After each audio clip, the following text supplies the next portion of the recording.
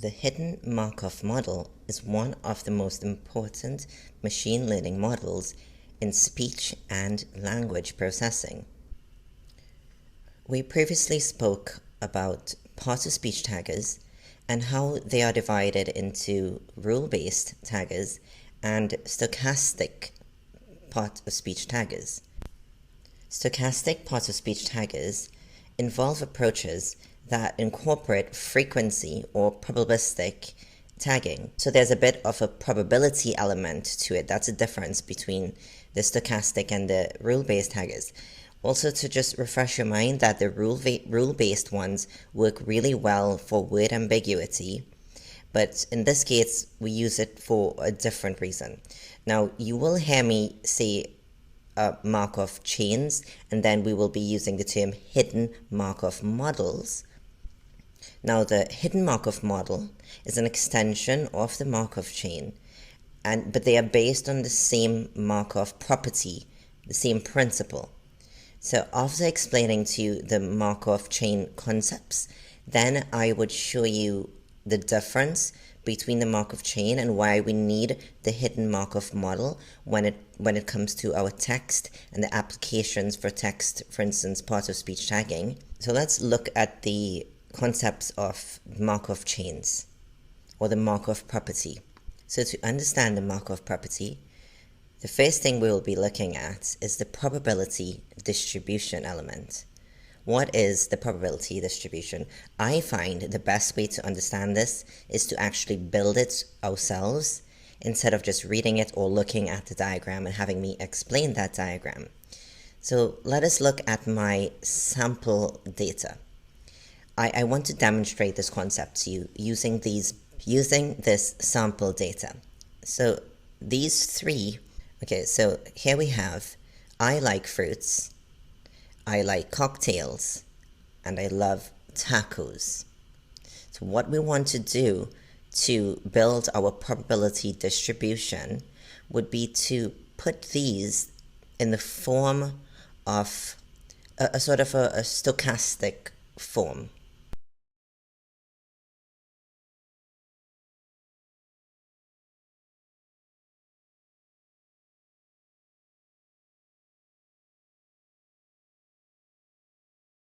We are continuing from our last lecture straight into building a probability distribution.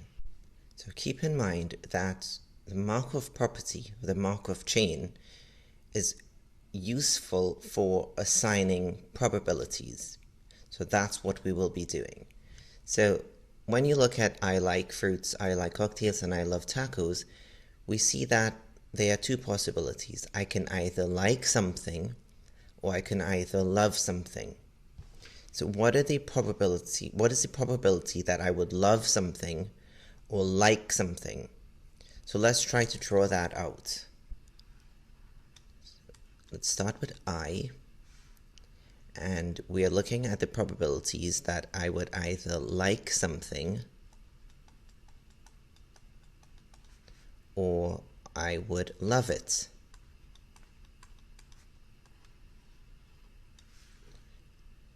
So either I like it or I love it. So because there are two likes out of the three situations, I can either like the fruits, like the cocktails, or love the tacos. There are 2 out of 3. Okay, because we have like, and love. So like is 2 out of 3. So there's a 2 out of 3 chances that I like one of the foods.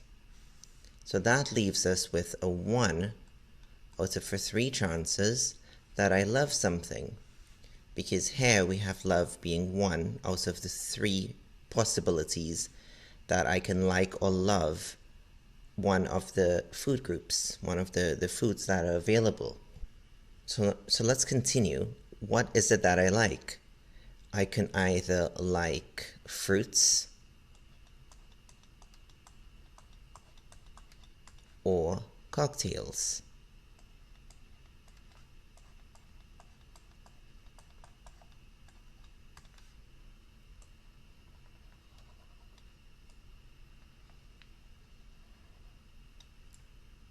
So I either like fruits or I either like cocktails. Now these are two possible choices. So there's a 1 out of 2 chances that I like fruits, and there's a 1 out of 2 chances that I like cocktails, because in this part we're only dealing with these two. So the choices, the probability is, if I have to like something, the odds are it's going to be either fruits or cocktails. That's what it's saying. And if I have to love something, it would be tacos only. So the chances of me loving something, out of the total number of foods that I love here is 1. So the chances that I love tacos is 1 out of 1 chances.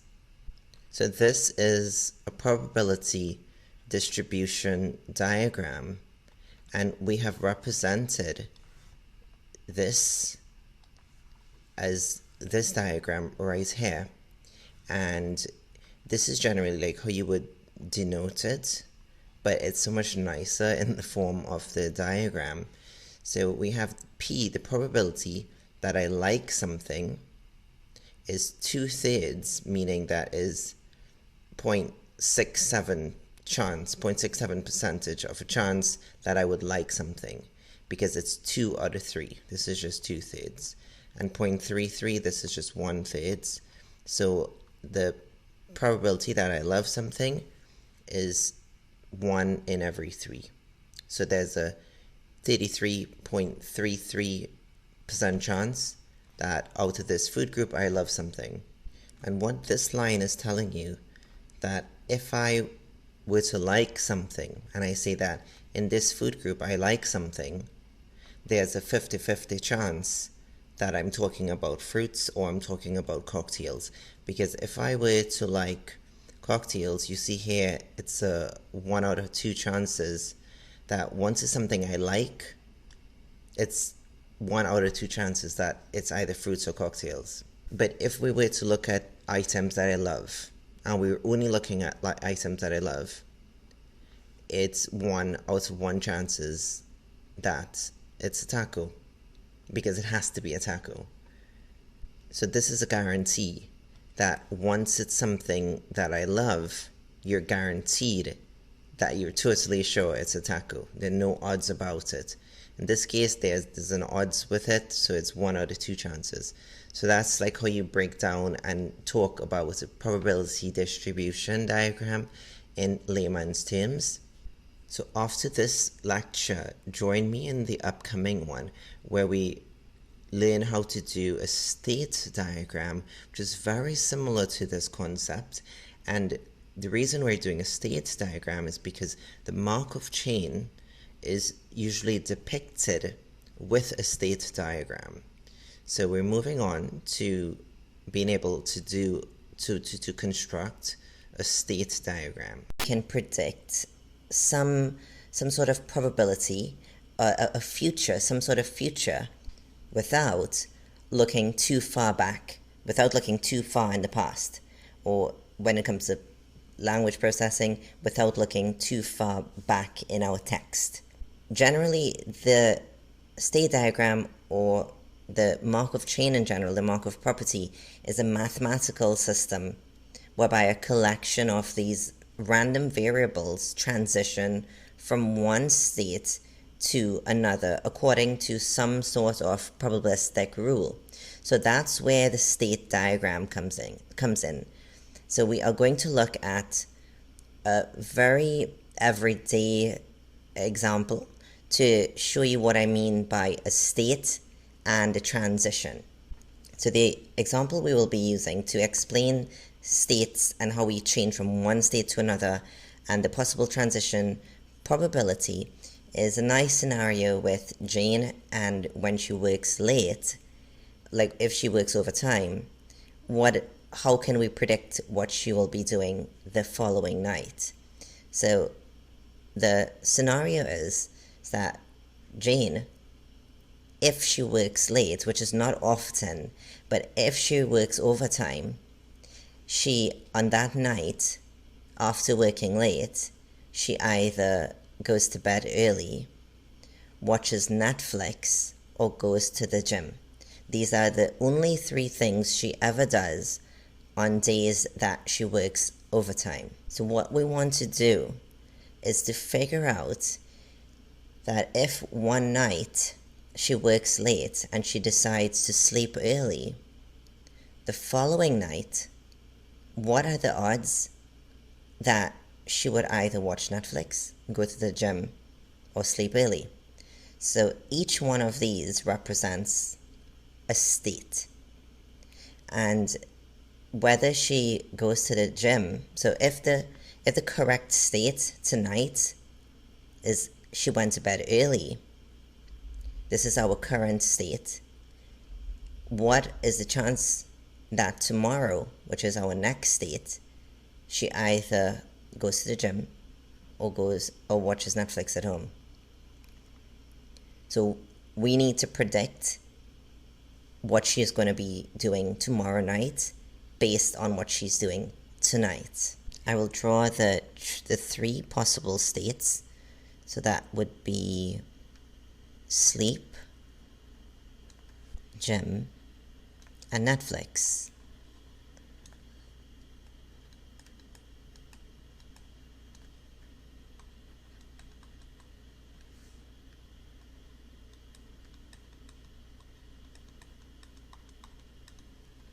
So the first rule to pay attention to is that between one state to another, when we have to transition here, the odds of me transitioning from sleep to gym, it must add up to 1. Why is that? If you're not familiar with the statistics or probability background, the classical definition of probability is that probability is the number of possible outcomes divided by the total number of outcomes. So the 3 possible, if tonight Jane works overtime and she chose to sleep tonight, so the current state is sleep, she can either, we want to figure out what she's going to do tomorrow night. So if the current state is sleep, tomorrow night she can either watch Netflix or go to the gym, or she also, is that all? Because we have 3 states, sleep, gym, Netflix, but this would be only 2 transitions. That's not correct, because she has another choice tomorrow night as well too. She can actually sleep again tomorrow night. So tomorrow night she can actually sleep again. So that's why we must always have 3 transitions. So if we have 3 states, like in this case 1, 2, 3, we must always have 3 transitions. So that gives us what we call a transition matrix of 3 by 3. In the practical section right after this video, we'll use Python, go in our Collab notebook, and actually do a fully detailed example of a Markov chain, and we'll create our transition matrix, so you will really get a better understanding of all these concepts in the next lecture. So I'm going to assign probabilities for you. Now I'm making these numbers up just for an example. So if you want to know how I'm getting these numbers, I'm purely making them up. But I'm making it up, yes, but they're making sense because my probabilities will mathematically be correct. So when she sleeps tonight, the chances of her sleeping tomorrow night is really, really low. So there's a 0.1 chance that tomorrow night she's going to sleep again. Because most times if she sleeps tonight, there's the highest chance that she will go to the gym instead tomorrow. So we'll assign a high probability of 0.7 that tomorrow she's going to go to the gym. So if we look at 0.1 plus 0.7, we have 0.8. So that remains, if you do a 1 minus 0.8, because remember it has to be a total of 1, all 3 of the states. So that gives us a 0.2 chance that she will watch Netflix tomorrow night. But what happens if tonight, instead of sleeping, and she worked late tonight, she didn't sleep. She didn't sleep early. Instead, she worked late tonight, but she went to the gym. So if the current state is gym, then what do you think she's going to do tomorrow night? Because it changes. When you look at the immediate state now, it influences what happens tomorrow. That's essentially what the Markov property means. So if tonight she worked late and she slept, but another night she worked late and went to the gym, it's not going to matter what she did the night before. It just matters what she's doing right now in this current state. So if she went to the gym tonight, tomorrow there's a very, very low chance that she will go to the gym again. So the chances that her coming back to the gym again tomorrow night is really low. It's 0.1 chance. Because usually when she goes to the gym and she works late, the next night there's the highest chance that she's actually just going to go to bed early. So the highest chance of her going to bed early, and let's assign that value of about 0.6, is fairly high. There's a good chance that she'll go to bed early. And if she doesn't sleep the next night early, then most likely she would actually just end up watching Netflix. So we can assign that 0.3. So 0.3 plus 0.1 plus 0.6, and that gives us our total probability distribution of 1. So let me just recap that again. If she works overtime tonight and she goes to the gym after work, there's a really low chance that tomorrow night she's going to go to the gym again. Most likely tomorrow night she's going to go to bed early. Or if she doesn't go to bed early, the next plausible likelihood is that she's going to watch Netflix instead. Very unlikely that she's going to go to the gym again tomorrow night. Right, so that leaves us with the third state. The third state is that if she works late and after work she decided, I'm just going to watch Netflix tonight. So if she does that, then what do we think, what's the chances of her doing gym tomorrow night? Or is it a high chance that she's going to sleep tomorrow night? So generally, when Jane works late and she watches Netflix, she usually goes to the gym the next day because she feels really lazy that she missed one day of gym. So when she watches Netflix tonight, tomorrow she's going to make up and go to the gym tomorrow. So there's a high probability that she's going to gym tomorrow. So 0.7 probability of her working out tomorrow. So if tonight she works late and she stayed home and watched Netflix, she's not really going to be lazy tomorrow night and go to bed early. So there's a really slim chance that she goes to bed early tomorrow night. So she may, most likely go to the gym or do something else. She's not going to really sleep early tomorrow night. So let's put a 0.1 chance of her going to bed early tomorrow night. So that leaves us with 7, 8. So we have a 0.2 chances of her doing something else. So that would be a third transition that we're missing. So there's a 0.2 chance that she would actually just stay home and watch Netflix again tomorrow night. So it's a 0.2.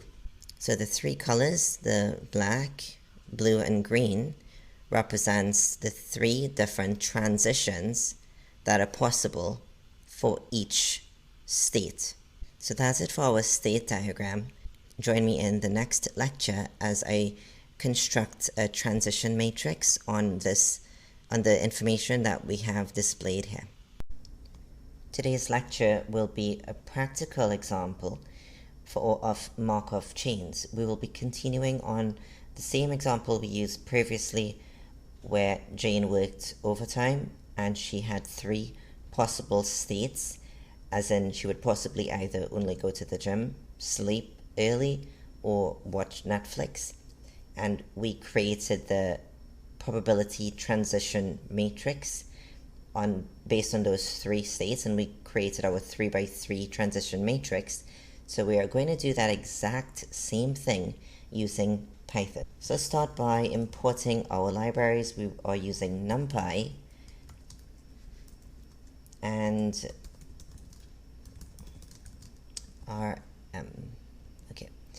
random and NumPy. The first thing we do would be to create our variable states, and this would be the variable to store the 3 possible states. So that would be sleep,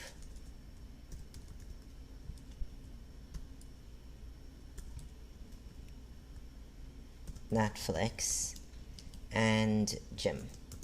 So for each state, that is either state 1, 2, or 3, we need to put the possible outcomes or the possible states that could happen based on the current state. So it's a sequence of next possible states.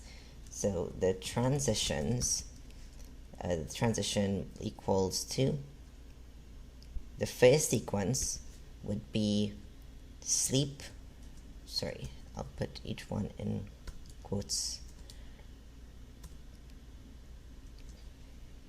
So if we remember from our transition matrix, from sleep, the options were sleep again. From sleep, we can go to the gym, and also from sleep, we can watch Netflix. Actually, I'm just going to draw this again here, so we just have a little reference to look at.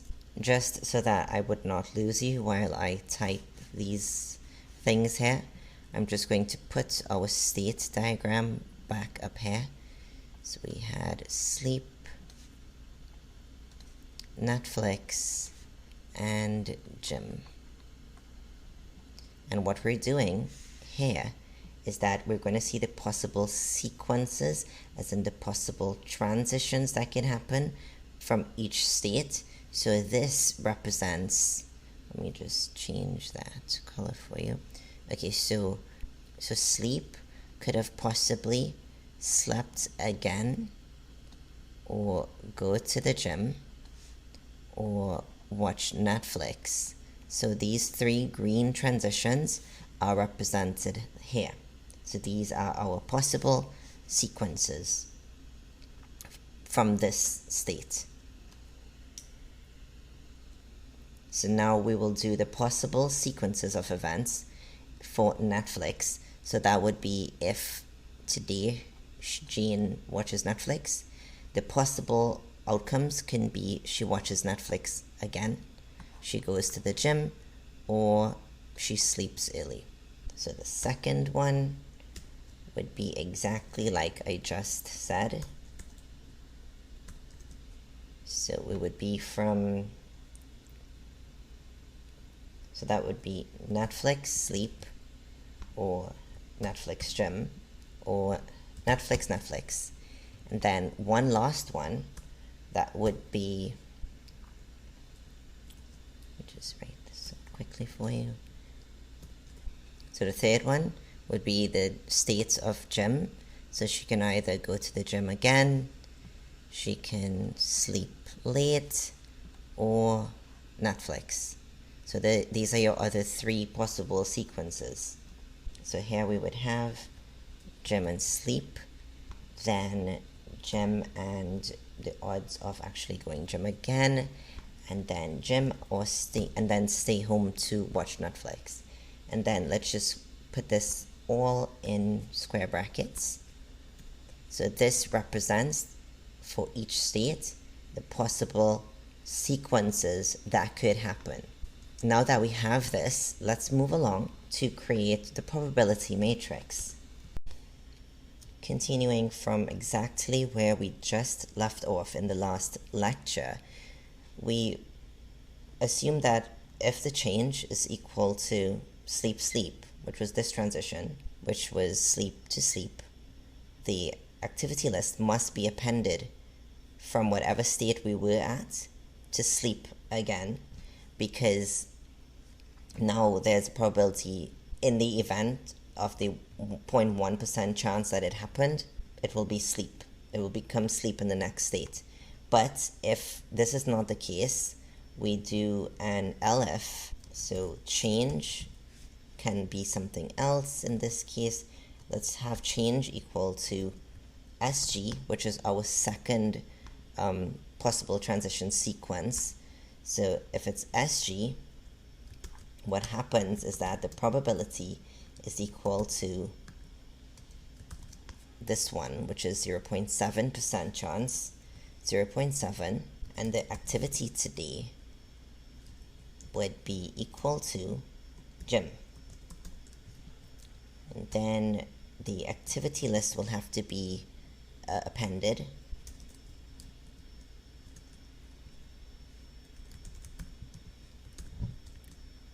So what happens if the transition is sleep to gym the next day, the probability of 0.7 now changes the activity today to gym. So since today is gym, then we need to append the activity list to gym.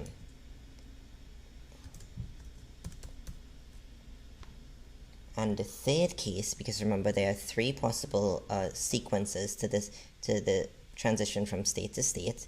So the third case is else. So then we have our elf. Sorry, not elf. We have our if statement here, and if it's not SS, then it's SG. So then if it's not either of these two, it has to be SN. So else we would state the conditions for this transaction from state to state, from sleep to Netflix. So it'll be else the probability would be equal to probability multiplied by 0.2. You notice this else condition is different. We are automatically knowing it's 0.2. We don't need to assign the change, because the only remaining one, if it's not either of these two, it must be 0.2. So the probability will be 0.2, and it's no mystery that the activity would have to be today. What's going to happen is that it would be Netflix. So we just append the activity list,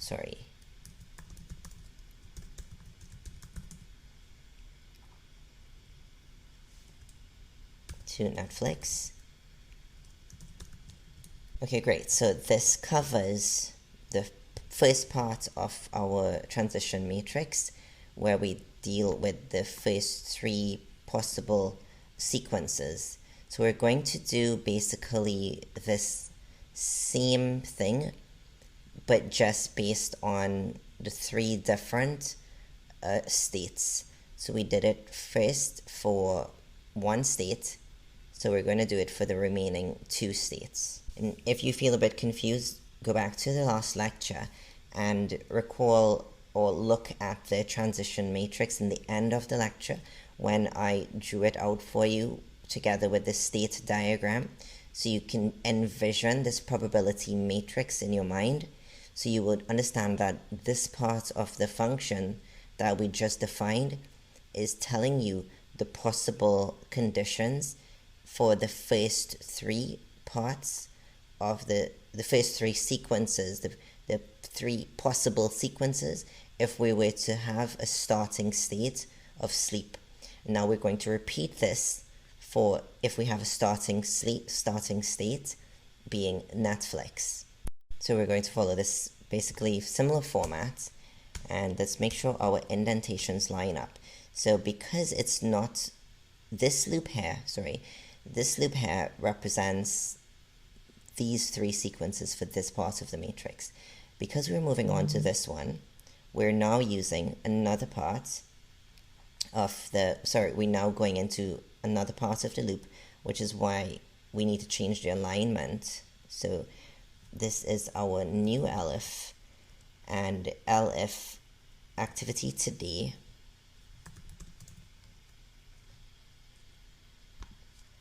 is equal to gym.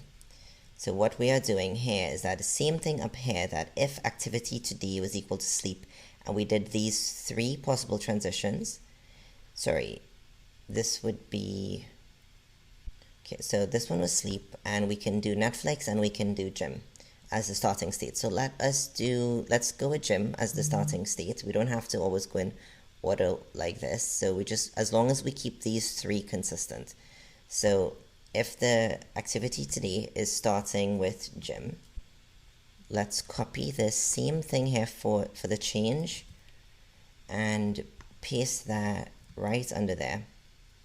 And make sure the alignment is correct. You make sure your indentation is correct.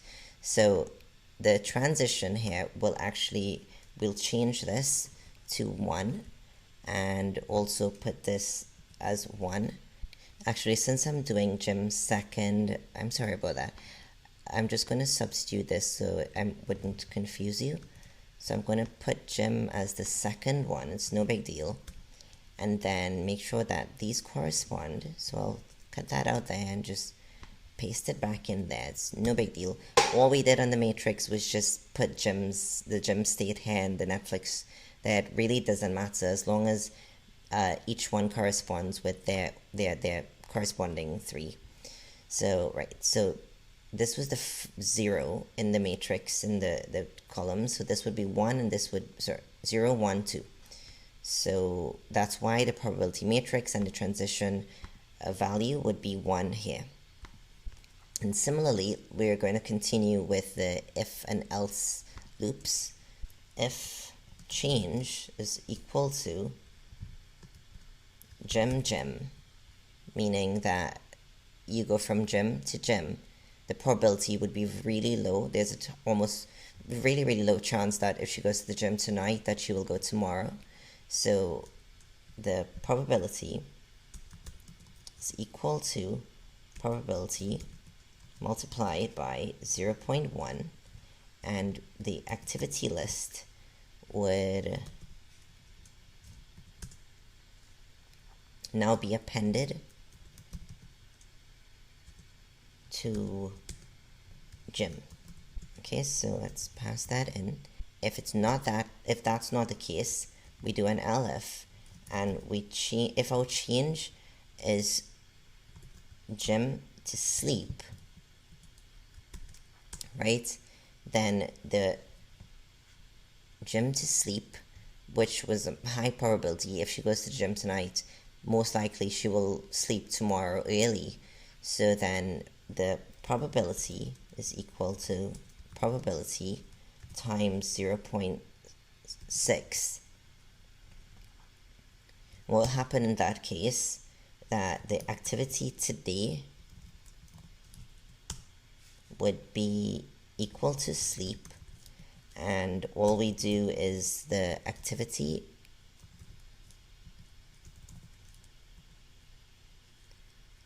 list will just have to be appended to that same thing, which would be sleep. So we have our gym to gym and gym to sleep. So in the case of gym to Netflix of 0.3, that's the only thing remaining that's possible out of these 3 states. So it has to be gym to Netflix if it's not any of these. So we say if it's not either of these, else the probability will have to be equal to 0.3. Remember, we assign probability equal to 1 here, so essentially its probability is equal to 1 regardless, because this is 1. And then inevitably the activity today will be equal to Netflix, because today she will be watching Netflix, well, tonight, on this day, because if on day 0 she went to the gym, then there's a 0.3 chance probability that the next day in question she would watch Netflix. So we just append that activity list to Netflix.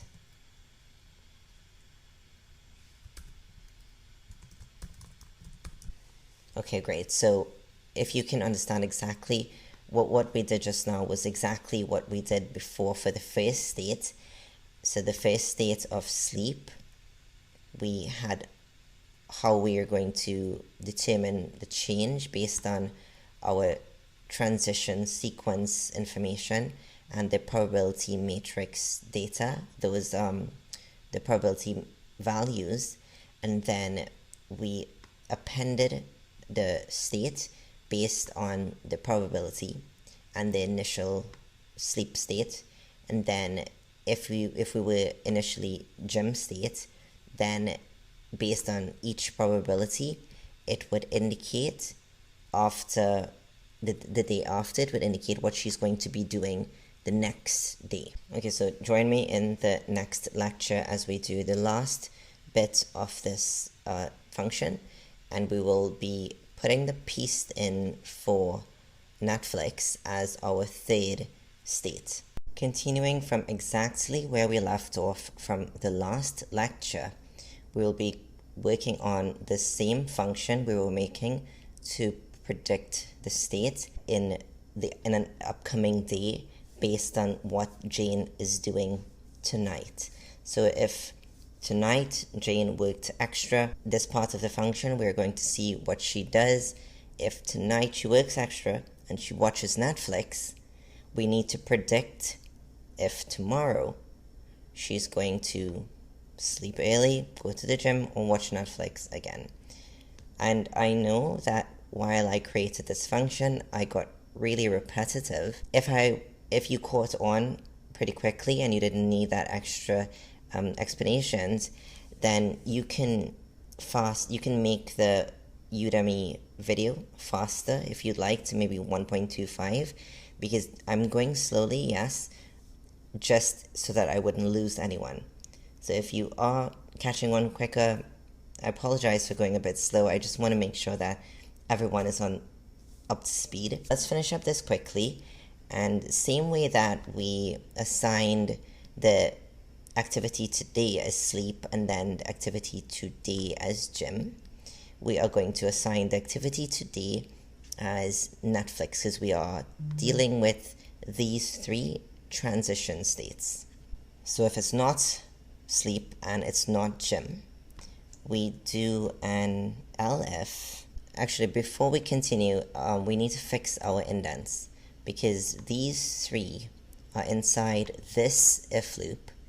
So this LF indentation, it aligns with this if, and these ifs are indented inside this loop. This LF, actually, these two conditions has to be inside of this LF loop as well too.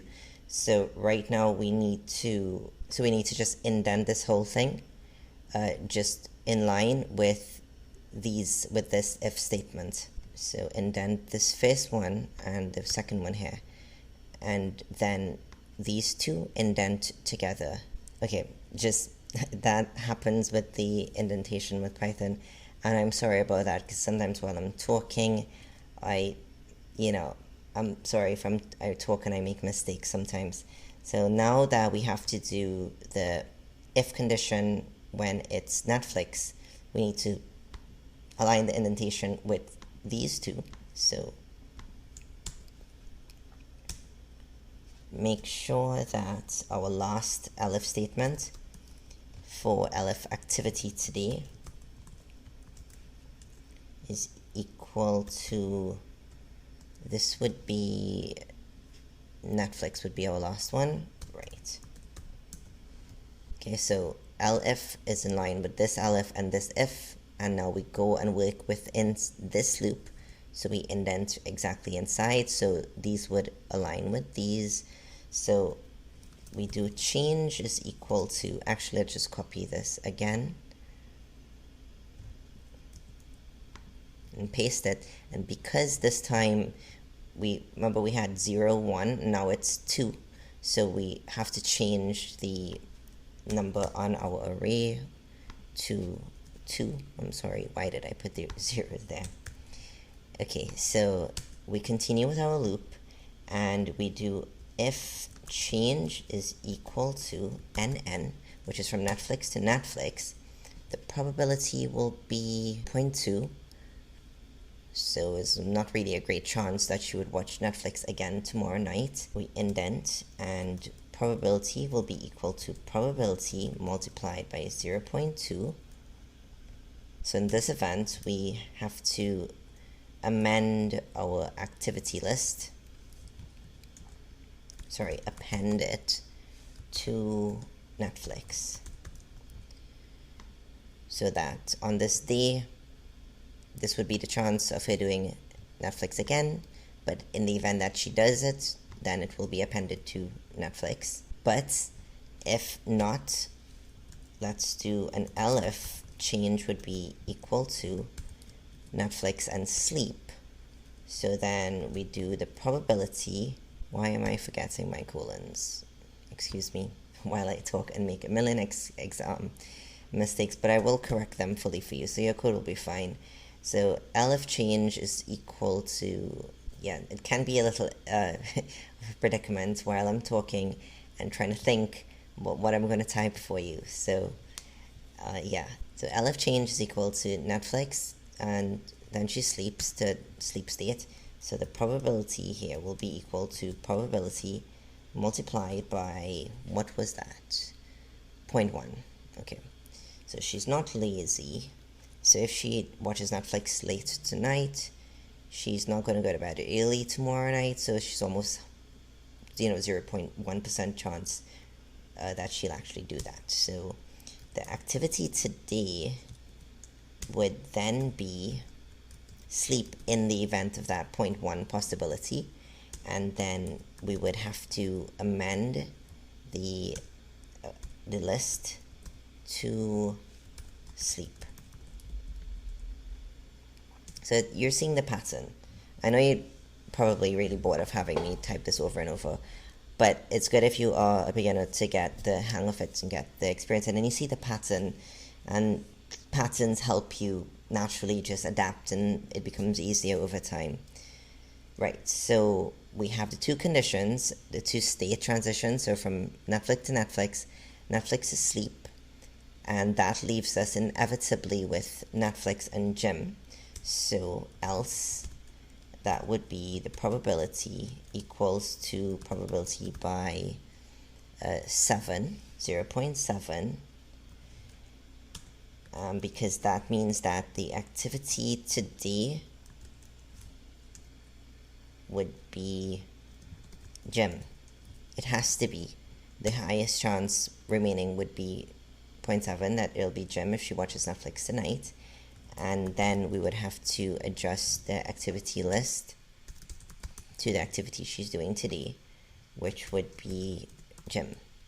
Right, so to end our while loop, then we make sure your indent aligns with while, so that while I is equal to iterate, and we add an additional day. So I would be equal to an additional day with whatever this is. So if we started with I is equal to 0 days, then after we iterate, we have to add another day now, so that day will be tomorrow. So the first day today is the day she worked, and the day she slept. Then we need to see the day plus 1, what she's going to do tomorrow. So that's what we are iterating there. And what we'd like to do is that we would like to print out what's happening. So let's print possible states plus string. We're just specifying the type, the data type. So it will be type string activity list. Make sure there are 2 brackets to close that off. And then you want to print again so you see what's going on.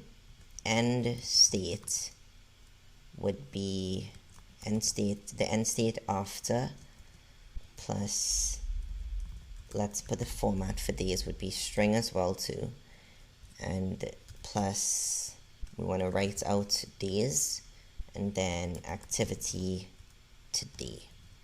So we're going to tell you that after how many days this would be the activity today.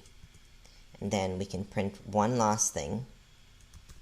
So we'll print out the probability of the possible states, the probability of the possible sequence of states, which is like basically this, right? So this was the probability sequence, and so we want to know, we'll print out the probability. So if we get Jim, it'll tell us if it was 0.5 or 0.7. We'll put the data type string, and we want the probability to be printed out. Okay, so that is the end of our entire function. So after all of that, let's see what it actually does. Okay, so commands enter, and okay, we have a typo. Pass has to have an indent here. Okay, so just run that again, it should be fine. Oh, we have one more error. Oh, I'm sorry. Okay, so we need a plus sign here because this is just a title, and we need to see what we want in this space, what we want to assign the printed output to be. So when we put a plus, then it tells it, okay, yeah, we need to put an assigned output that matches this here. So that should be fine, and run that as it is. So it's perfectly good, no more errors, thank you. And to run that function, the function name is predict state. So we call that function and we pass that function in on some value, and you remember that the predict state, our function, has to pass in the number of days. So we are calling that function and passing in the number of days. So if we were to put in 1 day, so let's see what output that we get. Okay, great. So if you see here, the start state says Netflix, and if we go up to here, right, so the start state being Netflix, it just tells us what that started off with, and it tells us the possible states that we can get. It says that we can have Netflix or we can have Jim after 1 day. So let's go back up to here, so that if we started off with Netflix, so the chances of it being Jim or Netflix is really high. Well, Jim is really high, and the possibility of it being sleep was 0.1, so it's highly unlikely. And this probability that tomorrow she will be in the gym is 0.7. So let's change it, and maybe let's try if today her starting state is gym. Run that cell again, and then let's see what activity she might be doing tomorrow. So the possible things that she may be doing tomorrow would be gym and sleep. And let's see why.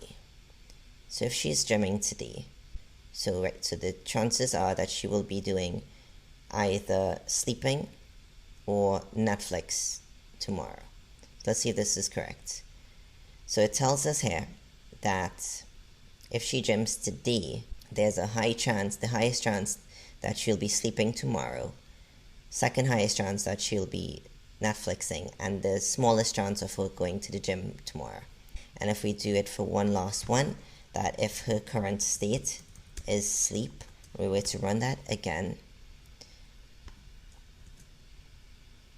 So that means if she sleeps today, the highest chance tomorrow that she's doing something would be gym tomorrow, and very unlikely that she'll be sleeping tomorrow. So it's correct that the highest probability of her gymming tomorrow was 0.7, so that's why the most likely end state tomorrow will be gym if she sleeps today. Now you see how we can use Python and code that in to figure out the next state based on the current state. In the upcoming lecture now, we are going to relate Markov property to text and to see how the current word influences the next word. So how that context can help you predict another word. So it comes in handy for text prediction, for chatbots, and many other uses in natural language processing. So I hope you enjoyed the practical project. If for some reason you have a typo or there's some error and you are not able to get it to work, I have this identical working notebook attached to this lecture. So download the completed lecture, the completed notebook, and maybe compare to see if you had any errors. If you still can't see what the problem was, you can always just let me know. Okay, so thank you. Welcome to the start of our practical project where we create an extraction-based summarizer, and the text data that we will be using would be Wikipedia articles that we actually use the library Beautiful Soup to scrape these articles. Once we have our article, we determine what parts of the article we need to extract, what text needs to be taken out, and once we extract it, then we put it back together, join those extracted bits into the form of our summary. So let's start by doing our imports. Import bs4, which is Beautiful Soup, as bs. Also import url lib dot request, import regex,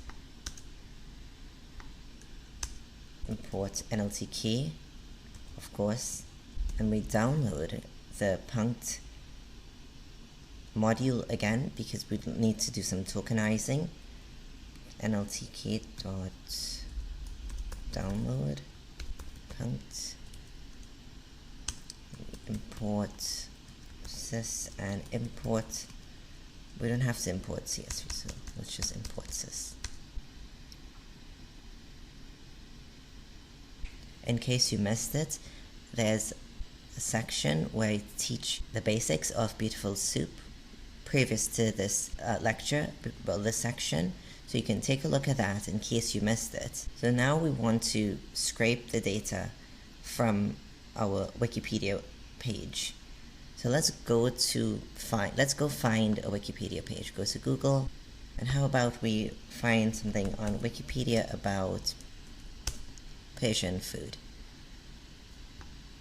Iranian cuisine. You can choose any Wikipedia page you like, but for the example, it's best you go with the example that I use. So let's copy this link. If you want to use the same link that I do and you want to make sure, you can go to the Wiki Summary Complete IPYNB notebook that's at the end of the practical, or you can just Google it like I did. Okay, so let's create a variable to put that scraped data in. We have scraped wiki is equal to url lib.request .url open, and just paste the wiki URL in this.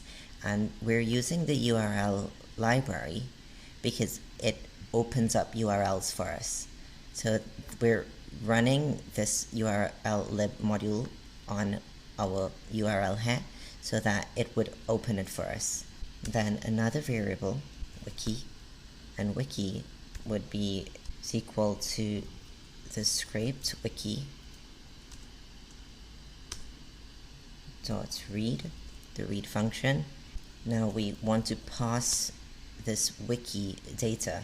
So we pass the wiki data that we had read into in this part, which is equal to bs, which is our Beautiful Soup module, bs.beautiful soup, and the info that we are passing into the Beautiful Soup function would be this wiki data. So we pass that wiki data and we put lxml. So we are running the Beautiful Soup's lxml parser on the wiki data that we pull after URL lib opens up our URL. Join me in the next video as we continue immediately from this point and we use Beautiful Soup to scrape the data from our article. In this video, we will be using the Beautiful Soup library to extract the data that we need from the article. Now we want to pass this wiki data. So we pass the wiki data that we had read into in this part, which is equal to bs, which is our Beautiful Soup module, bs.beautifulsoup, and the info that we are passing into the beautiful soup function would be this wiki data. So we pass that wiki data and we put lxml. Now we want to find all the paragraphs in the Wikipedia article. We'll scrape all the paragraphs. So go to Wikipedia. This is our page on Persian or Iranian cuisine, and if you notice, there's the body of text that in all these sections that we want. We don't want this part, we don't want the contents, these words, we don't want any of this either, and neither do we want the text below any of these images or any of the text on the sides here. Also, you'll see the words edit. We don't want those because in our summary, if these come up a bit often, you don't want the word edit showing up as part of our summary. That's going to give some errors and sound a bit odd. And also it's not related to Iranian cuisine because at the end of the day we want a summary of Persian food. And also in this case we have description and method, words we don't want again. So what we want to do is to do a summary of only the main body of text, which is these parts. So it's hair and these as well too. So if we were to right click and go to inspect, you click on the element, you click here to select an element to inspect it, and then we hover over the relevant part we want, because if we hover over here, Iranian cuisine, you notice it highlights here, which is first heading H1. So this is here, okay? And if we click on it, we have the text Iranian cuisine, because that's H1, it's the heading.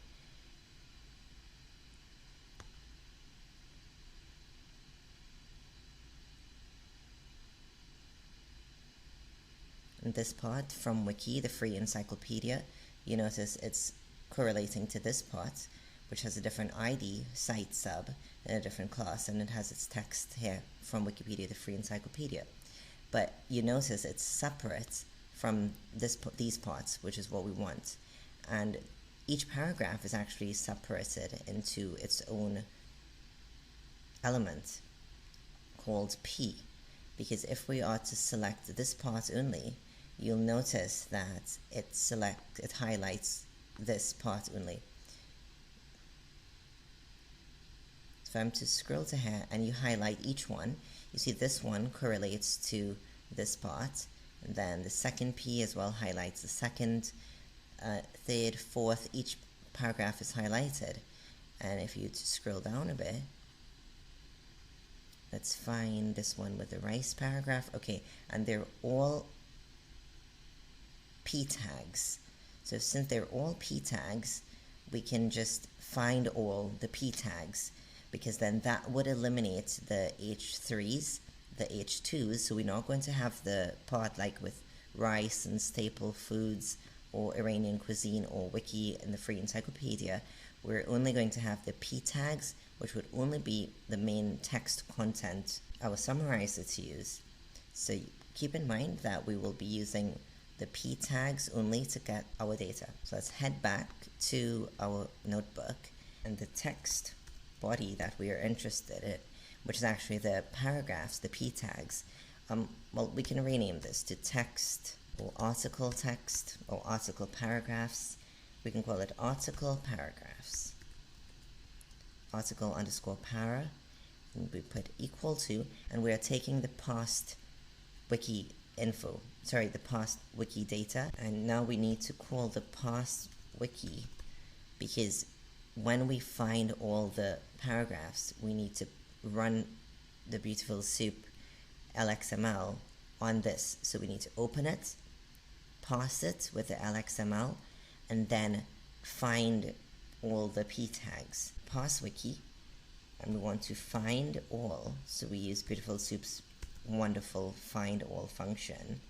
We want to find all the P tags, because remember when we went over here and inspected the element, we want only the P tags, okay, not the hrefs, not the a href tags. just the p's. Let us create a variable called text and just leave it with quotations right now, and then we'll fill that variable with the text data from whatever we scraped from Wikipedia. We'll create a for loop for p in article para, not article, text is plus equal to p dot text. What plus equal does is that in Python, it for this variable text that we created here, you notice it's empty, but every time we scrape and we get a p value, it would add that p value to this variable. So if at first it scraped the first p, it will add that to the variable text, and then the second p, it will also go and re-add it again to the variable text again, and then it will keep iterating for every time there's a p, and take that and add it to the variable.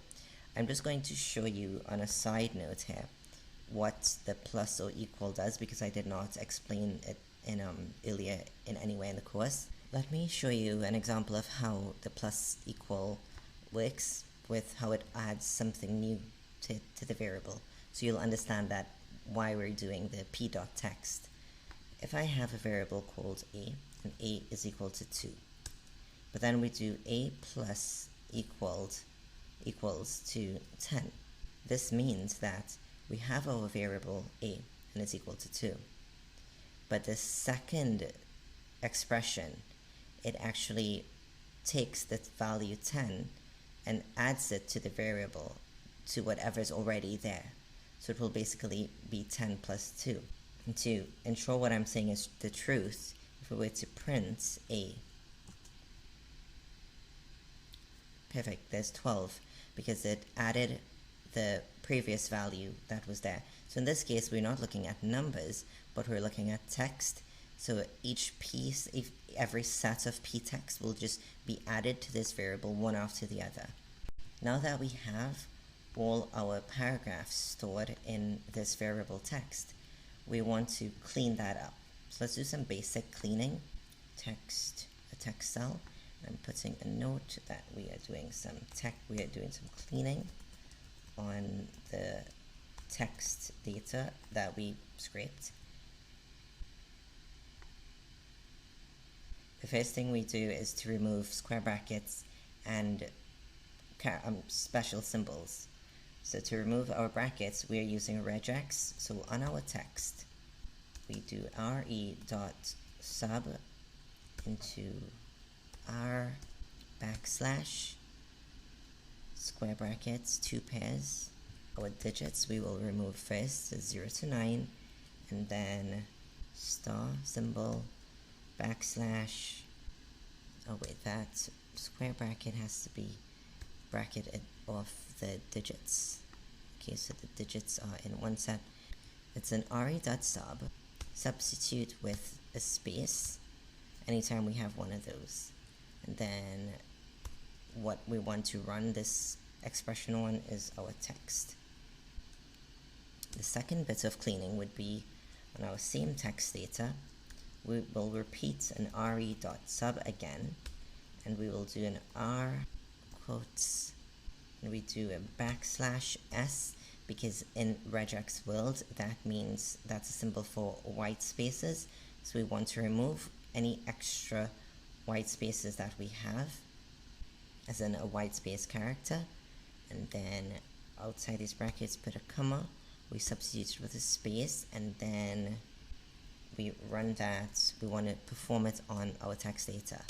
To remove any other symbols and just to verify that we only have the text data, let's put text would be, well, we can rename our variable to be new text, and this can be equal to same re.sub again, the same regex formula, regex function, quotes, square brackets, and the caret will be inside the square brackets, because remember the difference when the caret is on the outside. Let me show you what we are putting on the inside. On the inside of square brackets, we put caret and we have A to Z and capital A to capital Z.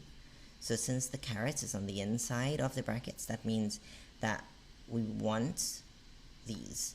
So anything that is not these, we want to substitute it with a space. And we run this on our text data. And to just repeat this one, to remove any white space character, let's copy this and paste that in here. But remember that since we renamed the variable to new text, that we need to also put new text here, so that we would be cleaning the updated new text. So then we also put new text here. Right, so that's it for cleaning. In the next lesson, we will be tokenizing our paragraphs. Now we move on to convert all our paragraphs that we scraped using Beautiful Soup, and we convert these to sentences. Sentences, our variable will be equal to nltk.sent tokenize, and as you would recall in the tokenize section that was taught prior to this, the sent tokenize function takes a body of text and splits it up into sentences. And that body of text in question would be our new text that we obtained here after cleaning. Then after creating our sentences, let us download the stopwords nltkeys.download stopwords. And now we will move on to create a loop that does a few things. The loop generally calculates the word frequencies, but in order to do that, one of the things we need to do is to also tokenize a step further. From tokenizing the paragraphs to the sentences, now we want to tokenize the sentences into individual tokens, so that then when we have each token or each word, we assign a weight to that word. But first we need to make sure that it's an important word, which is why we downloaded stopwords here, so that in our loop we're going to decide if a word is a stopword or not, and once it's not a stopword, then we need to add that word frequency, like store that word frequency, so that we can give it a weight. So let's go ahead and do that. So our stopwords is equal to nltk.corpus.stopwords .words, and we will be using the English batch of stopwords that NLTK provides. We first declare our object named token frequency, token frac, and to declare our object we just put our curly brackets, and we start our for loop for word in NLTK. Actually, let's put for token so I wouldn't confuse you. So we tokenize it, and what we want to do is for every token, we want to, for token in nltk.word.tokenize.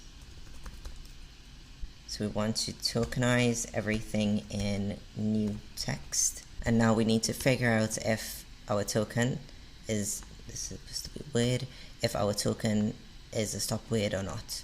Okay, so if token is not in stop words, then we need to check to see if the word is stored in our object. So if the token is not in the stop words, we need to see where if it's there or not. So if token is not in token frequency dot keys, we use the keys function, then our token frequency equals to, for that token equals to 1, but if not, else token frequency for that token will be plus equal to 1, And like I mentioned before, this will be adding it to the variable here. Okay, let's make sure everything is okay. We have an error. Oh, my mistake. This is our function with tokenize. Sorry, that's here. This has to be an underscore because this is the with tokenize function that we want to run on our new text. So we want to tokenize for every word in that bunch of text. Now it will run perfectly fine. Okay, good. Before moving on, I'm just going to cut the lesson slightly and explain to you what the keys method does. So join me in the next lecture as I briefly go over this, and then after that lecture we start back again to continue with our summarization. In this video, I will go over quickly what the .keys function does. So the keys method, it returns a view object, and in this case we created our object token frac.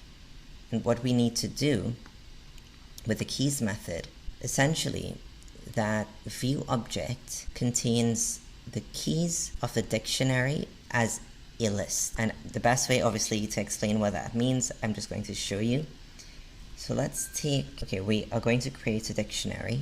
Shoe is equal to brand Nike series Air Max and price 100. We create our object variable equal to shoe.keys. Now let's print that variable so we see what happened. And each one has to be separated by a comma. Okay, so we print to see what happened up here with the .keys. What happened was that it took the keys of the dictionary into the form of a list. So the keys meaning brand, series, and price for our dictionary, and formed basically a list out of the keys from our dictionary. And the reason we had to do this is that when you do the .keys, the importance of the view object is that if we were to add a new item to this new item in the dictionary will automatically be updated in the object. So let's add something to shoe. Shoe, we have a new key and we put that as color, and that is equal to red. Now if we were to print the variable again, you notice the dictionary, the list that was created from the keys in the dictionary was automatically updated. The reason that's important in our case is that when we search through our text and we have that view object of all our text data, and we try to determine the frequency of, if a word is there or not, we need to add it to our dictionary and then update it each time. So every time we go through our loop. So that's it for the keys method. And let me do one more thing quickly. How we have .keys when we continue our summarization lecture, I will be using a method called .value. So to show you what .value is, I'm just going to teach you that one time. So let's take the same thing here, copy that, and paste it into a new cell. But the difference is that let's just change the shoe.keys to shoe.value.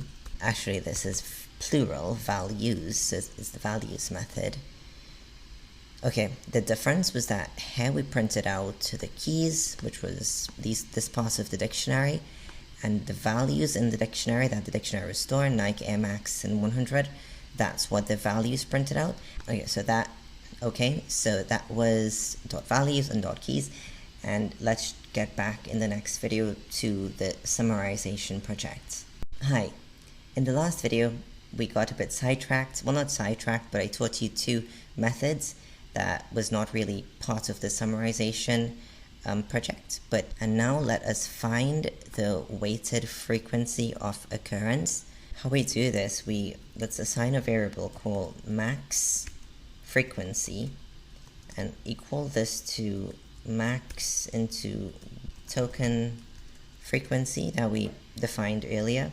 and we do a dot values like I explained in the previous lecture. So we want the values from the dictionary that we created, that object, that view object, the token frequency object. Because if each token has its corresponding values, as in each token will say how frequent this occurred, what we want in this is only the values of the frequency.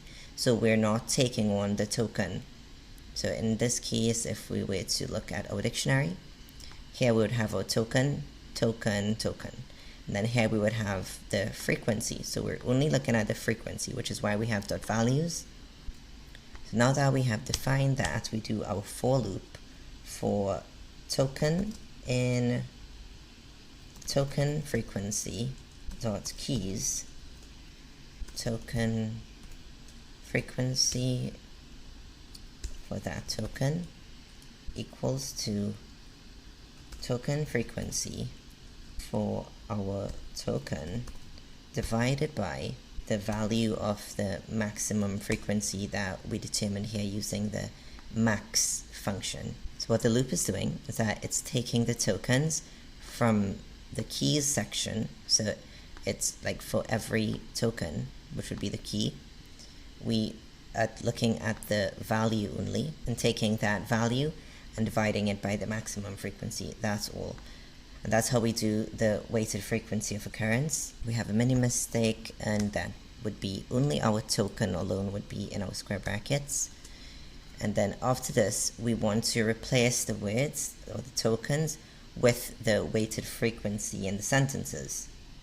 So let us create another object called weight is equal to curly brackets, and then our for loop for sent in sentences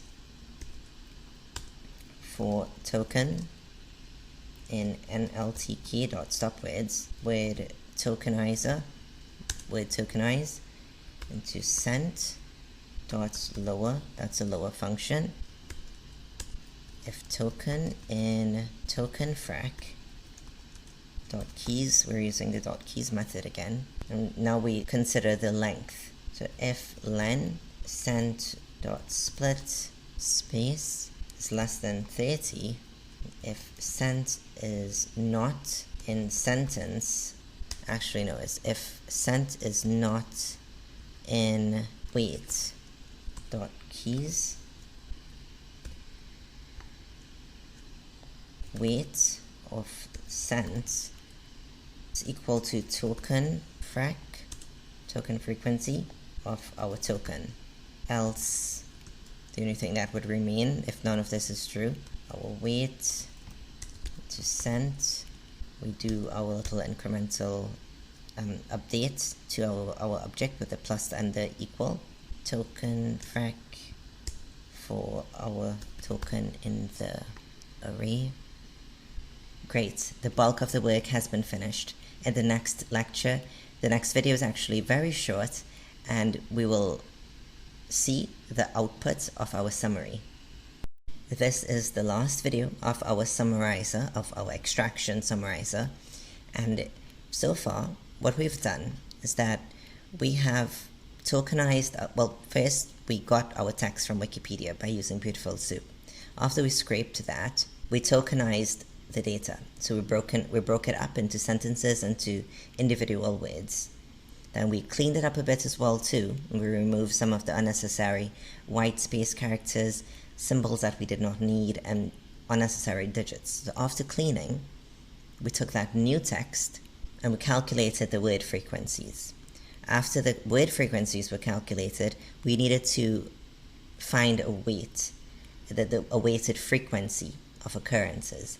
And then the last bit we just did was that we replaced the words, the tokens, were replaced by that weighted frequency that we created in the sentences.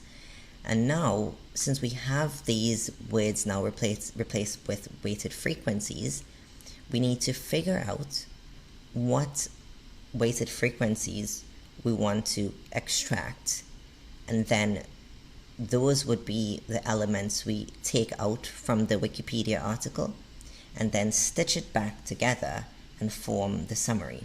So the first thing we do to extract these weighted frequencies is that we use an algorithm called heap Q.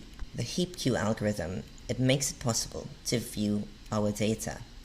So all this data that we have in a bunch of weighted frequencies, our tokens that is, we have all of that in a list, we have all of that in a heap. All our tokens and our scores are in a heap. And what the heap Q algorithm does, it's also called the priority queue algorithm.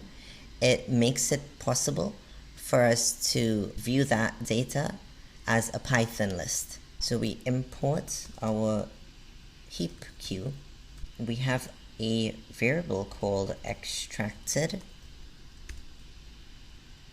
sentences, because what this would be, it's actually a variable that holds the sentences that we extracted from the text body. So it would be heap q, which is our module, heap q dot n largest, and n largest has three possible arguments. N would be the number of the largest elements, so that would be the one with the highest weighting. Iterable defines the data that we will be going through. So in this case, since n would be the number, the largest number that we will be taking of the extracted data, let's say we want the five largest elements. You will see what happens when we output it, and then you'll understand what the five most weighted elements are, the five biggest elements. And then the iterable is the data, like I said, that we need to keep going through over and over. So in this case, that data is actually the weight. So we will be going through the weighted data. And then the last argument is not necessary, but in this case, we do need it. So the key is equal to the weight dot get. And what happens here with this argument is that we are taking the extracted element, which is the weight, that value, and then the dot get actually takes the corresponding value of the key. So in that case, it gives us the token, because in this, so we have the key, but we also need to know what it's corresponding to, so that's what is happening here. So this represents whatever sentences we will be extracting from our Wikipedia. So if we were to look at this, let me close this. Right, if we were to look at the page, what it's doing, it's not making up any of its original generative summaries, so it's not an abstractive summarizer. Extracted meaning it's taking exact bits from this and copying it. So if we were to look at a sentence, Iranian cuisine compromises the cooking traditions of Iran, our algorithm needs to extract bits like this and then take relevant weighted sentences and join them up together. So let's go back to Colab. And the last thing we need to do is just to, again, we have one more step, which is just to create our summary variable. So our summary is equal to, we start off with a space because we want to join them, but we need to put a space between each one. So we are joining these extracted sentences, and that's it. Let us output our summary at the summary outputs. Okay, so compared to our entire Wikipedia article with all these paragraphs, it outputted only this bit of text only. So let's see what it gave us, because one of the ways to assess a summary is by human observation.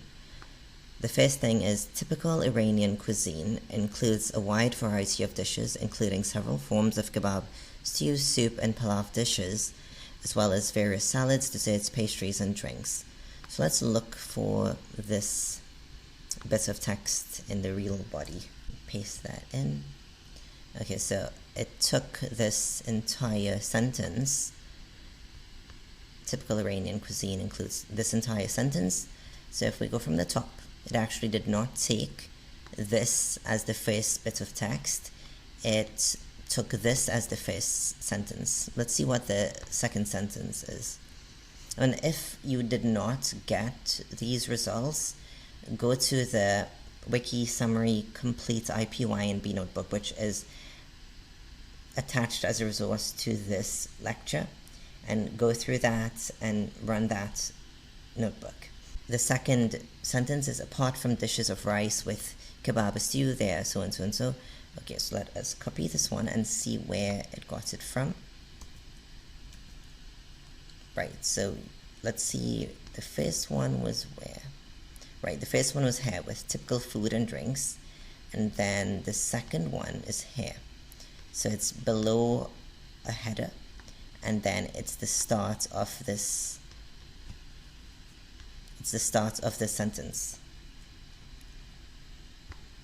Now let's see how many sentences there are. So this was the first one, this is the second, this is the third, this is the fourth, this is the fourth one, and you'll notice this is the 5.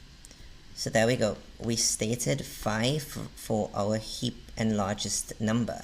So it outputted the 5 largest elements. And if you were to change the 5 to 8 or 10, it would have the corresponding set of elements or sentences. Let's just look at one more, the fourth one. Baluchi cuisine also includes several date-based dishes. So we do a Control-C, and let's search for that. Right, so there we go, it's at the bottom here. So it's not patterned, as in it's not taking only the first sentence of each paragraph.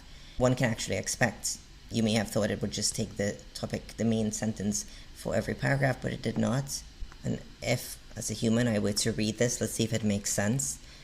Typical Iranian cuisine includes a wide variety of dishes, including several forms of kebab stew, soup and pilaf dishes, as well as various salads, desserts, pastries, and drinks. Apart from dishes of rice with kebab stew, there are various rice-based Iranian dishes cooked in the traditional methods of palau and dami. It is followed by 6 chapters on the preparation of various dishes, 4 on rice dishes, and 1 on ash. Baluchi cuisine also includes several date-based dishes, as well as various types of bread. Unripe grapes are also used whole in some dishes, such as kuresh, which is a lamb stew with sour grapes. And as a human, I read it, and it actually looks pretty good. It's not bad. And be mindful that our method, it's simple. It's a simplistic extraction-based summary. It does not include any deep learning. But that does not mean that because it's a simpler method than deep learning that it's not good. Quite often, depending on your application, extracted-based summaries can actually be good because they don't require that deep learning element of generating original data that makes textual sense, which means I need to, as a computer, generate and write sentences of my own original summary, like an original summarized sentence. So there, in that way, you can have a lot more nonsensical nonsensical summaries being generated. So quite often, it's simple, but the extraction-based summarizers can be pretty good. So that's all for now. Thank you very much, and I see you in the next lecture. In this section, we will be looking at word embeddings. Now, in NLP, apart from the fact that this is very, very crucial to understanding the fundamentals of natural language processing, word embeddings is actually my favorite part of the theory in NLP. I think I mentioned this earlier in the lectures of the NLP pipeline. So, word embeddings. This is it's a transformation of text to numbers that is necessary because many machine learning algorithms and almost all deep learning architectures are incapable of processing strings or plain text in their raw form. And earlier in previous lectures, we went over tokenization, talking about what is a token or breaking up our sentence into tokens. So tokens, phrases, or words from vocabulary are needed to be mapped to vectors of real numbers. So if you don't understand what I'm talking about, please don't worry. We will go through step by step with examples and illustrations, and it will become very clear to you pretty soon. So let us look at one-hot encoding. This is the most basic word embedding method. Now, one-hot is a type of representation. Okay, it is a method in which only one element is 1 and the other elements are 0 in a vector. I will explain what this means. Just keep in mind for now that, okay, you will commonly find, if you Google or look up something with one-hot encoding, this is not my own image, I got it off the internet, but I put it here for you because generally when you're looking at one-hot encoding concepts, you will see diagrams similar to this, a sort of tabular image with words and numbers, right? So I actually want to break this down for you and not teach you with this typical layout. For now, just remember that we are going to be setting our word to ones or zeros for each dimension, and if it's a 1, then it means that we have our word, and if it's a 0, we don't have our word. But again, I'm sure I'm not making sense to you, so let's go to this example. So this is my example of how we're going to convert these words into zeros and ones, which would be our one-hot encoded version of our word so that our computer can understand. So I'm going to create a matrix for you. And this matrix consists of the words in our vocabulary, and in this case our vocabulary only has three words. So we can actually label this 1, 2, 3 as in the 3 words of our vocabulary, like 1, 2, 3, but I just put the actual name of the city for comprehensive purposes, and in this column of our matrix we have the names of our city. So Cairo is the first word in our vocabulary, so it's positive. This cell corresponds to Cairo, so a 1 will be for a yes, as in this is our word. Here now we are in the row for Cairo, and you notice here, okay, Cairo is not London, so it's negative. Same for here, it's not Cairo, so it's negative. And for our word London, if you want to match it with the words in our vocabulary, does it match Cairo? No. Does it match London? Yes. And again, it does not match here. So our word Lisbon, we are comparing our word with what exists in our vocabulary again. So this is a negative, this is a negative, and yes, this matches with Lisbon. So you can see that there's a code here. Cairo, London is 0010, Lisbon is 001. So if we were to so let's take Cairo.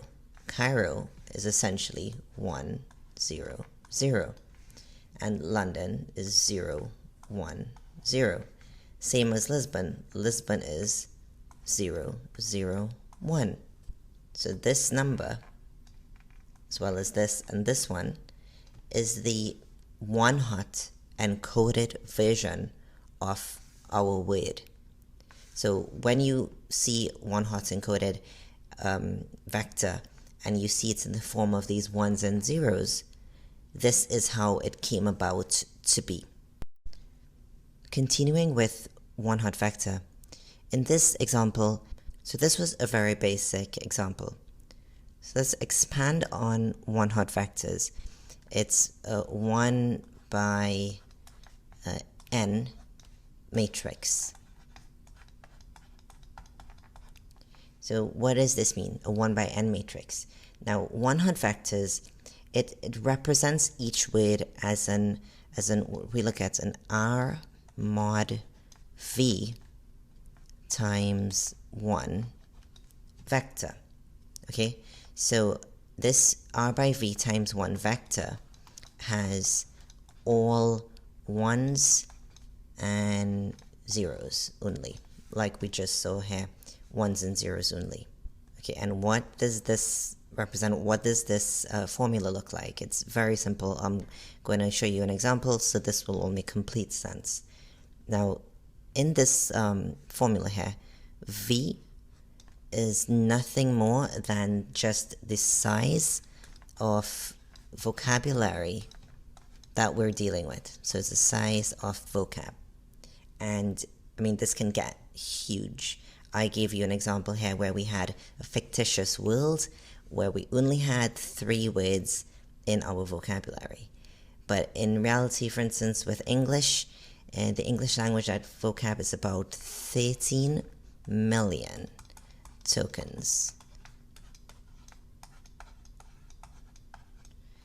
And now a vector is an n tuple. So we're using the word vector all the time, and so you know what a vector is, and not just to think of it as ones and zeros. A vector is it's what we call an n tuple. An n tuple is an ordered set. Okay, an ordered set of numbers. So that is an ordered set of numbers. And R stands for the real numbers. The real numbers, and these numbers together with the vocabulary gives you a dimension, a two-dimensional, so you get a two-dimensional vector element.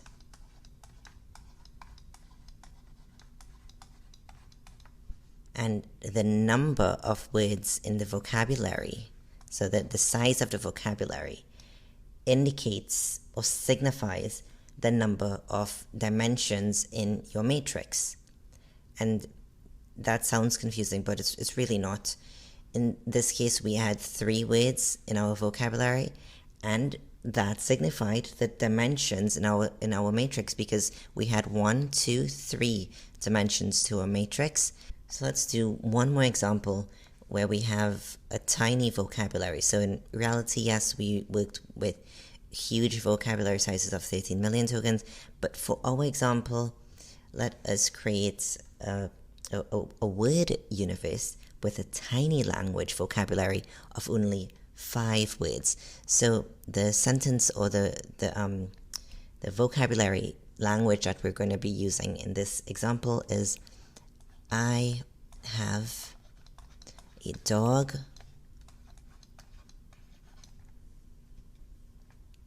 and a lion. Okay, so yeah, in reality, I do wish that I had both a dog and a lion. I only have a dog, well, 2 dogs. So we want to encode this, and meaning that we need to create a vector for each word representation.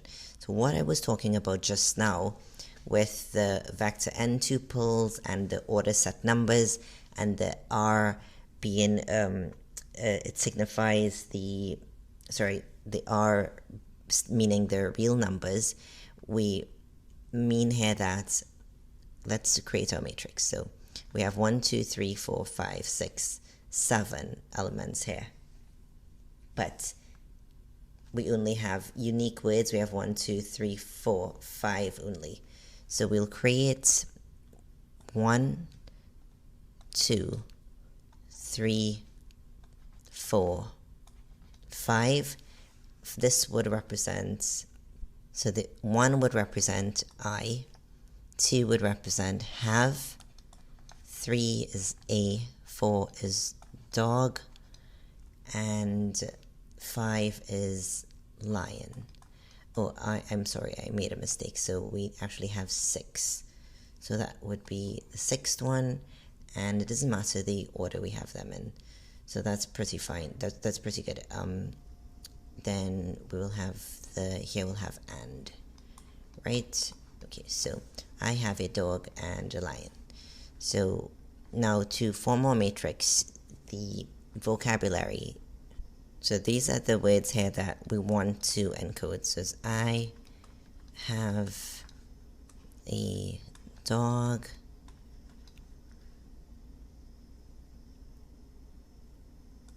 and lion. Now if we want to be able to encode this, we need to see the positive or negative values here. It's the 1 or 0 that we were talking about earlier. So I'm sorry, this needs to have a line here. Right, so I matches with here, so that will be a 1. So it's 0, 0, 0, 0, 0. Similarly, we have for have 1, all zeros again. Then for A, 0, 0, 1, 0, 0, 0. We repeat the same process for this one. And 1 for dog and 0 again. For and, we repeat the same thing. It can be a bit, repetitive, but I just wanted to stick with you. So 0 and 1, and then we have lion again. I have a dog and lion, and then we actually need to put the whole thing here. So it will be I have a dog and a lion. So I'll just put A under here. Just right. So lion will be 0, 0, 0, 0, 1, 0. And A again here will be 0, 0, 1, 0, 0, 0. Okay, so the size of the matrix that we mentioned before, like the 1 times n matrix, corresponding to the size of the vocabulary, all this means is that I have a dog and lion, 1, 2, 3, 4, 5, 6. So the dimensions for our one HOTS encoded has 6 dimensions. So it is a 1 times, in this case, it will be a 1 times 6 matrix.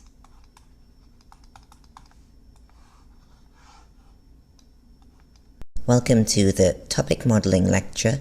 This is a practical lecture where we use non-matrix factorization. Since this is a practical project, remember to go to the lecture number and click on resources and download these 2, which will be BBCs. The first one is your data set with your BBC News headlines and articles, and the second one is your Google Colab notebook. So go ahead and download these 2. After downloading the resources, navigate to your Google Drive and click on Google Colab Notebooks and go to the NLP code along that we created in the Google Colab chapter. Click on New and go to More and click on Google Collaboratory. Then navigate towards File, Open Notebook, and wherever you downloaded the resource to on your local computer, you go to Upload, go to that folder, and open the topic model _nmf_bbc.ipynb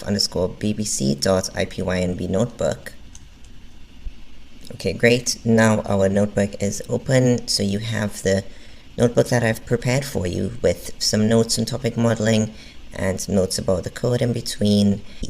For this practical, the topic modeling dataset that we are interested in would be BBC News articles, and it is actually my own dataset that I created myself, where I made my own scraper using Python, and I scraped the BBC's website. So learning to scrape, it's actually a good asset if you want to get into NLP. So let's get into it.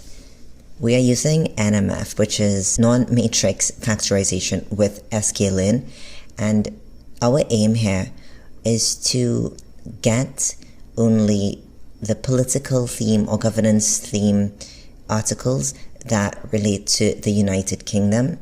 And because think about it, we're scraping the entire BBC News articles to get the articles and the news headlines. Keep in mind that this is unsupervised text classification.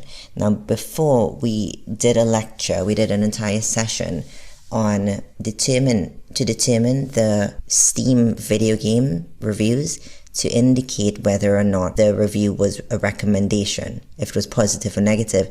And in order for us to classify what a review was indicating, positive or negative, we trained our algorithm, our model, on already labeled Steam reviews. So we were lucky we had a really nice data set that told us what each review was, and then we used that to teach our model what a recommended or not recommended review looked like. And in this case, we don't have that luxury because you have our BBC articles, but we don't know if it's political or sport or entertainment.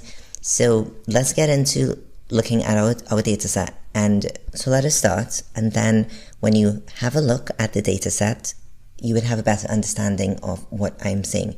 I took the liberty to pre-type this for you. So let me just review. We are importing pandas, NumPy, word cloud, because we will be generating some really cool word clouds. They're really nice visualizations for data exploration, and matplotlib, and yes, that's for our visualizations.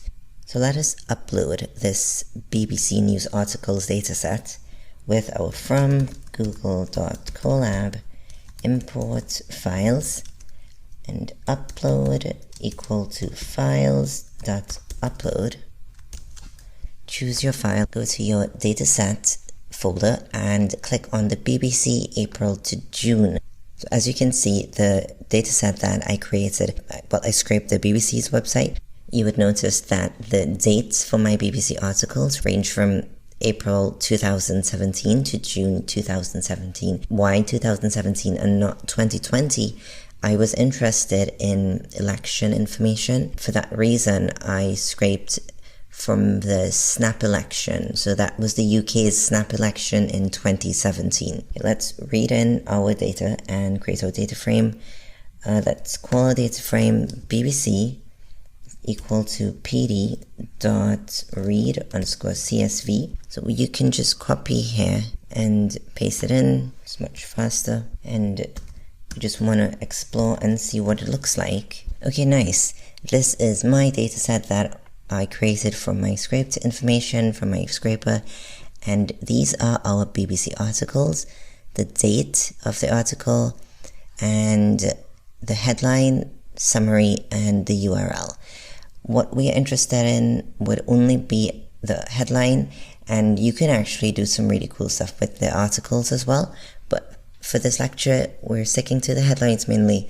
And you have this data set so you can do some further NLP work and more projects for yourself with the articles. So since the articles here are, it's cut off really, you can't see the whole thing, let us have a look at an entire article. So let's look at article, and we pass in whichever row we want to see. Let's look at the first one. It's pretty long. It's a typical article. Syria war, it's about basically war in Syria, the US envoy to the UN. You can take a look at any other one. And how about an entire headline? You can just copy this and paste it and change the column name from article to headline. And on the 12th one, we see it's about Venezuela. Venezuela governor banned from politics. Let's see one more. One dizzying day of Trump U-turns. Okay, now this headline seems to be about 1, 2, 3, 4, 5, 6 words. And I would just like to get an idea of how long each headline is. So let's get an average length per headline. Essentially, we are looking for the average number of words per headline, and we will be using the apply lambda. Let me show you. So BBC word and titles equals to BBC headline dot apply lambda x colon len into x dot split, and we just give it a pair of brackets. Okay, now what this means is that, actually let me just put this under the pink section. Okay, so you can look at this, you can find this result average number of words per headline. This is describing this row below. So what this apply lambda does is that this lambda function, okay, it consists of three parts. We have the keyword, which is lambda, and x, which represents a bounding variable, and then we have the body, which is our expression. So it's like what we wanted to do. But generally now, the apply lambda, essentially it is creating the logic that we need. Okay, so the logic we want is that we want the average number of words in each headline. So this is just some practice for you to learn to use apply lambda, because it's very, very common to use all throughout Python practicals. Yeah, that's the only reason I'm explaining it to you so much. This, what I just explained, the lambda with x and the expression to three parts, generally think about it like this being the layout.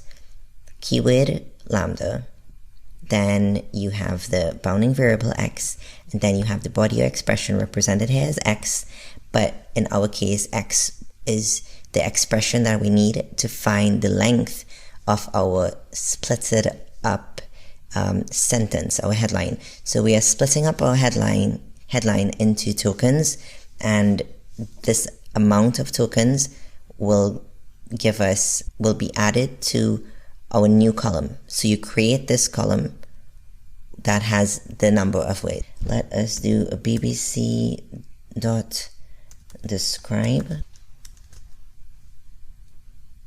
Okay, good. And for word titles, which is our new column, you have some information here, some very useful information, and our count is 988. But what's more important is what we wanted was the average, which was our mean, and we got an average of 6 words in each headline, which is really nice, because if you are into writing blogs, for instance, like Medium articles, 6 words are actually the recommended length. So any of you who are interested in ever becoming a blog writer for Medium or your own blog, try to stick to headline at 6 words. It's generally most effective. So that's my writer's advice for today. And a nicer way to look at the length of headlines would be to visualize it. So let us do a visualization to see the average amount of words in each headline for the BBC articles. So let's do a nice visualization. BBC in our square brackets, another pair of square brackets, and we would use word titles dot histogram, and fig size equals to 12.6, and comma bins equal to 8, which is the amount of columns, like your bars in your chart. So it will be bins equal to 8. X labels size, X label size equal to 8, and then similarly Y label size equal to 8 as well too. And then just to plot our histogram, plot the title, and you can put anything here, distribution of number of words in the BBC News headlines.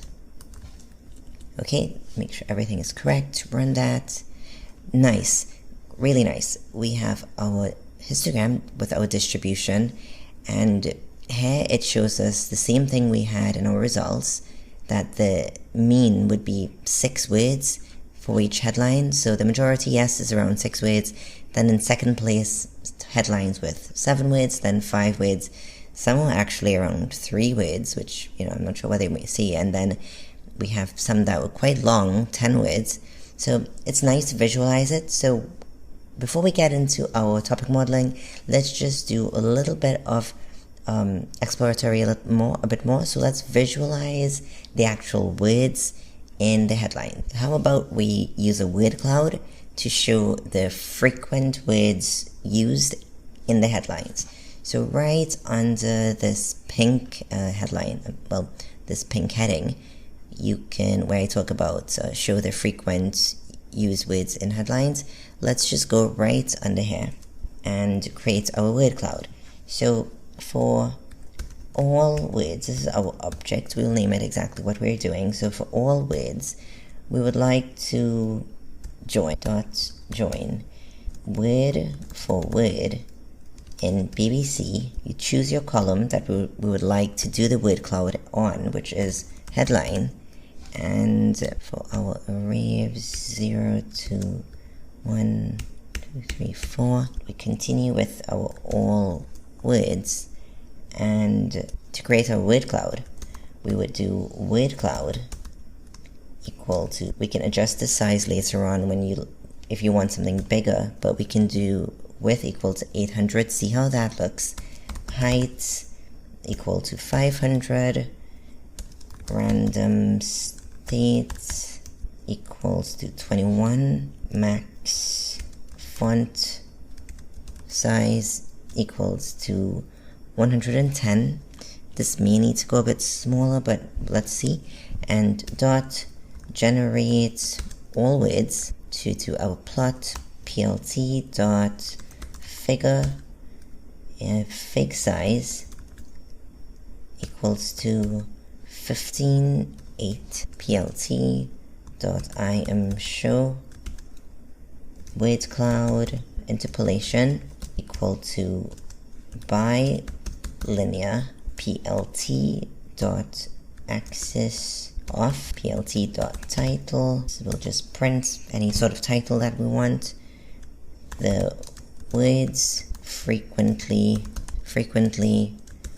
observed in the BBC headlines. You can even customize it a bit, and we can put a weight. We can make it bold, like a real headline, bold, and font size equal to 14. plt.show and we need to just match this, so yeah.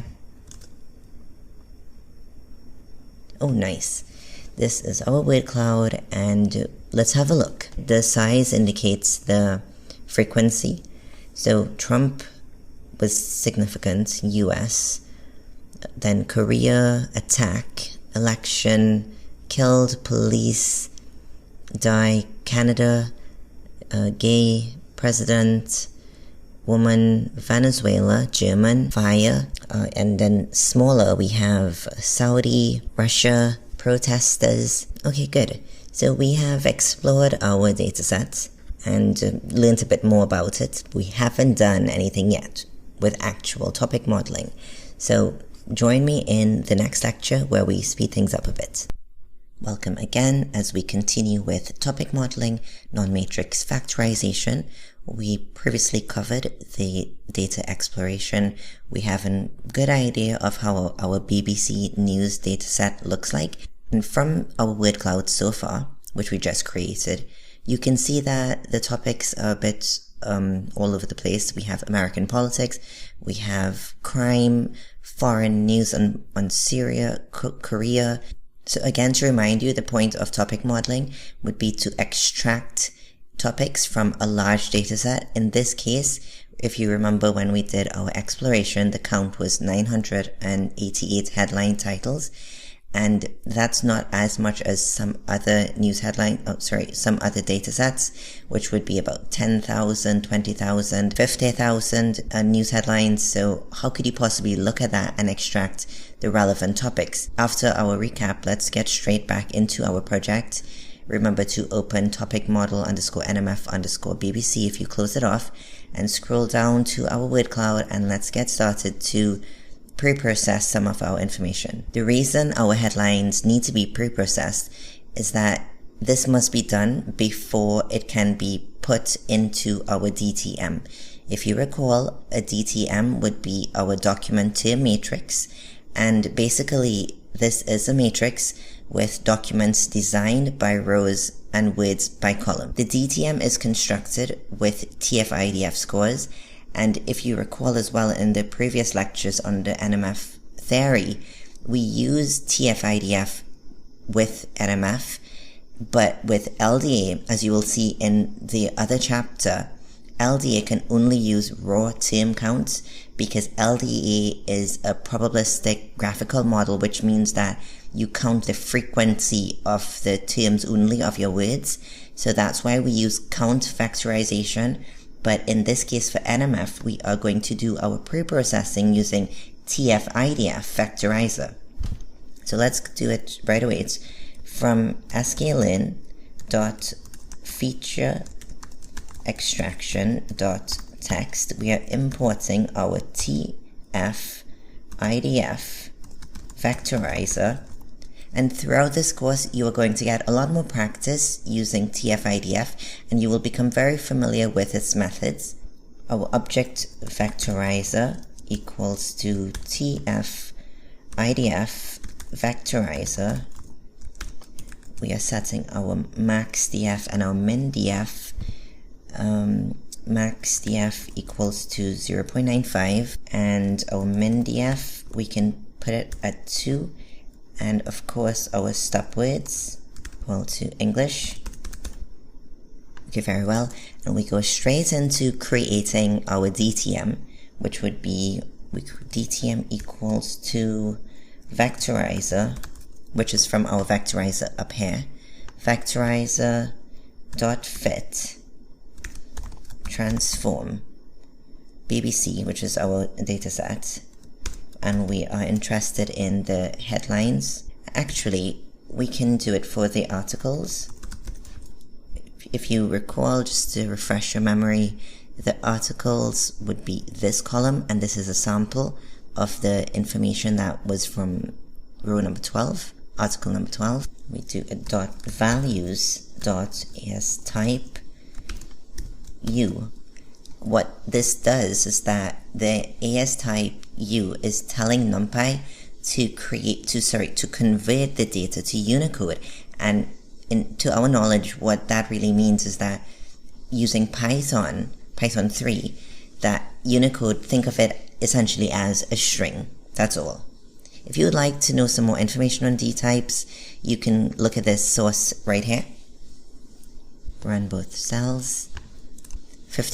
We have over 15,000 stored elements in our compressed sparse row format. So join me in the following video where we actually get started on this part, the real topic modeling, the non-matrix factorization bits. Continuing with our topic model project, we are continuing directly from our last lecture where we just created our document term matrix with this document term matrix equal to vectorizer.fitTransform being our last cell that we created, and right below there we will continue. Before we get started on the NMF bit, I would just like us to get the number of items that was identified by the DTM above up here. What we're looking for is to return a list of feature names. Okay, so how we do this would be by creating an object, and we're using numpy.array. What we are doing with mp.array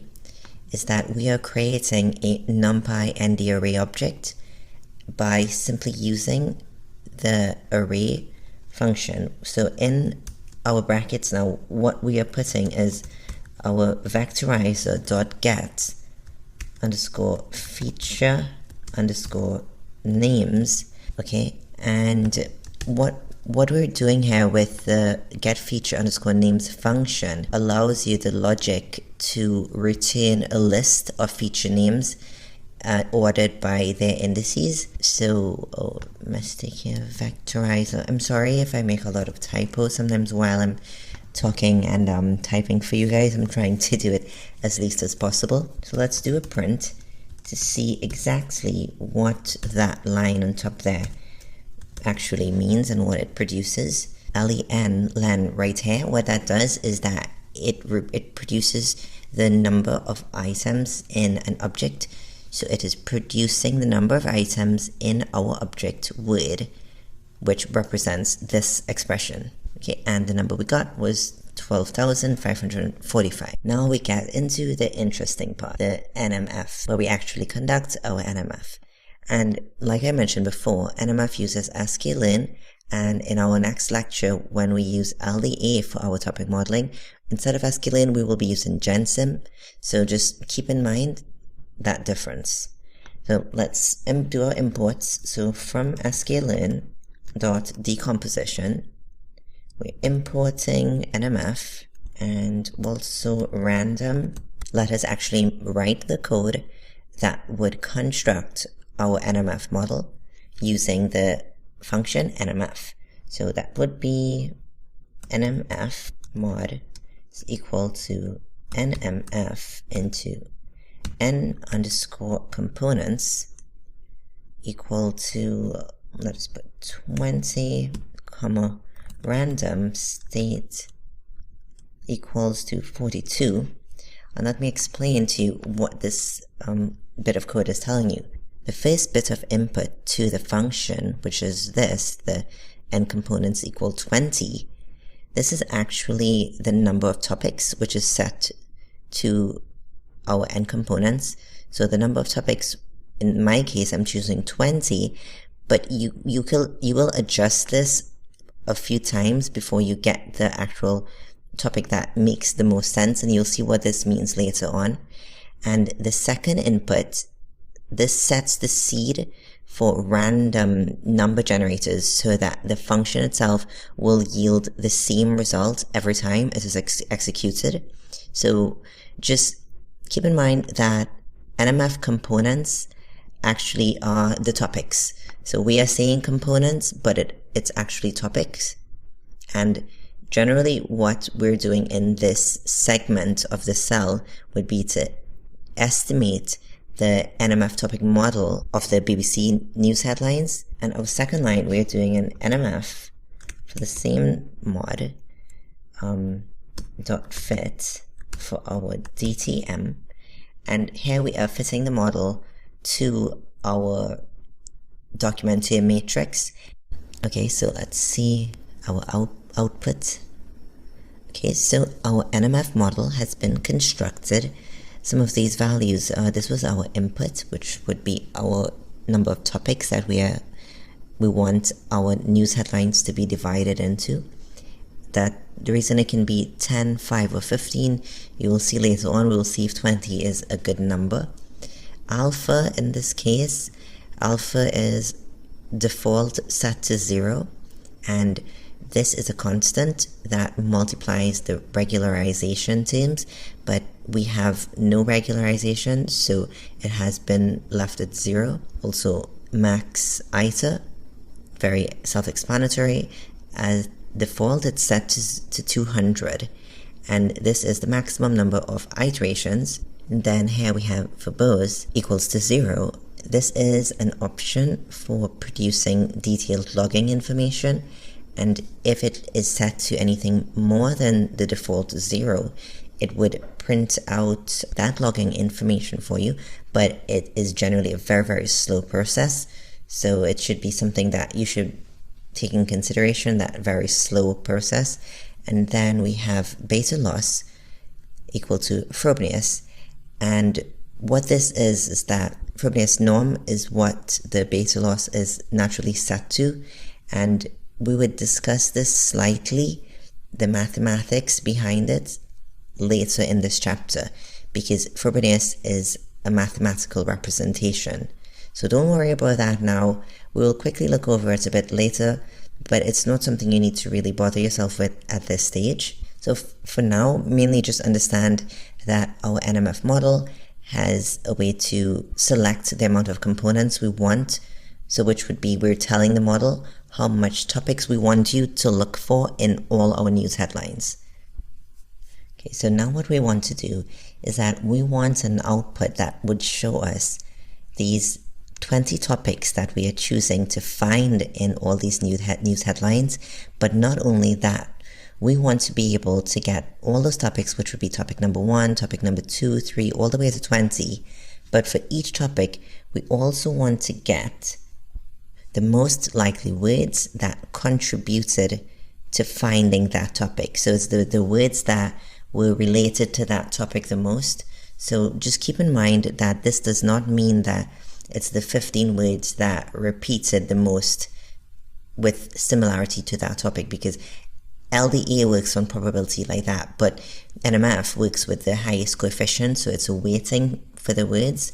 So let's continue to do exactly what I just described. So for index, topic in enumerate, our NMF mod dot components underscore, close brackets, colon, we want to print out, you can put anything here, I want the top 15 words, actually let's go with the top 10 words, we want the top 10 words for topic number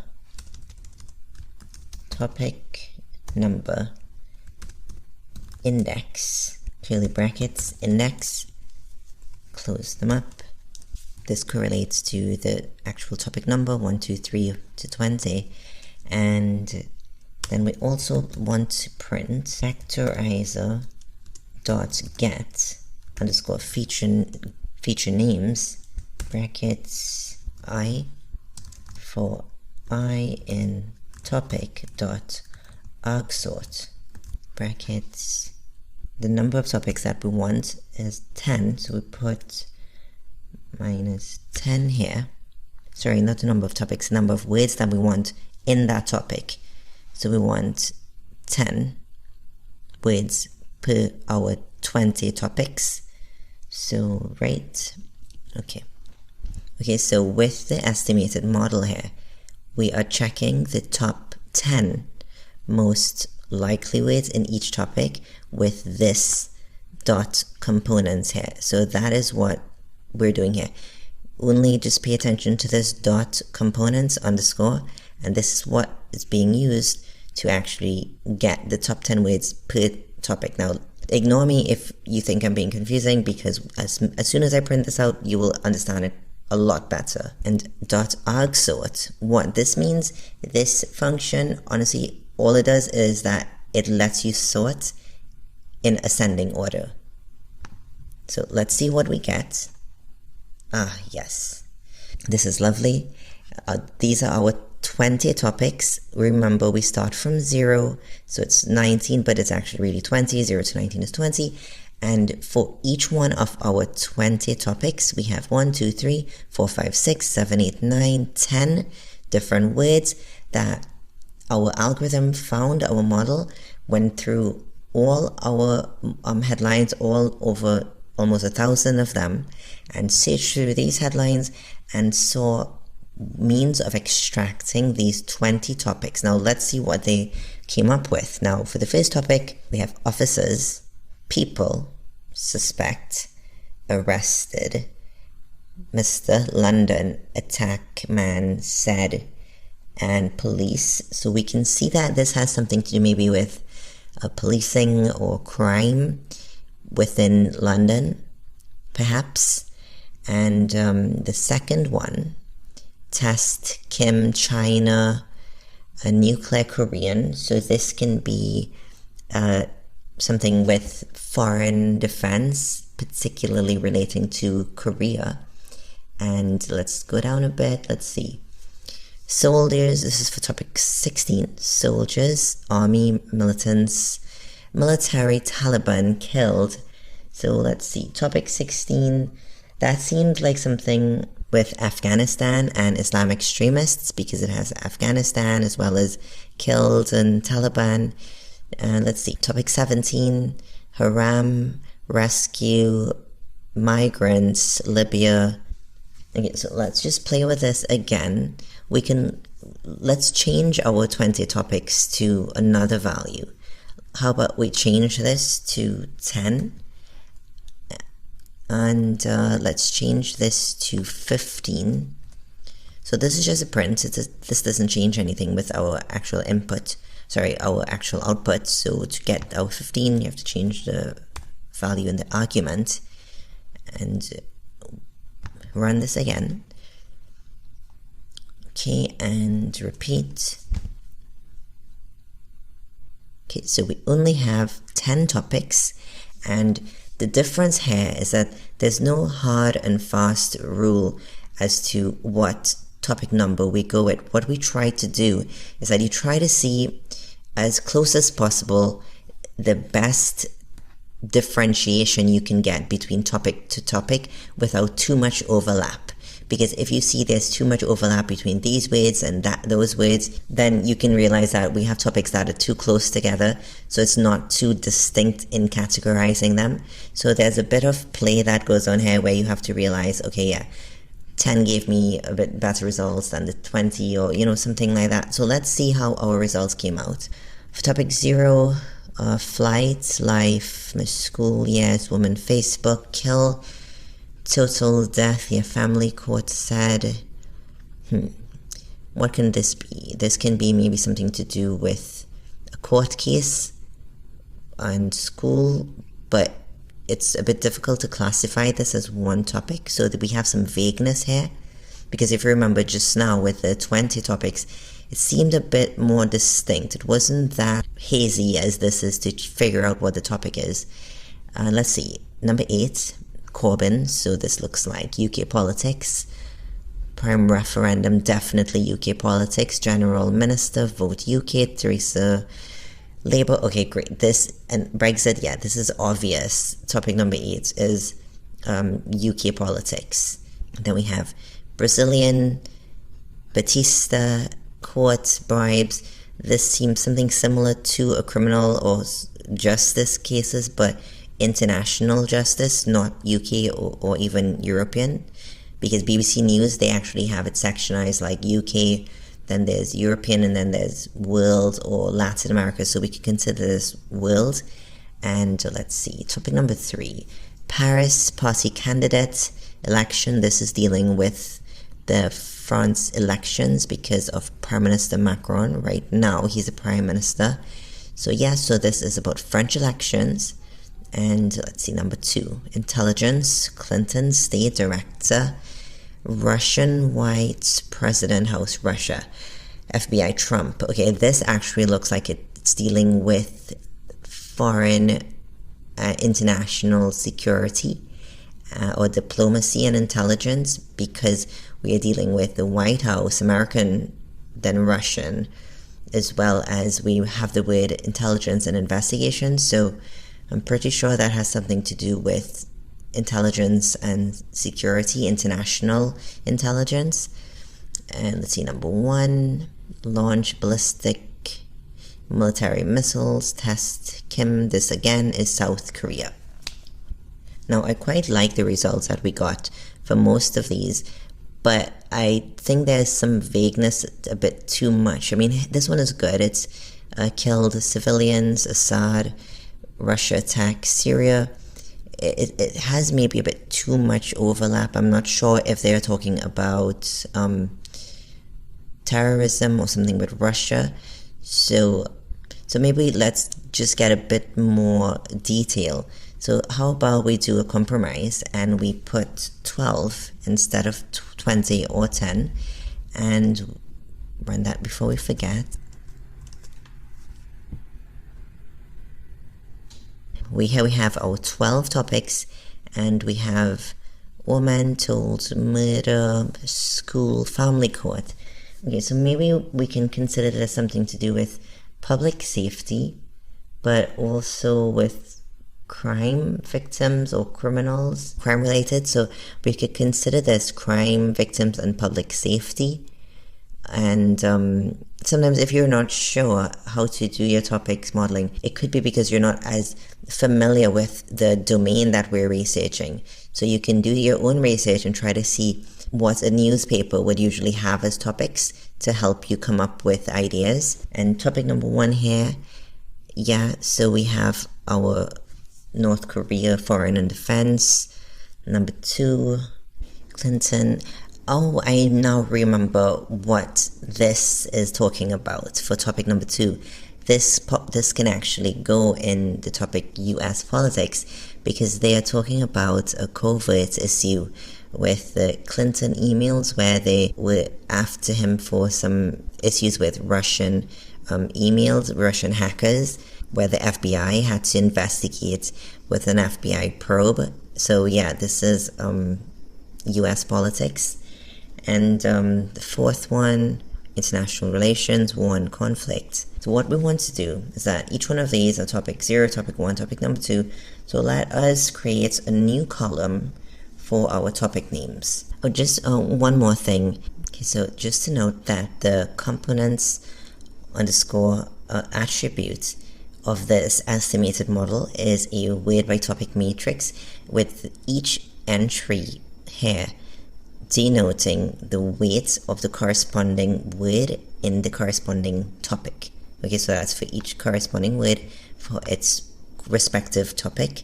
So we go through this topic by word matrix, so it's topic by word matrix, and print out the 10 or 15, whichever we choose, most likely words for each row, and we note that the words are printed out in increasing order of their weights.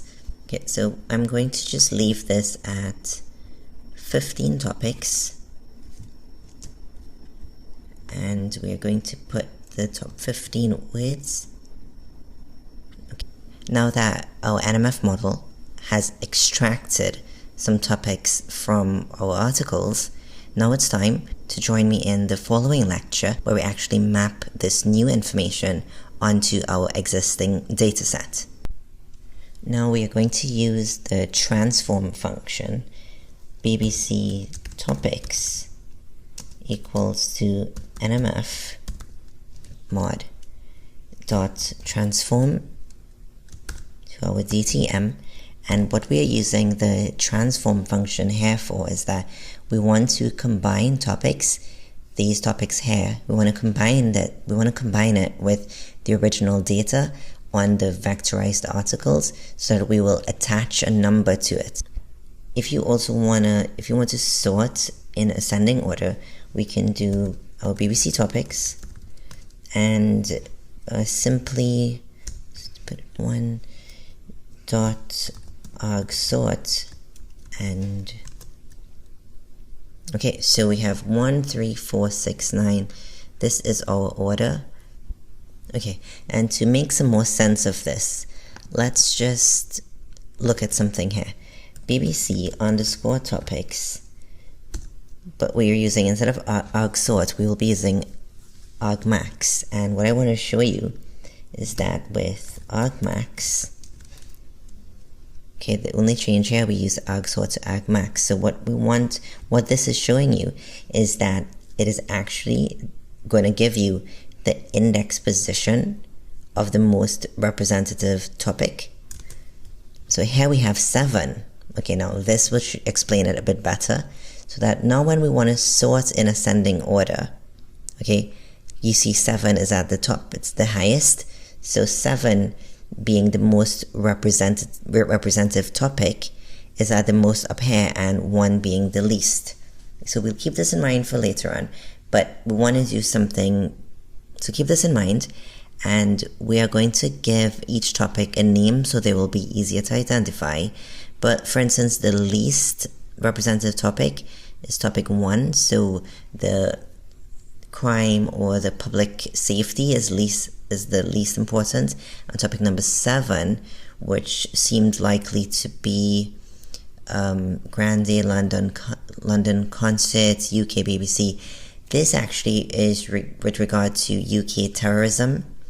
This largely is, they are referring to the Ariana Grande terrorist attack in Manchester, for those of you who remember that. It was actually around that time in 2017, close to the snap election.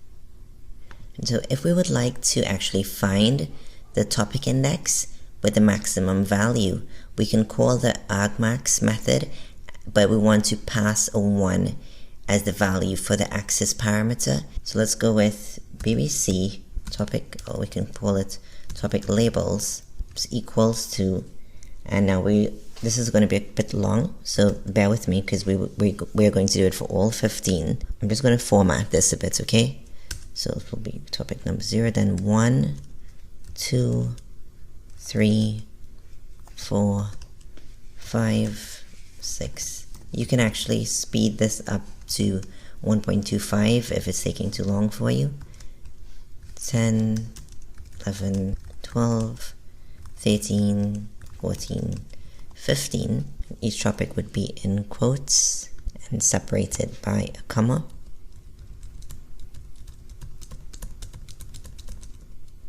Okay, nice. Make sure these are curly brackets. So let us take a look at topic number 0, and we can name that anything you want. So topic, murder woman, Facebook school. Okay, so this is the one we are calling our public safety and crime victims. It's crime victims and public safety. So this is why with NLP and data science, a lot of times it is up to the data scientist to become familiar with the domain that they are asked to do work on. So whether you're doing research or you're working with a company and they give you information to work with, you have to do your own extra work, which is non-computer science related, non-data science related, but you have to become familiar with that niche and that field of study.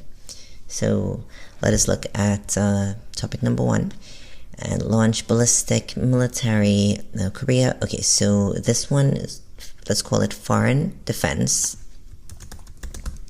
Foreign defense and North Korea. Actually, we can put a colon, so it's in reference to it. So it's foreign defense referring to North Korea. And topic number 2, intelligence Clinton. Right, this is the one we said that was talking about the US politics because of the Russian hackers with the Clinton emails. So we can call that US politics. So that even though the word Russian is here, they were largely talking about it isn't. So even though you see the word Russian here quite a lot, Russian and intelligence, the actual gist of it is about a US political issue, and there's actually Trump and FBI there too. So, so US politics. And the third one, Paris, Manuel Marine, French, Macron. So we can put that as either Europe news or French news. So we can put Euro, French election, or French politics. Number 4, government air weapons, Russia attack Assad, Russia, Syria chemical. Okay, so I'm going to call this one international relations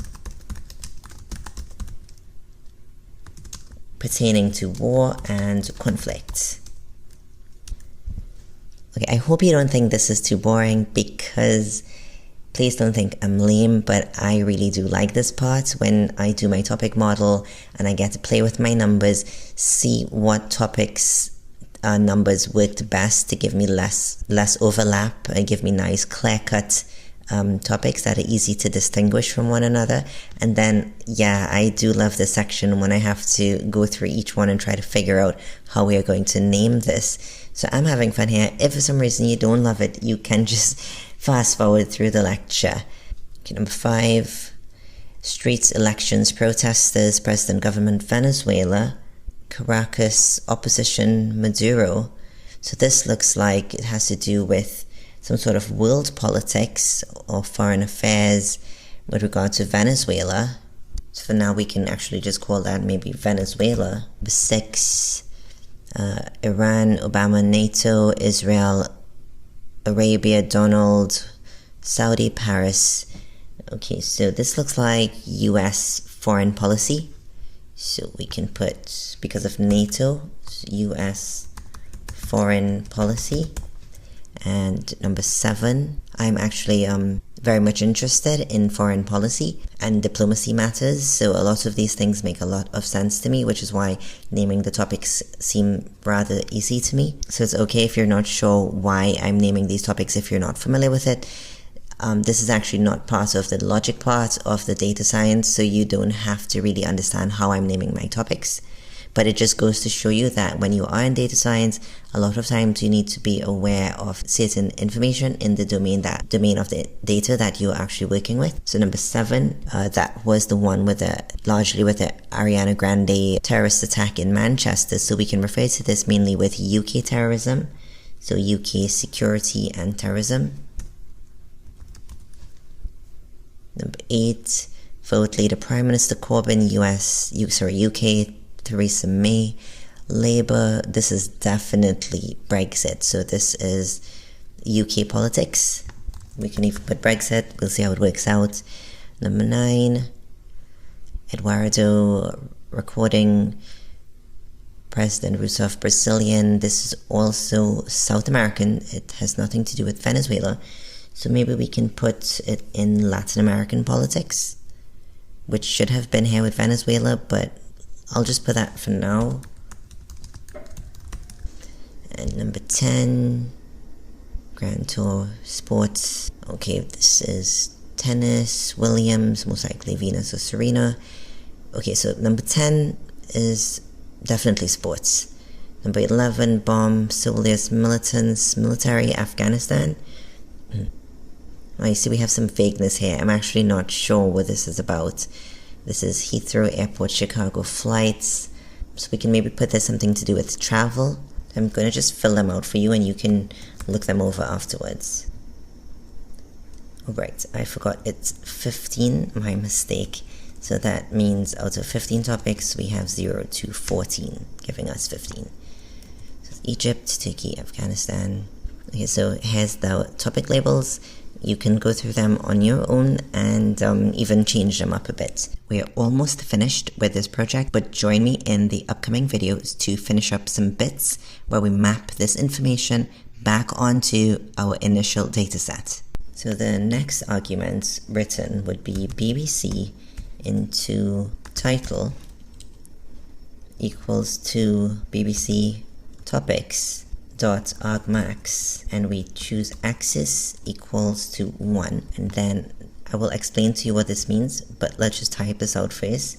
So now we write BBC topic label, and let's equal that to BBC into title from right before, and we want to map that on to our topics that we just labeled here, that we just defined here.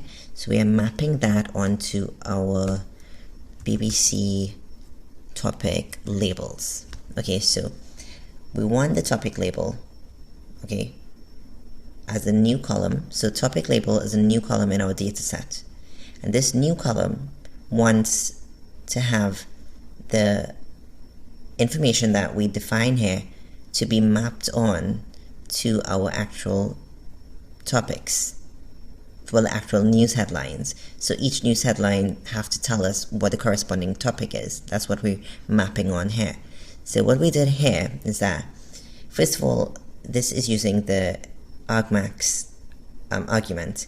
And this here, okay, the BBC title, what we created here was that we wanted for BBC topics, we wanted to find the topic index with the maximum value, so that we can call argmax, this function, and pass the 1 in, because the reason we're using the 1 is that if we gave axis 0, then it would index from the columns, right? It would give the index from the columns, but now that we have axis equal to 1, it gives the index from the rows, which is exactly what we need, because we are going on each row, because each row is a new news headline.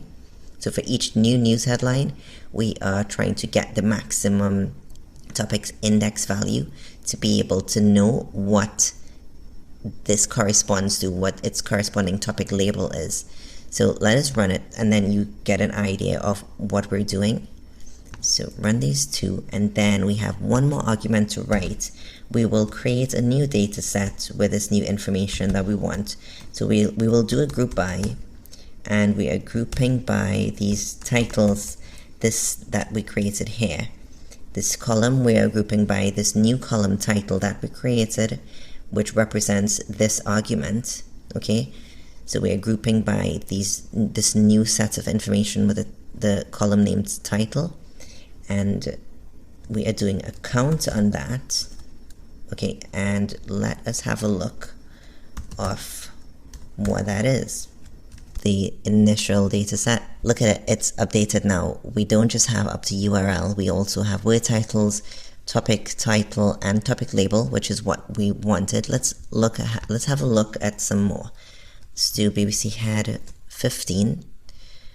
Nice. So these are our topic labels. So let's have a look. This is about a UN ambassador in America, something to do with international relations. Yeah, because Syria and war and something with missiles. This one is something with Trump to take China after visiting, something with Trump accepts Chinese president, US foreign policy, works nicely.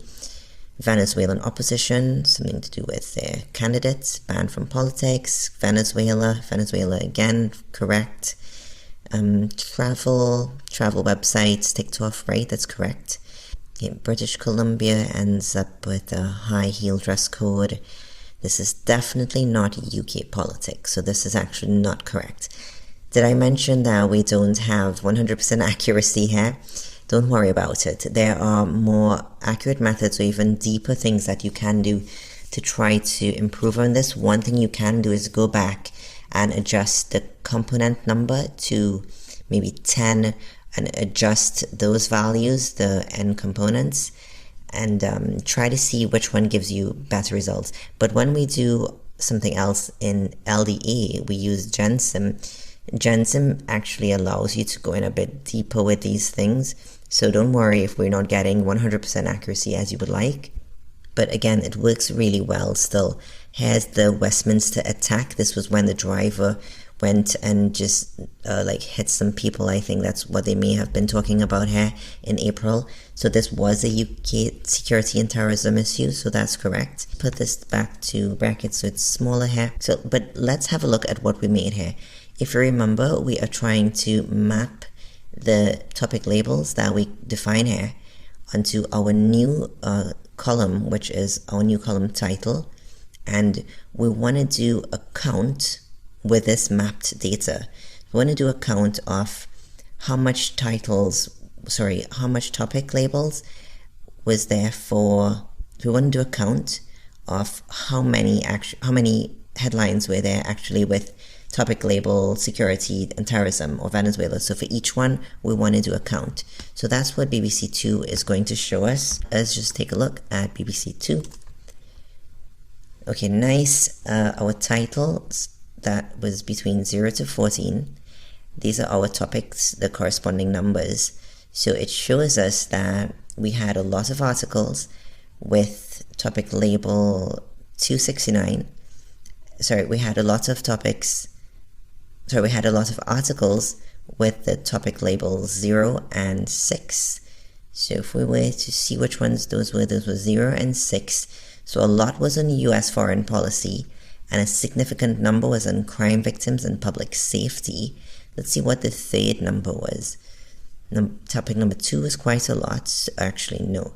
Topic 11 and then 10. So let's see what 11 and 10 was. 11, Afghanistan extremist, and 10 was sports. Now, if we want to select only certain topics, so we want our data set to filter out the topics that we don't want. So if we don't want sport, we don't want travel, we don't want Egypt, Turkey, Afghanistan extremist. What we do want, we want crime victims and public safety, and maybe French politics, Europe politics, because it would also include overlap with Brexit. We could have some IR maybe. And number 7, definitely number 8. So let us go with topic 0, 3, definitely 7 and 8. So that's all we want to see. Let's go with BBC topics is equal to bbc.lock to bbc title dot is in, and right after is in, let us just put the topics that we are interested in. 0, 3, 7 and 8. Let's take a look. BBC topics dot head. Okay, good. So let's take a look at some more instead of just the head. So let's maybe put it at 25. Great. Look, we only have a new data set here, BBC topics, where we have the topics that we want only relating to UK. Actually, let's call this BBC UK topics, or UK political topics, UK topics. Run that again, just so we have a differentiation of what we want. So like I said in the beginning, we want to look at this entire data set with all these few hundred news articles, and we want to try to filter out the only ones that relate to UK politics and UK safety. So because the BBC news had all over, as we saw here, we had world news, US news, European, South American. We're not interested in that. We only want to do some NLP research on the UK and UK related politics. So here we go. We have our new data that is filtered and labeled nicely. So we have UK terrorism, crime in the UK, public safety, crime victims, public safety again, Euro, French politics, terrorism, and terrorism also. We get some European news, because we can't really cut out UK and Europe for this particular time in 2017, right before that election when Brexit was a heavy topic. So it's a bit difficult to cut that out. So we would have overlap with European topics and European articles, but it's pretty good. I'm very happy with this result. I hope you are as well. I'll put this just back down to 5 for convenience. Okay, so that's it for the bulk of your topic modeling for your BBC News dataset. And join me in the last lecture coming up next. We're just going to do a bit of fun. We're going to create a word cloud on this filtered data, only on the articles relating to the UK topics that we selected. So join me in a bit. We're going to have some fun, do our word cloud, and then finish up with this project. Okay, nice. This is the last video for our topic model NMF project with BBC News. And we're ending off with a word cloud. So I'm happy that you've made it through your entire project. You have done everything with NMF and everything with the topic modeling part. But let's just have some fun here and quickly go through our word cloud. You can increase the speed on my talking to the 1.25. So our text equals to string into BBC underscore UK topics, which is the same that we had here. UK topics dot article, because we want the information, dot article. We want to take the words from all the articles, but only from the new filter dataset with only the topics that we chose. Okay, so you can choose any other topics that you want. If you want only US information, you can carry on to suit. So word cloud. So word cloud equals to word cloud. Want to generate text that we have chosen here. So we're selecting the text here, which is our object, and we pass that object in here because we want to generate based on that text. Let us do our stop word removal. So equal to set stop words.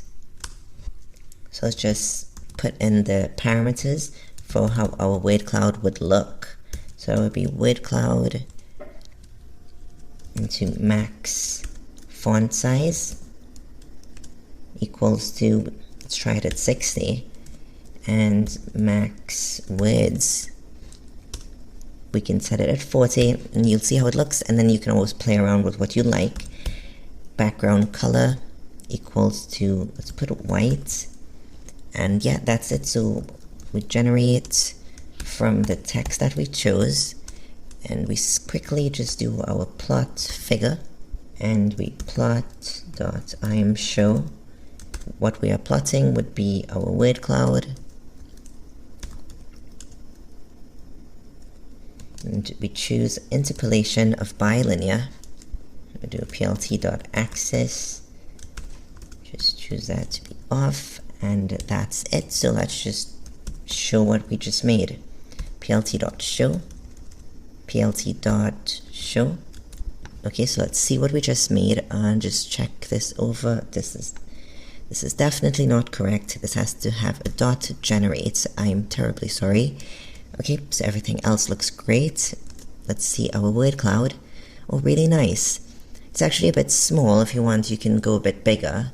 So we can put a maximum font size to a bit more if you would like. You can put it to, let's try 70. And it's a bit sparse. How about we try some more words? So let's put 60. Okay, so that is it for our topic model lesson using NMF on our BBC News articles. I'm really happy that you stuck with me throughout this entire chapter.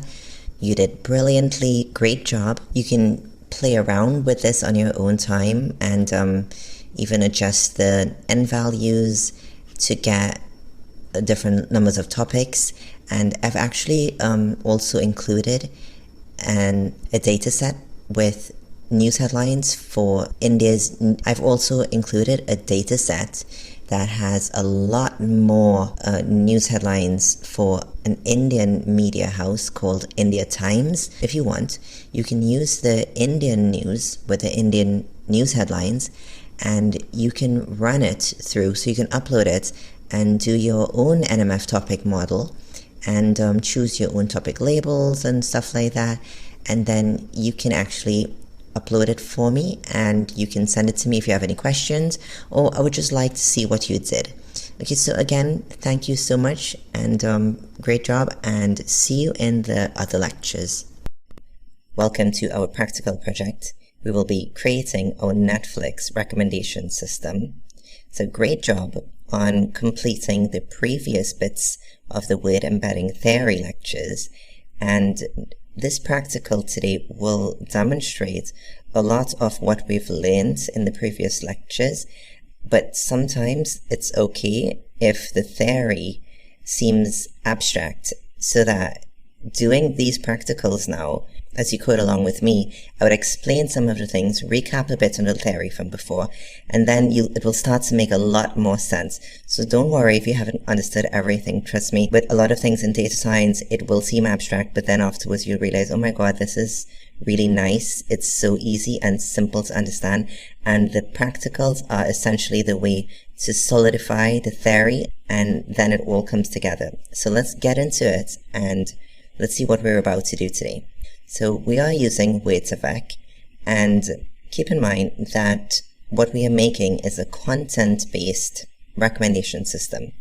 So essentially at the end of this project, what you want to do is that you want to find what to watch based on the movie or the Netflix show that you previously watched. So that movie that you watched is the content that the system is using to recommend further movies for you to look at. So as usual, we will be pre-processing our data, and we are doing a bit of transfer learning. And transfer learning would be using our Google pre-trained data that I mentioned in a couple of lectures before. So after we create our Word2Vec model, we will have some fun where we see our output, and hopefully you enjoy this lecture. So let's get started on creating our Word2Vec model. So as you can see here, I have taken the liberty to type out all your imports for you, but be sure that if you haven't imported Jensen before, to do a pip install, and pandas as usual, NumPy, NLTK, we are downloading our stop words. If you haven't done so before, some regex expressions, we're cleaning up our data, also tokenization, matplotlib, which will be usually for our exploratory data analysis parts. And yeah, so let's just get straight into it. And let's start off with loading our data. So execute all our imports. You can download your packages if they weren't downloaded before, and go straight into loading up our data from google.colab, import files, and we upload equal file.upload. We choose files, and we would go to our netflix.zip. When it's 100%, we just unzip that file. So it'll be unzip Netflix. Just ignore this bit. It's just because I have already done this once, so it's just asking me to replace the file. You would not have to do this, so just click Y. Right, so now we are both on the same page. This is our CSV file, that is netflix_titles.csv. So in order to explore our data set, right under this section, let us set up our data frame. And we do our df is equal to pd.read_csv. We read in our Netflix files.csv, and let's have a look at it one time. So we can do our df.head. Okay, great. So this is our dataset, our movie dataset from Netflix, and this would be our types, which would be movies and TV shows. Then we have our titles, the director, cast, country, date added, year released, rating, duration, list in, and description. What we are interested in for this project would be mainly the description of the movie or the TV show, as well as the title. So to take a better look at maybe the title and description, let us just do a df into our description account to see how many there are. So we have 6,234 entries for our description. How about we take a look at a description itself? So let's just copy this part, paste that in, and how about we choose the first column. Okay, so this is the entire thing, because you can't see the whole thing there. So we get, before planning an awesome wedding for his grandfather, a polar bear king must take back a stolen artifact from an evil archaeologist first. That is talking about this show, Norm of the North, King-Sized Adventure.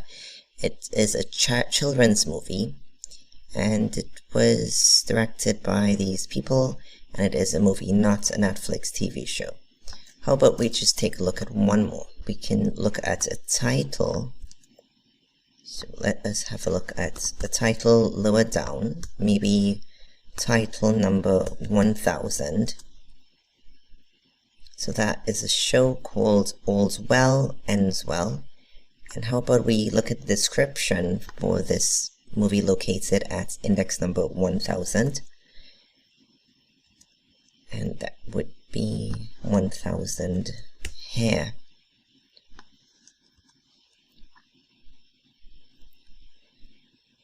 Okay, so for this show, All's Well, Ends Well, was a 2009 show, and bound by a family rule that forbids him from marrying until his stubborn sister gets hitched, a bachelor enlists the help of a love guru to woo her.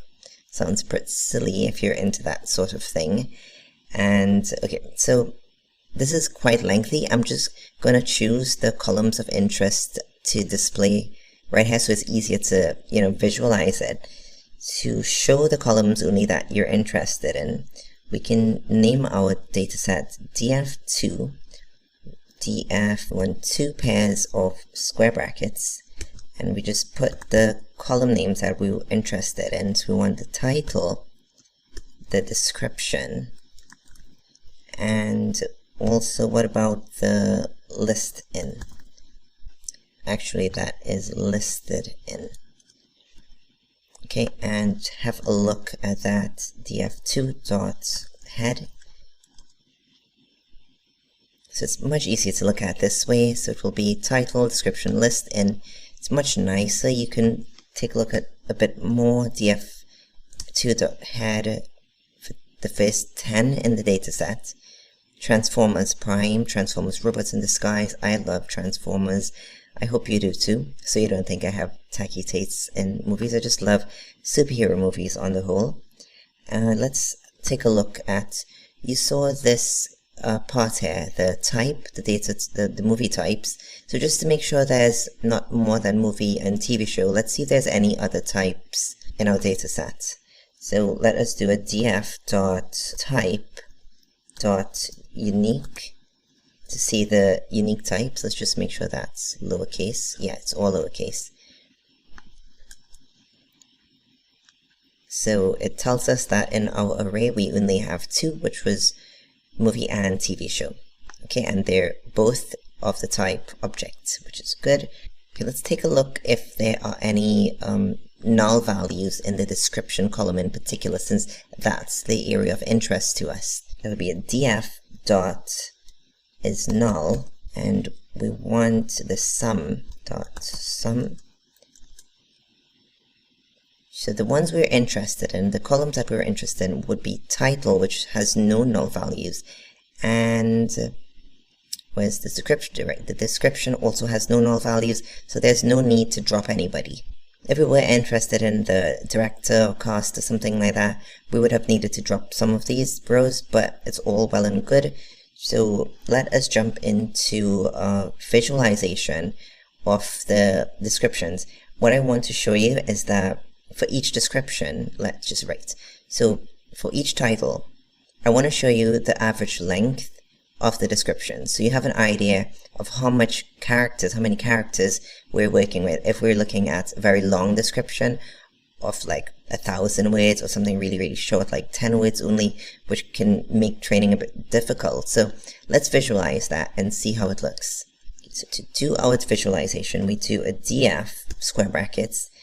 Our new column, let's call that word count, and our new column would be equal to df square brackets into description dot apply.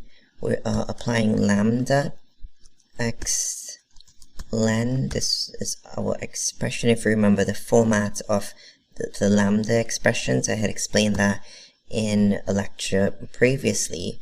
So we're looking at the string x, and we want to split this dot split, and what we are going to plot, let us assign that to an object. Ax will be equal to df into our new column, which is our word count, and then we will do our dot plot, and let's enter our parameters now. The parameters we're going with would be the kind, and we want a histogram. So let's do hist, and we can do the amount of bins equal to, let's try 10, and see how that looks. We can always adjust this number right after. Our color, you can choose any color you like. You can go with red or blue. I like to go a bit fancy and enter the actual hex code. So I'm going with 00CEC9. The size of our fig size would be, let's go with 10 and 8, and see how that looks. And comma title, whatever title you want to put. I'm going to go with word count distribution for Netflix descriptions. And yeah, so that's for our parameters. We already had a bracket there. Just make sure you close that off. Now you don't have to do this part, but because my background is set to dark right now, I need to change the color of my axes. Let me show you what's going to happen because of my dark background without these customizations. We have the histogram, but because the axes are labeled in black, you can't see it. So if your background is set to white, that's quite alright, because you would be seeing this perfectly fine. But because it's on black, I'm just going to delete this, and I'm going to add some color. So I can put a note here for you, add in the color for the dark background. So I am using our AX from here. So it will be AX dot title dot set underscore color, and we can put the color that you want here for the title of the graph, which would be these words. So anything you want the title to be in, you can put blue or white or turquoise, but I'm actually going to put the actual code. So I'm putting hashtag F9C824. How about we also put it for the X and Y axis labels, because those were also black. So we could do AX dot Y axis.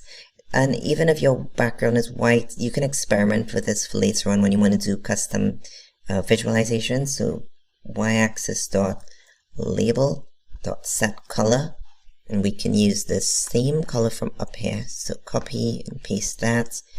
And also want to do it for the y-axis, so just copy again and paste it in, but remember to change the y to x. Okay, so let me show you what we have so far. Okay, so we have the label for the y-axis changed to yellow, but you notice the values are still black, so let's just go and add in some more color. So we are going to do ax.tick params, and we'll do it for each axis. So it will be for the x-axis, which will be equal to, we can, right, I said x, and for the colors that we want, you equal that to, it's really simple to look at the logic when it flows like this, when you just talk it out in your head. So it's, you can put red or blue, anything you like. Again, I'm going to go with something fancy, hashtag F78FB3, and copy this, paste it in for our y-axis, and change this x to y. Okay, and now everything should be fine. Very good. We have our title, we have our values, and our frequency. So let's have a look. Now, what this is telling us here is that, actually, let us change this value here from the number of bins from 10. Let's just reduce that to 8. Okay, good. Now, from this, you can see that the word count distribution for the descriptions, for most of them, right, which is majority of them, are about, let's say, 25. Yeah, about 25 words in length. That's, I mean, it's not as long as maybe 100 to 500 words. If you do, there's another data set that I have it as one of your resources. The descriptions for those movies are pretty long, and it's nicer to train it with that length of data. But for now, especially since we're running on not a powerful GPU up here, you want to go with something that's easier to process so our model doesn't choke at the end of it. Okay, so this is generally how our data looks. We have a little bit of descriptions that have only 15 words long. Some are about 35 words long, but most of our descriptions are about 20 to 25 to 30 words long. Now, since we're mainly dealing with the descriptions and the title, we are training our model on the descriptions of our movies and TV shows. So we want to make sure that the D type of this column is not something like float or so, like there are some values in here that are inconsistent. We want to make sure it's all string D type. So to ensure that everything is a D type string, we want to use this pandas AS type. And it's very important. It's an important method, and it's used to change data. So it's used to change data type of a series. So when the data frame is made from a CSV file, the columns are imported, and sometimes the data set is set automatically, which is not always what it should have in it. So which is why this step is important. Well, sometimes when you run your model later on, you'll realize, oh wait, what's going on here? You get an error, you're not sure what's wrong, your logic is correct. And quite often it's because of the AS type, sorry, the D type in your column. So you want that consistency. There's one simple line, df into our description, and we want to make sure that everything there's string. So it's for df description dot as type into we wanted to make sure that it's all converted to string. Run that, you wouldn't see anything happen. Okay, great. So that's it for a little bit of data exploration. And let's go into the pre-processing of our descriptions. We want to clean this up, and some of the things we are going to do would be to remove the non-ASCII characters.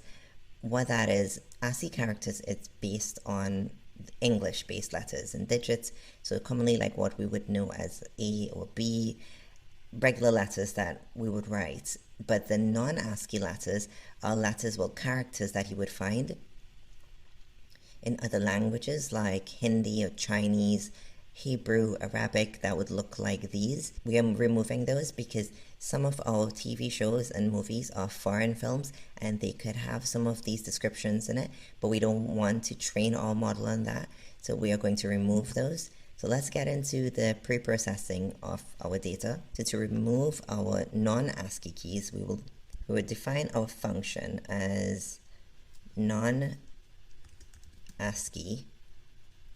s return dot join I for ins if order I is less than 128. Our other function we are going to define would be to make everything lowercase. So define lower, our text would be lowercase, and we return text dot lower. Our next function to define in our cleaning would be to remove our stop words. So let's define that. So define stop words to some text. Text is equal to text dot split. Remember our splits, what we are doing here, I will put a note for you. We are splitting, okay, split tokens to find stop words. And then I'll walk you through it again after I type it out. I can make less mistakes, hopefully, because sometimes when I'm typing and talking, I make mistakes, so apologies.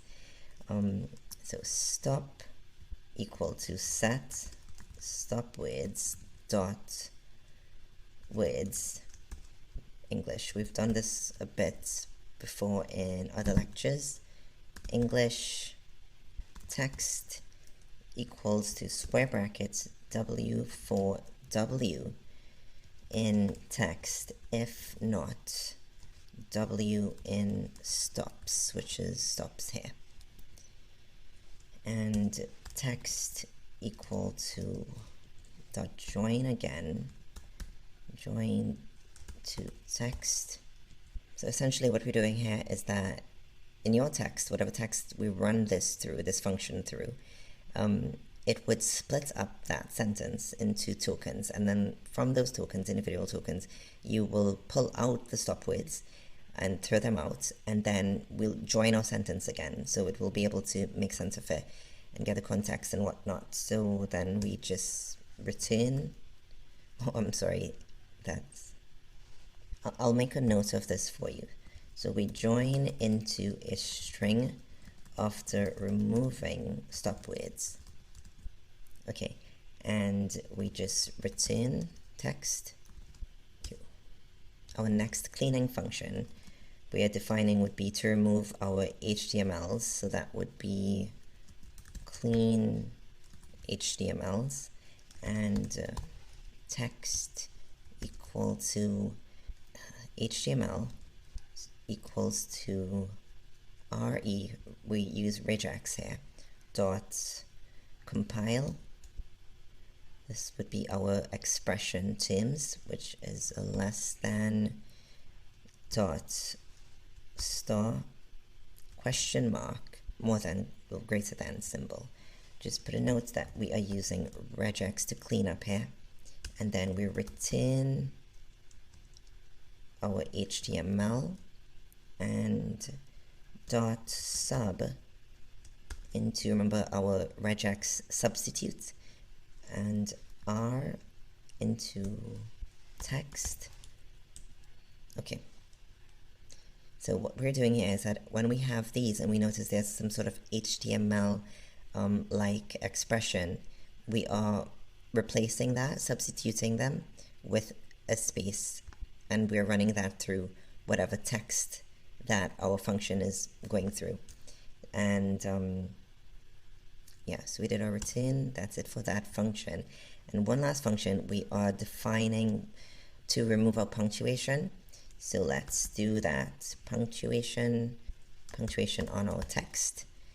And what we will be doing here, let's do a token, a regex tokenizer. So token equals to regex exp tokenizer r \w plus, and yeah.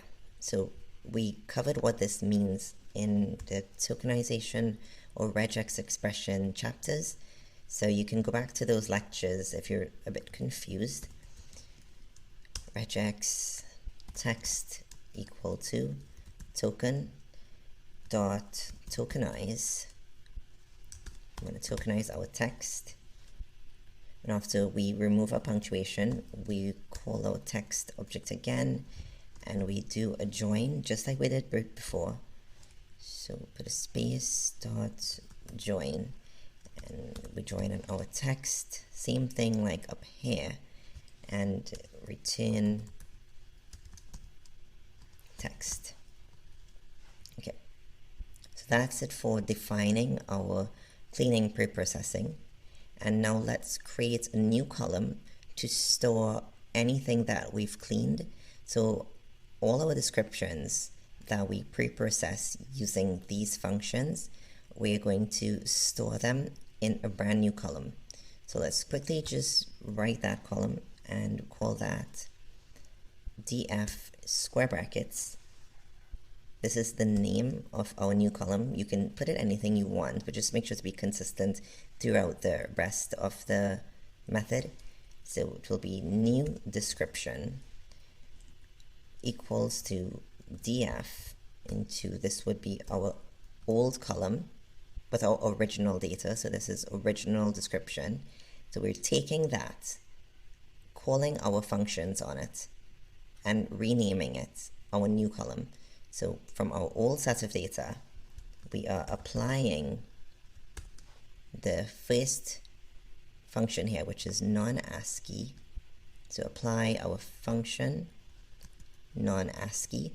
So here what we're doing is that this new column would have the original description that has been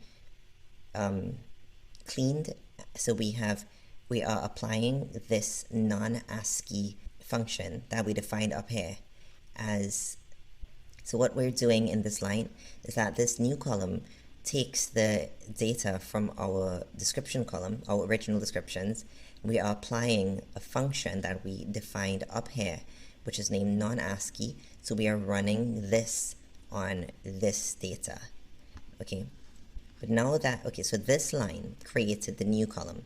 So for the rest of the time where I'm going to call these functions, I don't need to do it on the old data. I can do it on this new column. I'll show you what that means now. So that's df into, let's just copy this and paste that 1, 2, 3, 4 times, because we have 1, 2, 3, 4 more functions to go. So we do an equal to df dot new underscore description, which is this new column, because in essence we've already created it. So we're just going to go along now and take the data from this column now. So this data, this column, this new column here has the cleaned description that only has the non-ASCII characters removed. So we want to do each one of these now, which is what I'm doing line by line here. Okay, so we dot apply, and we are applying each one here. So we dot apply, and you put our function name in here. The function equal to lower. So whatever you name that up there, function lower, and copy this piece here and paste it in to make life easy. And we just need to change the name of each function, each cleaning function. So for this one, we would have stop words. This one would be clean underscore HTML, and this one would be PUNCT. Okay, so that's it for our cleaning. So each time one of these lines is run, we would apply the function and clean the data. So when we run all at the same time, at the end of it, this column new description would have passed through each single function and would be completely cleaned. We would have removed the punctuation, cleaned out if there was any HTML sort of notation, taken off our stop words, made everything lowercase, and removed the non-ASCII keys. So remember to run up here first, and then we do our cleaning. Okay, great. So now that our data is cleaned, join me in the next video as we get started into actually doing some work on our word-to-vec model. In our last video, we did our pre-processing, which is our cleaning, and now we are going to get started on our word-to-vec model. Now, first thing we're going to do is that we are going to create our corpus, and this corpus will be used for training our word-to-vec model. So the first thing we need to do is that we need to split up our descriptions into words, which would be our tokens, and then take these tokens and store them in a list, and that list will be our corpus. So I am going to, right under the section where you have in yellow start work on the word-to-vec model, right in this cell here, you create your list. I'm going to call my list universe equals to, right, that's our universe list, and our loop for words in our data frame, our new column in our data frame, which would be our new description. So everything we just cleaned and create this brand new column here, we're looking for the words in this new description column. Okay, new description column universe dot append words dot split, close our brackets off. And what we're doing here, I'm going to put a note for you. We are, okay, appends split word. So whatever words that we split it up, which would be our tokens, we are appending these elements. So it appends an element to the end of the list, which is universe. In this case, that's our list. And I just want to show you our new column, how it would look, because it's appended onto our data set. So just create a cell under here and do a df dot head. Just want to show you something. Previously, we had word count being our last, description. If you scroll up to the entire data frame, description was our last column. But if you remember that we created two new columns, one was word count, which was for our data exploratory section, and so this would be the count for every description. This would be the count for every description.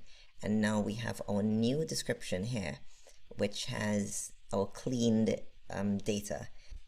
Okay, so now we are going to go to the part where we look at some transfer learning.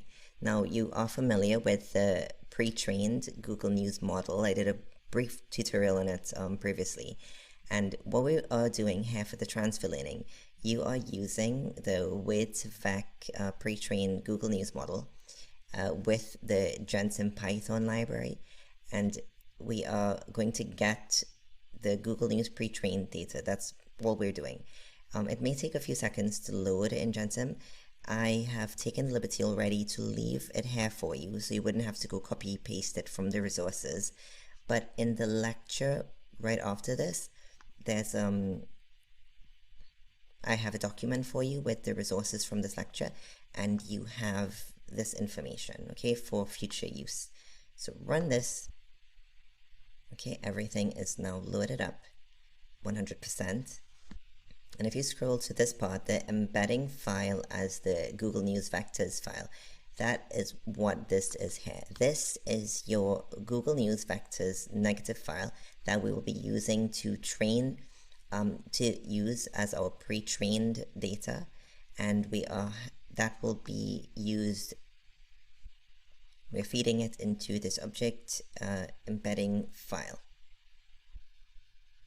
So let's run that and jump into training our corpus, which is what we named here as universe. So we're going to train our corpus universe with the Google pre-trained model. So I'm going to type that out and you'll see what I mean. So pre-trained model equals to word to vec, size equals to 300, window equals to 5, minimum count, so minimum count equals to 2, workers would be -1. Now each one of these, now the size of 300, so this value size, this is the dimensionality of the feature vectors that I mentioned before. Remember I said that how imagine our universe and it has these 300 dimensions. This is what we're setting here, so we're not just making up random numbers. And window, the window equal to 5, that is the maximum distance between the current and predicted word within a sentence. So for instance, that you want the window words on the left and then the window words on the right. Window equal to 5. What the window is that this is the maximum distance. Imagine your dimensions in your universe like on a graph. So your window of 5 is that this is the maximum distance between the current and predicted word within a sentence. So for instance, example, window words on the left and window words on the right of our target would be, in this case, set to 5. Now you can change this window, but we can see the results we get. But I just want you to visualize it and know exactly what these parameters mean. The minimum count, min count of 2, what we are doing here is that we are ignoring all the words with a total absolute frequency that is lower than this. So in our pre-trained model, our description, anything that has less than 2 words, we are not going to take it on, because generally, if you think about it, something that only has 2 words, it's not going to tell you much, so there's not much to train on, which is why we are going to ignore it.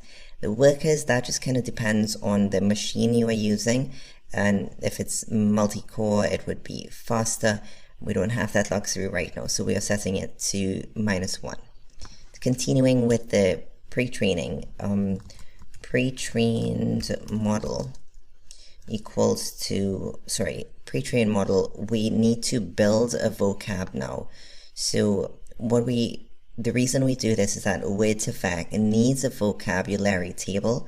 So we are making that vocabulary that word to vec needs to work with. And what that vocabulary is that it's taking whatever tokens we have and filtering out the unique ones.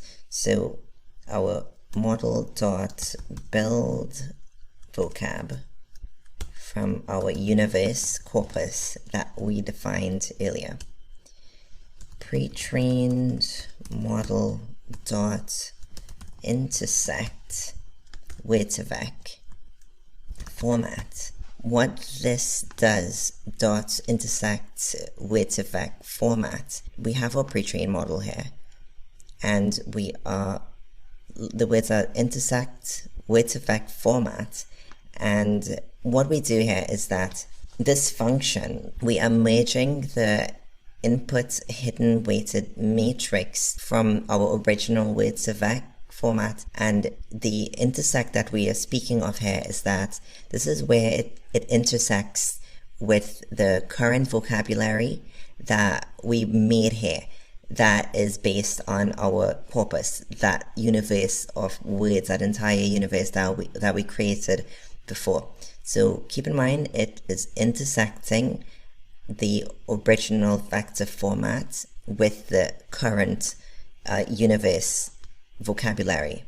So remember the embedding file that we have here, right? So we are using that embedding file that contains our pre-trained data, and lock df equals to 1.0, and I'm sorry, all this is not supposed to be caps.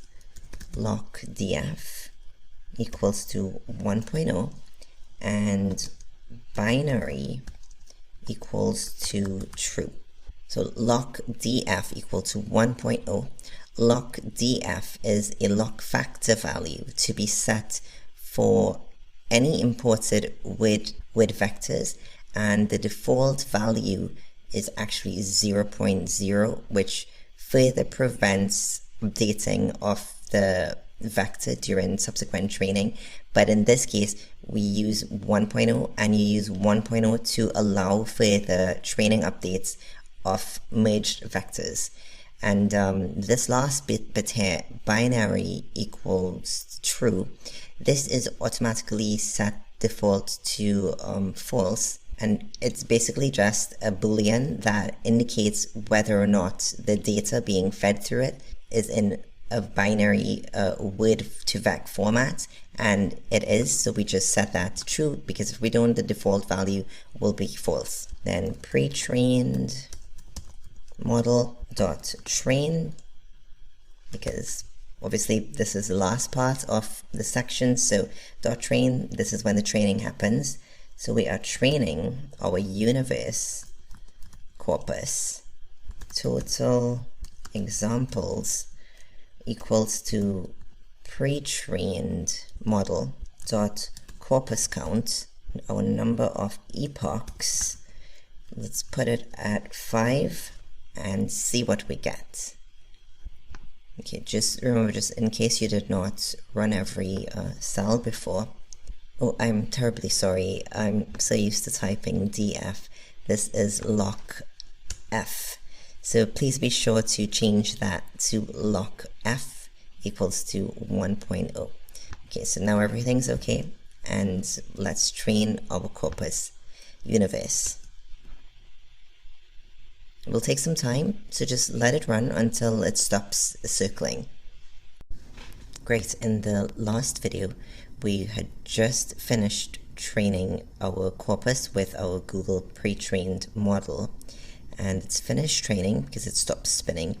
And now we want to try out this similarity between words after intersecting with our corpus universe. But just one thing before we get here, can you do me a favor please and scroll up back to our section where we had our pre-processing, and when we were cleaning our data sets, our description section, we removed the ASCII, the non-ASCII characters, we made everything lowercase, we removed our stop words, and I just want you to take notes of something. At this point, when we had to do our join, for both instances, make sure that between our quotes you have a space. So if you typed your quotes without a space, what is going to happen is that when your words are split apart to get your individual tokens and you remove your stop words, then when it's time to rejoin them back again into sentences, they would be rejoined without a space, so it's just going to be jumbled, and then we're not going to be able to get any proper results because it will just be getting, it will be training based on jumbles. So instead of getting the word the knight had a horse, we may get night horse in one mushed up long word. So just go back and make sure that there's a space here between your quotations, for both instances. Okay, so let's get back into it now. Right, so everything is trained with our pre-trained model, our Google pre-trained model. So let's try out so let's type out pre-trained model dot wv dot most similar, and you want to put positive in square brackets prints. I'm going to put a note for you here that the parameter that we're looking at here, positive, the parameter positive, what that is telling you is that it gives a list of keys that contribute positively, rather self-explanatory. And let's just take a look at what happens with this. Positive print. Oh, I'm sorry, you just put an equal sign there. Okay, now run that, and okay, great. So you can get an idea now. What happens here is that it gives you a list of the most positive matches to this. So it's the most similar. Remember our cosine similarity. So the closest thing to prince is princess, monarch, royal, king, a nobleman. You see, it makes sense, right? So let's try another example. Just copy this and paste it for ease, and let's try something different. Let's try the word hand. Hand, it's hands, arm, thumb, handed, fist, paw. So it's body parts. Similarly now, let us look at the similarity between two words instead. Pre-trained model dot wv dot similarity, and choose two words of your choice. I'm going with king and queen, and we'll get something rather high. Okay, 0.65, that's pretty good. And try it again, but this time let's go for two words that aren't similar. So we'll remove the king, and for queen let's put hand. So it's like significantly less, it's almost zero. So we get 0.05 compared to 0.65. So this is almost zero. There's almost no similarity. However, I must say that if you are a Game of Thrones fan, that like I am, I would see some more similarity in hand and queen, because, you know, the queen, for instance, Daenerys, she had her hand, which was, you know, her hand was Tyrion, so we may have, you know, seen some more similarities there, but just ignore me, that's really not important. Okay, so okay, great. So moving on to this part where you have the function vectorize. Scroll on to this section. This is going to be a rather long function, because we're going to define this function vectorize. This is going to be a rather long function, because we're going to define this function vectorize, and what vectorize will do is that it would define the average weights of vec for each Netflix description, and each description, what this basically is doing is that it's vectorizing it. We are trying to change it into our machine readable weights of vec embedded vector, or embedded aka word vector. So let's get started with defining our function vectorize x, and let's set our global embeddings, and set embeddings equal to, so make our list. I'm going to put a note of what I just did there for you. That is a list to store the vector, the vectors, all the vectors. So essentially these are vectorized Netflix descriptions. Okay, let's continue after this note into our iteration. For line in our data frame with our new column, new description. So this is for each cleaned description. Just remember that that's what the new description was, that new column. Just do an indent for me, and width of vec is equal to none.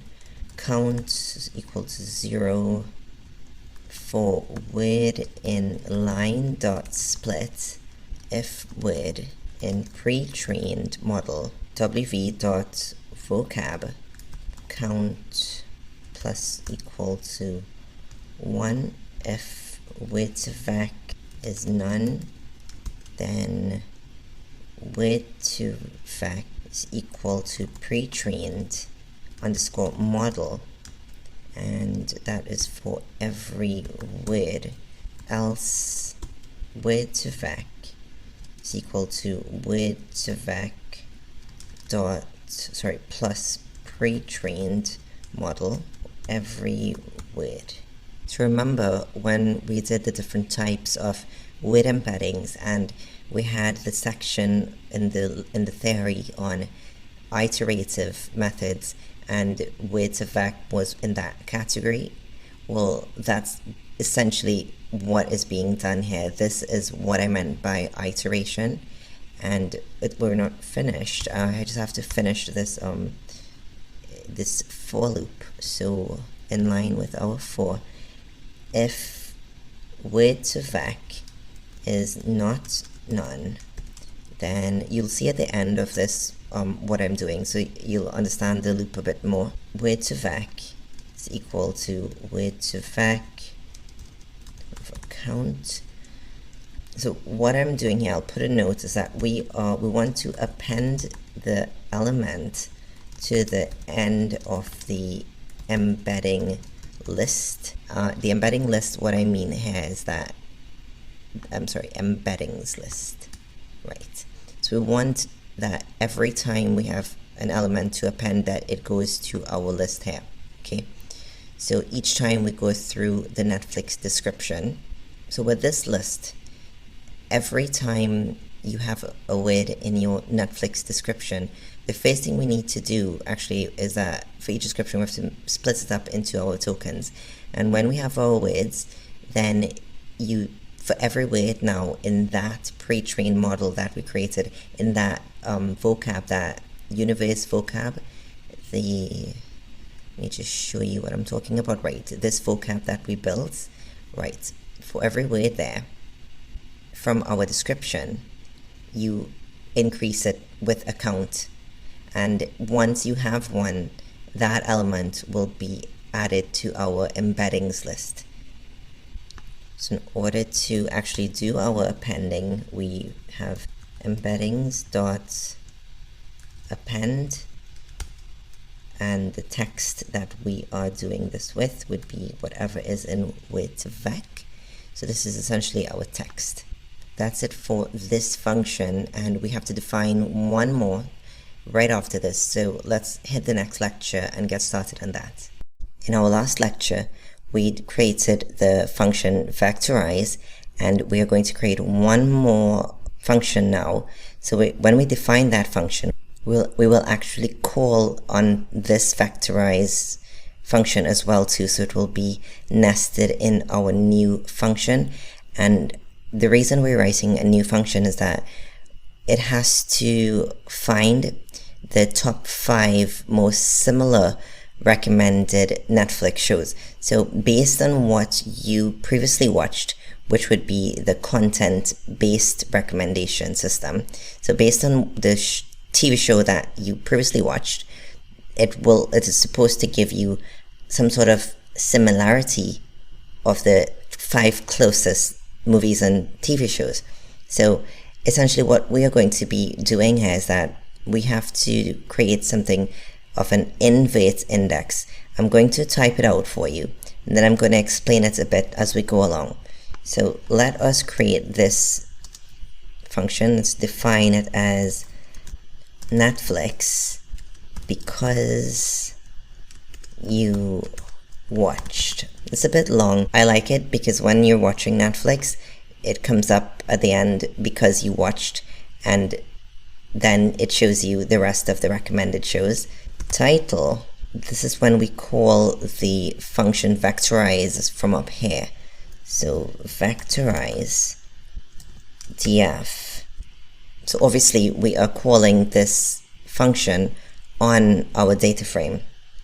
And cosine similarities. So cosine similarities equal to cosine underscore similarity. That's the function I was talking about. Embeddings, which is our embeddings from before. Embeddings and embeddings. We want to create a new data frame, and that data frame will have reversed indexes. And what a reverse index is that, imagine this, we have a dictionary of characters. Well, in this case, since we vectorized our data frame, it is a dictionary of embeddings from our description of our TV shows. And these descriptions are mapped to the name of the title of the movie. Okay, but what we want to do is that we want to convert that to a dictionary of titles that are mapped to the characters that actually have them. So it's reversing it from what the description is mapped to the titles, and need that to be reversed, because later on when we try to see how our recommendation system works, we need to type in the title and see what other titles we get that are similar, but it's being trained on our description. That's the reason we are doing the reverse. So let's just create that new data frame. Netflix shows equals to df title, double square brackets, title. Put a note here for you that this is a new data frame with reversed indexes. Indices equals to pd.series,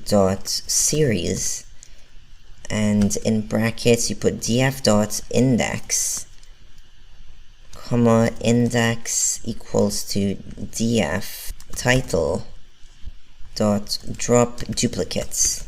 Ix equals to indices, title to indices, title in square brackets, not regular. Cosine underscore sim, this gives you the cosine similarities. Cosine underscore sim equals to list enumerate. We are enumerating our cosine similarities from this. Don't confuse it with cosine similarity, the function. Cosine similarities, our object. Square brackets, ix, which is our object we're reading in from here. Ix, our brackets match up, great. What we're doing here with the enumerate adds a counter to an iterate. Well, an iteratable, is that a word? I'm not sure. An iteratable, and returns it.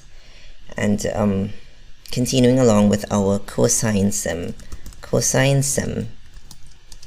equals to cosine underscore sim 126, and for Netflix index, you want to equal that to square brackets I into square brackets again 0 for I in cosine sim.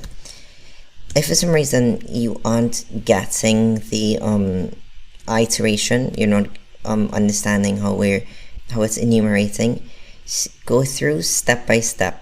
And if you have questions, you can always message me and I'll be happy to explain further if you need. Watch underscore next equals to Netflix underscore shows dot ilock into Netflix underscore index. Continuing for index row in watch next dot iter rows, we are printing the row title of the recommended shows. So this here is printing the 5 shows that the algorithm assumes that it's similar to what we watched in this title. So the reason we have it in a loop is because we want it to be for the top 5, and that's actually why we have this number here, 1 to 6. Actually, let me put that note for you. That would be because we want the top 5 similar Netflix shows. And you can change this if you want more or less, if you want the top 3 recommendations. I try my best sometimes to go through line by line or just give you an idea of what the logic is behind each line. If you are still unclear about any of the lines here or what is essentially being done, please, like I said, just send me a message. So firstly, let's go with friends. And it gives us, okay, this actually does not seem to be quite good because this is very different to the sitcom Friends. Let me just try one more example here for you.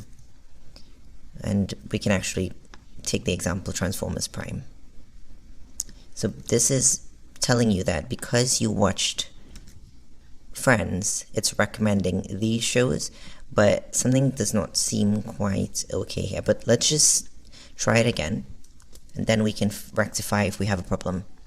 Okay, we do have a problem, and this is good because a big part of your life as a data scientist or NLP engineer would be on fixing problems. So this is a good lesson for reality when you start programming on your own and you're not following with me.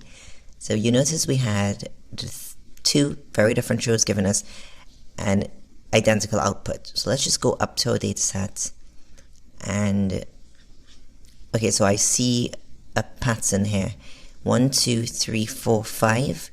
The first 5 elements on our dataset starts with this show, whatever it takes: Transformers Prime, Transformers Robots in Disguise, Reality High, and Apaches. And you notice our function actually did not work because our function just gave us the first 5 shows in our database, so that's very wrong. So let us go over our last function. We are calling our vectorize function from this part. Cosine similarities, enumerate, and cosine. Oh my, okay, so I have found the culprit. I'm very sorry. I'm supposed to put 1 line of code for you in here. Excuse me, because sometimes while I'm typing and coding and talking, I don't have reference notes, so I'm just typing off the top of my head, and I'm terribly sorry for the the error here. But this is good. You will understand the importance of this line that I'm going to give. So without this line that I regrettably excluded, you notice that no matter what we called, when we call the function, no matter what show we watched, it gave us a wrong output. It was only giving us the first 5 shows in our dataset. And why is that? Something's not quite right. So I'm going to write out this line for you, and then I'll explain it. Basically, we are missing the function called sorted. And what sorted does is that sorted is a function that retains a sorted list of the specified iterable object. And in this case, our iterable object is for our titles that have a certain cosine similarity. So that is exactly the problem.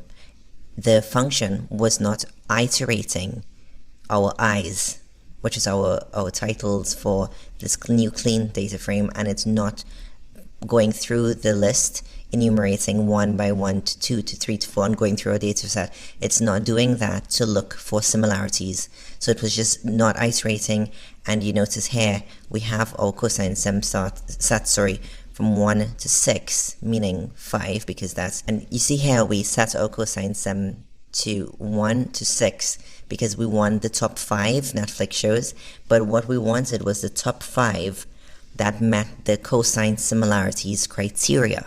So you run through everything, and this 1 to 6 is not supposed to be the 1 to 6 in at the top of our data set. That is completely wrong. So now we have an appreciation for the sorted function, because with the sorted function, now we don't have that problem anymore. We go through the database, sort one by one, and then we keep iterating until we get the cosine similarities of the top 5 Netflix shows with the highest cosine similarity to whatever show we watched. Right under the enumerate line, you write cosine sim equals to sorted into cosine underscore sim, comma, key is equal to lambda. And remember, lambda follows a formula, a pattern.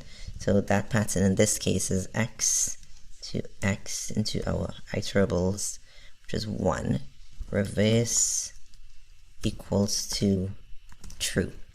That is all we were missing, and that is the only thing that caused all these problems. So now I'm going to add a note here for you in the text. Let's do font color equals to turquoise, and then we put, this is just for the color, so I can get it to be all fancy, but you don't have to put this part. You can just go ahead to type as suited. So the sorted function returns a sorted list of the specified iterable object. Specified iterable object. I think because of my mistake, you're actually never going to make this mistake again. So to correct our error, let us run this same thing again. So we are going to see what Netflix recommends for us because we watched Friends. Remember to rerun this section or else you'll get the error again. So it considers the correction that we just made. Okay, excellent. You have made it to the end of the section because we have created a lot of our functions. We've basically done all of the work. In this video, we are just going to basically see what we've done. We are going to actually get our Netflix recommendation. So when you're watching Netflix and you see because you've watched Friends, then Netflix has a few recommendations for you. We're going to do that. We are going to enter our sample movies or sample TV shows, and based on what we watched, let's see what our algorithm recommends for us. So in our last lecture, we created this function. Call that function Netflix underscore because you watched. Excuse me for this being so long.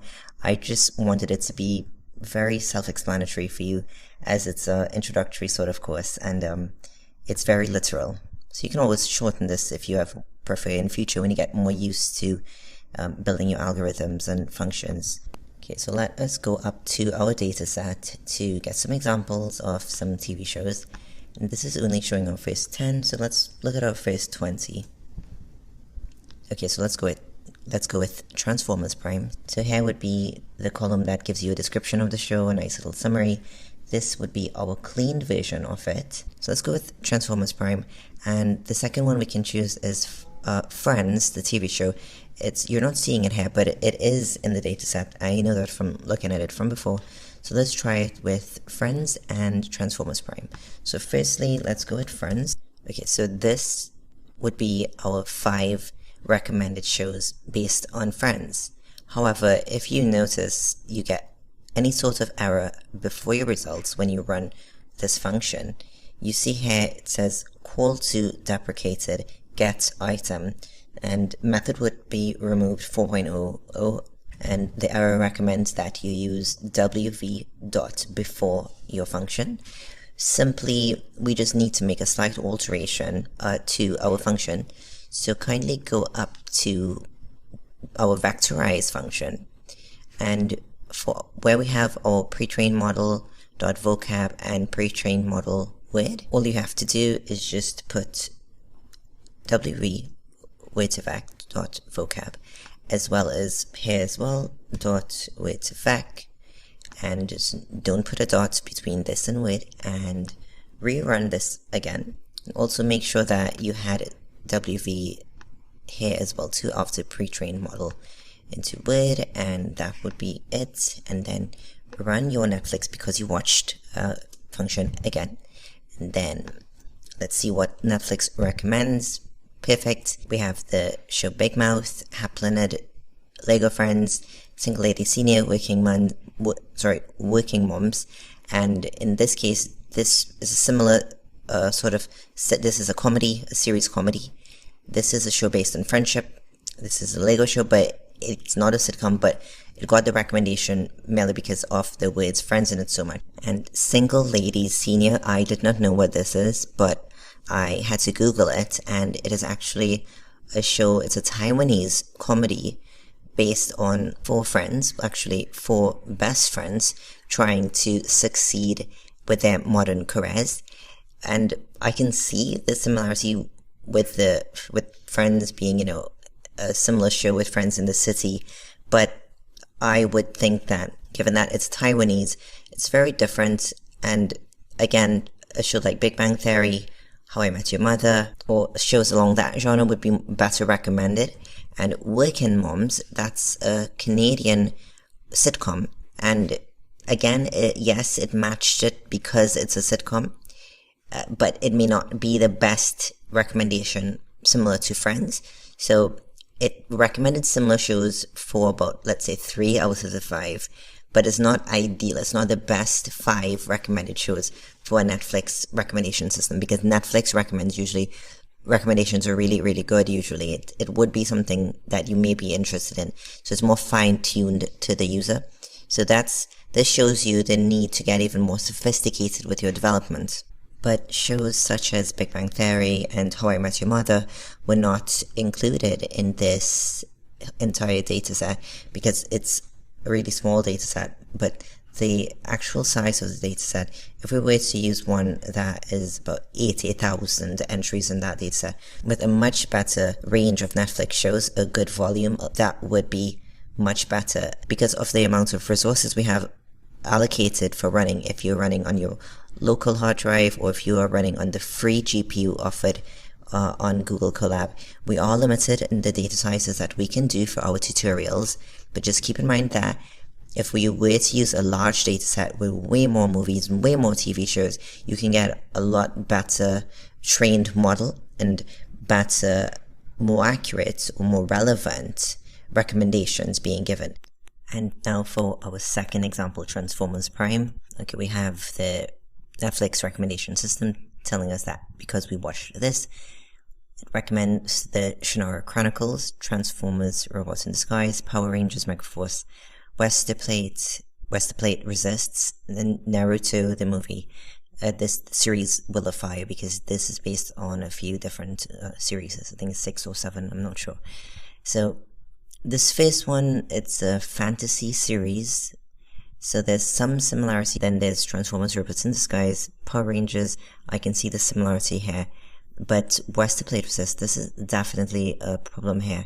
This should not be recommended because you watched this. This is actually a history-based old 1967 movie, which has nothing really to do with Transformers Prime.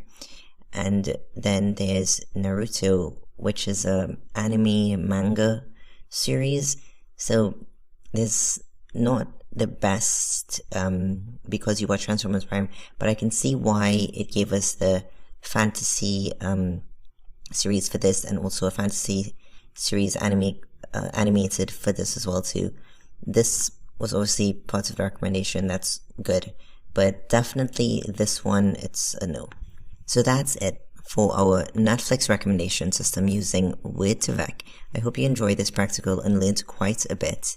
And if for some reason you did not get your program to run, I have attached the complete Netflix Word2Vec Colab notebook in the first lecture of this section. So be sure to check it out, download it, and load it up and see where your problems could have been. If you can't find where your problem was, you can just message me and we'll work it out. So thank you. Welcome to our practical project where we create a fake news detector with LSTM. This lecture, together with a few subsequent lectures, would all be continuing on the same notebook called fake news detector _LSTM. So if you haven't opened it up already from your Google Colab folder, just go and open fake news detector underscore LSTM because I have provided some notes and stuff in my notebook for you. In the previous lectures, we went over some of the theory with LSTM in deep learning. Some of that included the one-hot encoding. You will actually use it in this practical, and we will create our LSTM model. And when we do that, you would get a chance to observe the alteration in the shape, the flattening that we mentioned before, and then the reshaping that happens when we change from embedding to flattening to the dense layer. So this observation, we mentioned a theory in it before, and you'll actually see the numbers working out because you will get to observe the total weights for the matrix size of the LSTM, and I will actually use a little mathematical verification so you can see that the numbers actually added up. When we get started, you'll get a better idea of all of this. So let's jump straight into our coding. And as you can see here, I have taken the liberty already to type out your imports for you. We're importing our regex, pandas, NLTK, and NumPy libraries together with TensorFlow and a bunch of our NLTK. This is for our lemmatized and our stopwords. And if you have not done so before, we can download these. Okay, great. We've downloaded any packages that we did not have. And as usual, let us do our imports from Google Colab. From Google, we're importing our files, and then we upload equal to files dot upload. In our dataset folder, we will be choosing the fake news.zip folder and just let that upload. Alright, 100% has been uploaded. It is a zip file, so let us quickly unzip our fake news. Okay, great. And then we want to just read in with pandas our train.csv. df, our data frame would be pd.read.csv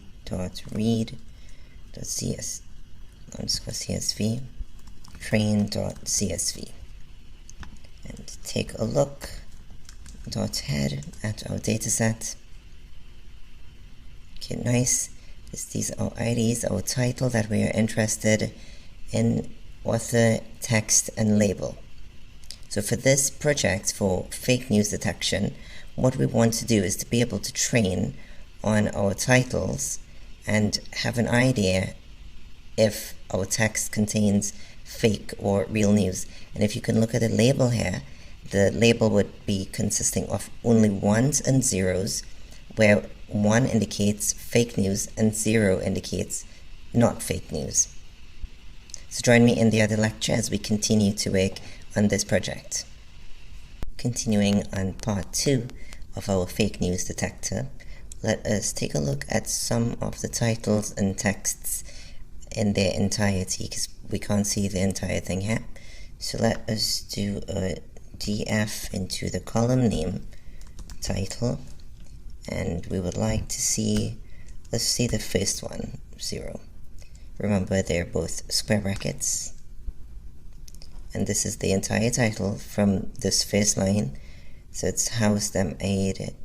So and now let's also see the corresponding text for this title. So change title to text. Okay, great. And this is the entire article. So it's something about the Republican committee chairman, and it was labeled as fake news. So like I said, that each label, 1 or 0, 1 being labeled fake news, will actually, for this data set, when they labeled it 1, it actually meant that this source of news was unreliable. So this one, our first one, is labeled unreliable. Let's take a look at any other one. You can choose yourself. I'm choosing title number 100 and text for 100. Let's just take a look at that one. It's on technocracy, and the text for it corresponding would be okay. And also let's just see what label that article got. TF label 100. it was also flagged as unreliable news. Okay, so the shape of our dataset, df.shape, so there we see it's 20,800 by 5, and let's have a look at how many of these consists of null values. df.isNull, sum. Okay, for our title we have over 500 null values, and also for the text. Now, and for label, luckily we have no null values. Now, since we are interested in the title and the text throughout this LSTM news detector, because we need to create our model on this data, so how about we drop the title and the text rows that are null. So we don't want to drop the null values for all the columns, we just want to do it for these particular 2 columns. So to do that, we're revising our data frame. So df would now be equal to a new set of rules. So it will be equal to df dot drop any to subset equals to square brackets title comma text. These are the only 2 columns that we are interested in dropping the null values. So then we do a df.isNull dot sum, and we just need to put our brackets in there, and keep in mind that this is our new revised data set now, so it will not contain the null values in title and text like shown here. So we can run that and drop these null values, and now I've already outputted the sum for you, so now you can see that in title and text you no longer have any null values, and author has less, but that's not intentional. What happened there is that there were some records where the empty author entity corresponded with either an empty title or empty text, which is why we have a bit less in the author, but we didn't intentionally do anything to drop the author column. Now scroll down to the title, preparing to create the model. That is this green title, and we are going to assign our x and y values. So x would be df.drop to our columns that are label, and what this is that for x we are dropping this column, and quite the opposite for y we are using that column label. Okay, to run this you won't see anything happen directly, and let's look at their shapes. So x shape and y dot shape, so these are your array dimensions.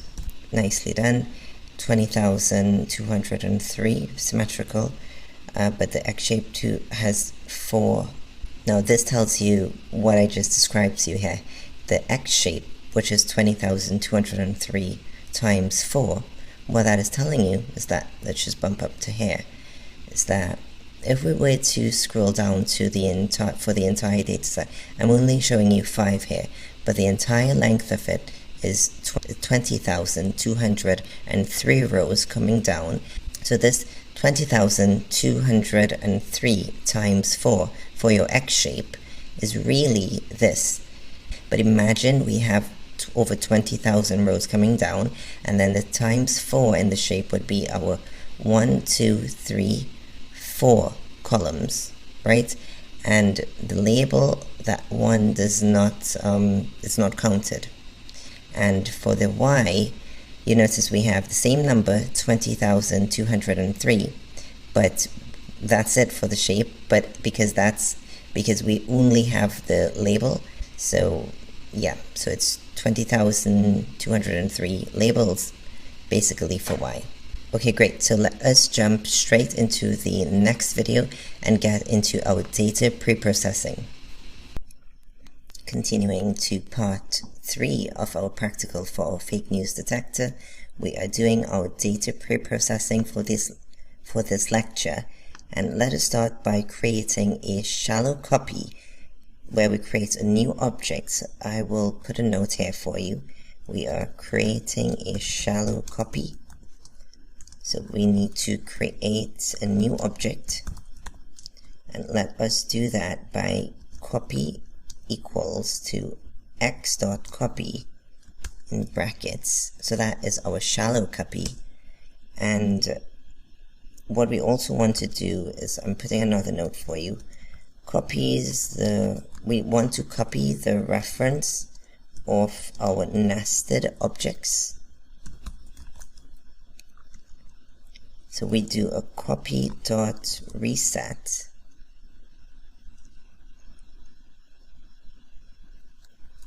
underscore index in place equals to true, because the default is false, and that is what this reset index is doing.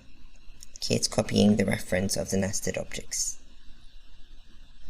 So run this cell, and you want to, now we are going to do our classic pre-processing, our cleaning, which would be in this case lemmatizing, some regex where we do some substitutions. So let us get started with our WS is equal to WordNet lemmatizer. So this is from our lemmatize. So that is actually why we did our import here for our NLTK WordNet lemmatizer. Scroll back down here. Okay, so WS is equal to WordNet lemmatizer, and list, this is our list that we are creating, list titles is equal to square brackets. So that is our list, and now for I in range 0, and then for our shallow copy, we want to make a print for I, and what this is doing, I will put a note here for you. We want to print the copy that we made, the shallow copy, and taking the information from the titles column, and we will be doing this for each index, which will be each row, and that's what I mean by I.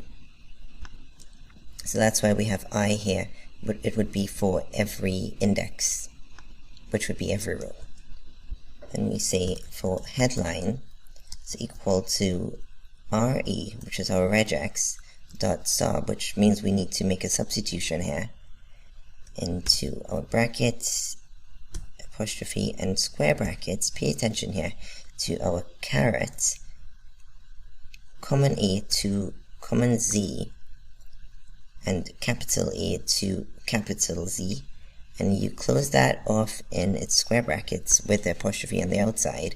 Then we do a comma, space, because we make the substitution with a space, and then we say our copy information from our titles column for each index.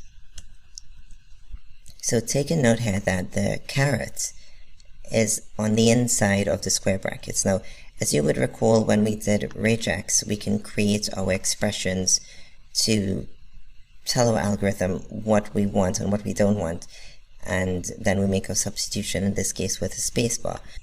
So I'm going to make a note under here for you with what this regex expression means. So we are matching the text string for any lowercase letter or any uppercase letter, because that's where we need to look for any string that has the A to Z or capital A to Z. So we are looking for that. But like I said, the caret is on the inside of the brackets. So there are two conditions that can possibly happen. So in this case, when the caret, I think some people refer to that as the hat symbol. So when the caret or the hat symbol is on the inside of the square brackets, like in our case, it matches any character that does not appear inside these brackets. Then the opposite happens. So when the caret is on the outside of the square brackets, it matches the beginning of the line or the string. And well, in this case, we mean the title. So again, what this means is that the caret is on the inside of the square brackets. So that means that, that can be whether it's a non-ASCII code, or it could be a letter that is not in the English language, for instance, in Arabic or Hindi, or it could even be a hashtag or something. And in this case, it would substitute it with a space. Now let's make everything lowercase, so that we'll be using from this, what we just processed here. Our headline is equal to this entire expression. So this cleaned set of titles that's stored in headline here, we are taking it down here again now and turning that into lowercase. Just copy this and paste it in and change this lower to split. So we are doing our token splits here.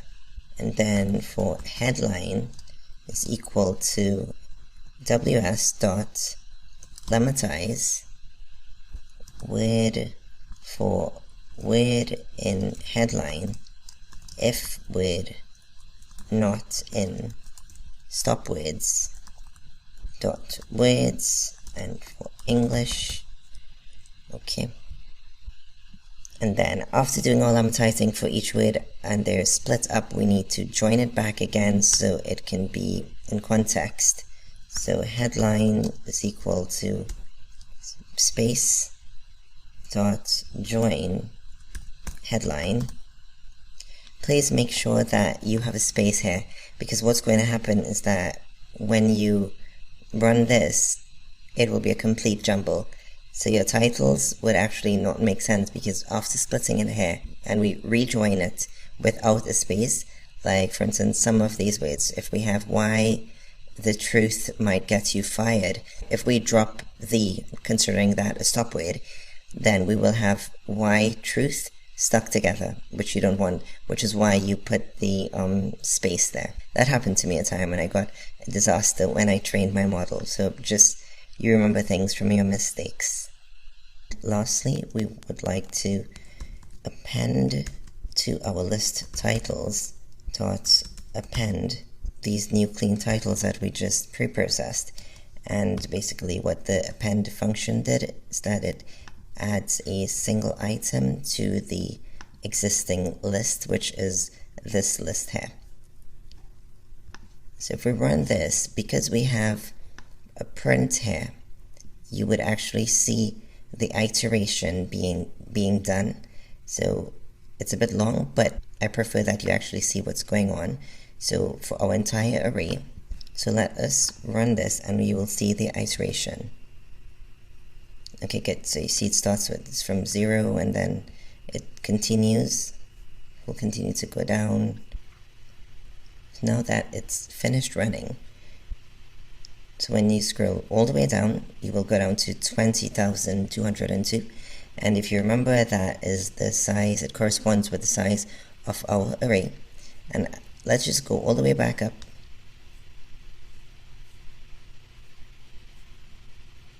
to our loop and just comment this out. So put a comment in front of our print so that when you run it again, it will not have the output. You will not print out the output.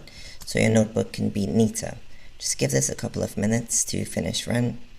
Okay, so when this is finished running, and now it has finished running, join me in the upcoming lecture where we continue along with our fake news detector project and we start working with our new cleaned pre-processed data. Okay, great. Continuing from where we left off, we just finished lemmatizing our tokens. So let's continue from that. Just take a look exactly of what is being stored in list titles. So let's do list titles. Okay, and if you remember how our text looked before, so let's just go up to our original text. So here, Okay, so let's take a look at the original text. Let's just go back up.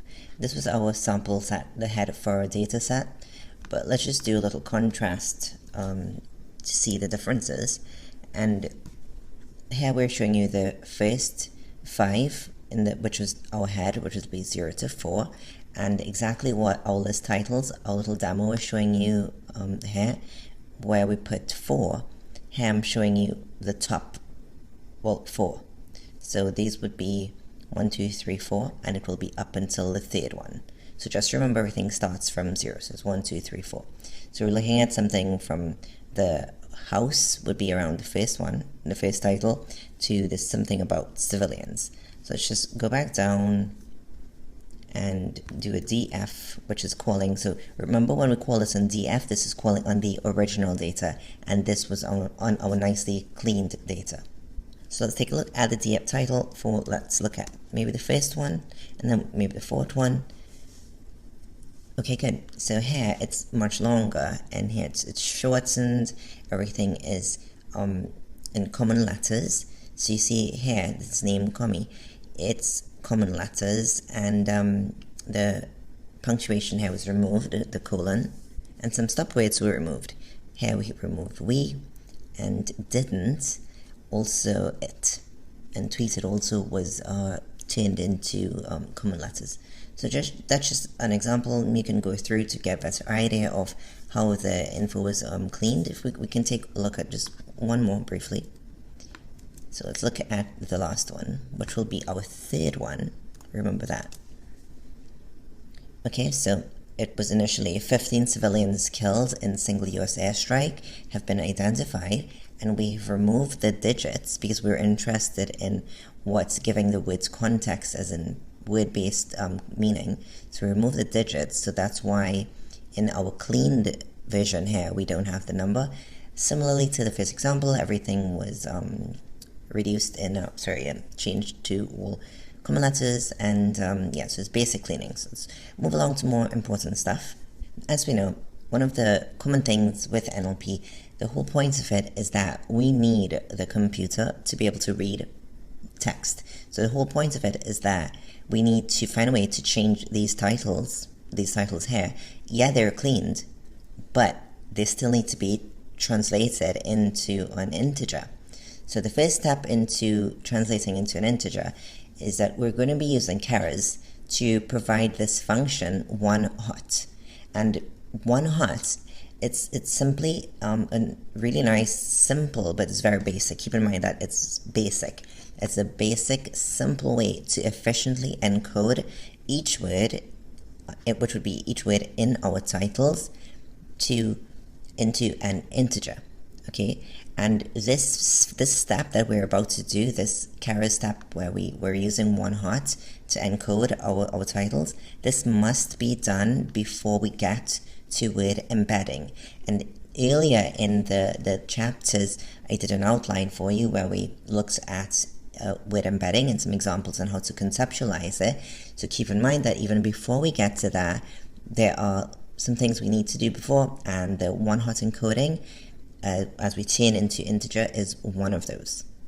So the first thing we do is that we set a vocab to 10,000, and all this is that what we want to do is that it is the number of words in the source vocabulary, and this source vocabulary, this number, the size, it signifies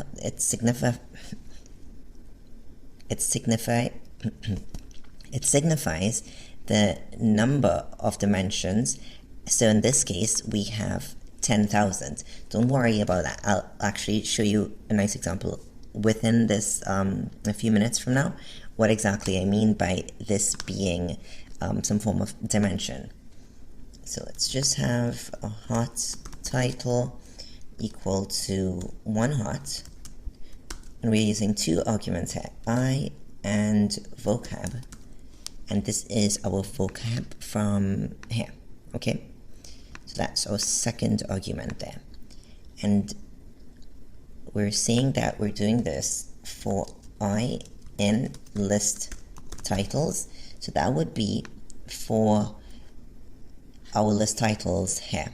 Okay, so it will be for everything in our array. So essentially we have applied this one hot function to our entire vocabulary, and our vocabulary of set to 10,000 in dimension for our entire textual data. The whole point of this one hot function is to encode our words, in all our titles as an integer. So let us see exactly what happened in this tiny line right here. So it's hot title, and let's print out maybe the same first 4 in our array, the same bit. So the same bit of info that we have here, we want to see what was done by the one hot function. Okay, excellent. It's wonderful, because now we look at this textual data here, the first bit of our array up until the third, and in this case you see here we have the 4 rows, okay, but it looks nothing like this, and that there's a good reason for it. It's because this has been encoded now into our integers. Again, you would notice a similarity between the lengths of each, well, not sentence, but each batch of words for each title. And you would notice this one would be the longest because it has the most tokens, and this is the shortest because it has the least tokens, is the shortest sentence. And here, similarly, we have only 4 numbers in this row and only 10 numbers in this row. So you see it adds up. That's proof that what we did here was that we took the cleaned titles, and for each word is represented by that encoded integer form. So this would be house, this one would be tweeted, and here we have identified. Okay, great. So join me in the next lecture and we'll take a look at pad sequences. Okay, nice. We're moving along really well, and I'm just going to do one little quick thing here. I want to find out the longest sentence. What's the size of our longest sentence? And I'll show you why in a bit. But for now, let's just get that. So longest is equal to len into max our list titles that we just created earlier, and the second thing we're passing in here would be our key, which is equal to len. Again, what key is equal to len is doing, this is using a built-in function that's one of Python's built-in functions, len, and what len is doing is that this function is, okay, so all this line is doing is that len is a function that is built in Python, and what we are passing into our function len is that we're trying to find the longest sentence. And essentially what len does is that it sorts through it sorts through our string to find in order from shortest to longest. And in this case, since it sorts through, and in our case we want the longest, and it sorts through from shortest to longest, and we're saying that we want the longest, so we want the max. That's all it is. So let's just see what this is. Print that out and we get 356. That's the length of our longest sentence. That's the length of the longest. Let me show you what I mean with the longest. So like up here where we have this being the longest in this sample set of only these 4. So this would be the length here, but you notice we want the longest, so that in a case where you look at our padding, it is to do with something called padding, and I will get to that shortly. So why do we need to know what the longest sentence is? The whole point of it is that before we get to our word embedding, we need to have our structure in not a concise, but an exact size. we can't have unstructured data, and part of getting our data to be structured is that we needed to have some sort of uniformity. And so we want to be able to make every sentence of the data the same length. Okay, and what I mean by we need every sentence of the data to be the same length, picture it like this. Let's take a look at this diagram. Now, you notice the heading here is something called padding. That's important because the next step is something we're using a function called pad sequence. And pad sequences, that is used to ensure that all sequences in a list have the same length. So that's what we're going to be doing next. We're going to be using this important function called pad sequences. So simply how this function works is that by default, it adds on zeros to the end of each sequence to get it the same length of the longest sentence. So the padding is like it would just pad up with zeros. And you see here we have these 10, and then we have this short sentence here. So let's pretend that this is our entire array, even though it's a sample of only the first 4. And let's pretend that this is the longest, right? So we want all of these to become the same length as this, because we want a nice structured, let's picture a nice structured cube. And in order to get that cube, you need this to even out. So when it evens out like a square like this needs to be the same length as this one. So you will add a 0 here and a 0 there, 0, 0, 0. So to get a better idea of what I mean by this pad sequences and the padding to add all our zeros to get it to the same length to match this 3/56 of the longest sentence, and we just use our len function for. Let's just take a look at this theory slide, and it really is a nice way to conceptualize what padding is. And so this shows you what our pad sequence function will be doing, and we are padding the missing characters with 0, 1 hot vectors up onto the max word length. Okay, and let's pretend here that the max word length is this KATZE, right? But then we have these other small words like cat and chat. So we need to get this entire array, this entire structure of the same dimension. So cat has to be padded up to be equivalent to the size of this longest word. So that's why you would notice for cat there are there's a number here, a number there, but here's all zeros, right? Because we're trying to fill up and get padding to be able to match whatever our longest word is somewhere in our array. So there's pre-padding and then there's post-padding. So you can choose how you want to do your padding, if you want to do it before or after. Generally padding is set to default to be post to be after. So if you want the padding to be done before, that's pre-padding, we will set that in our argument. So let's see what I'm talking about. Let's see how to do the code for it.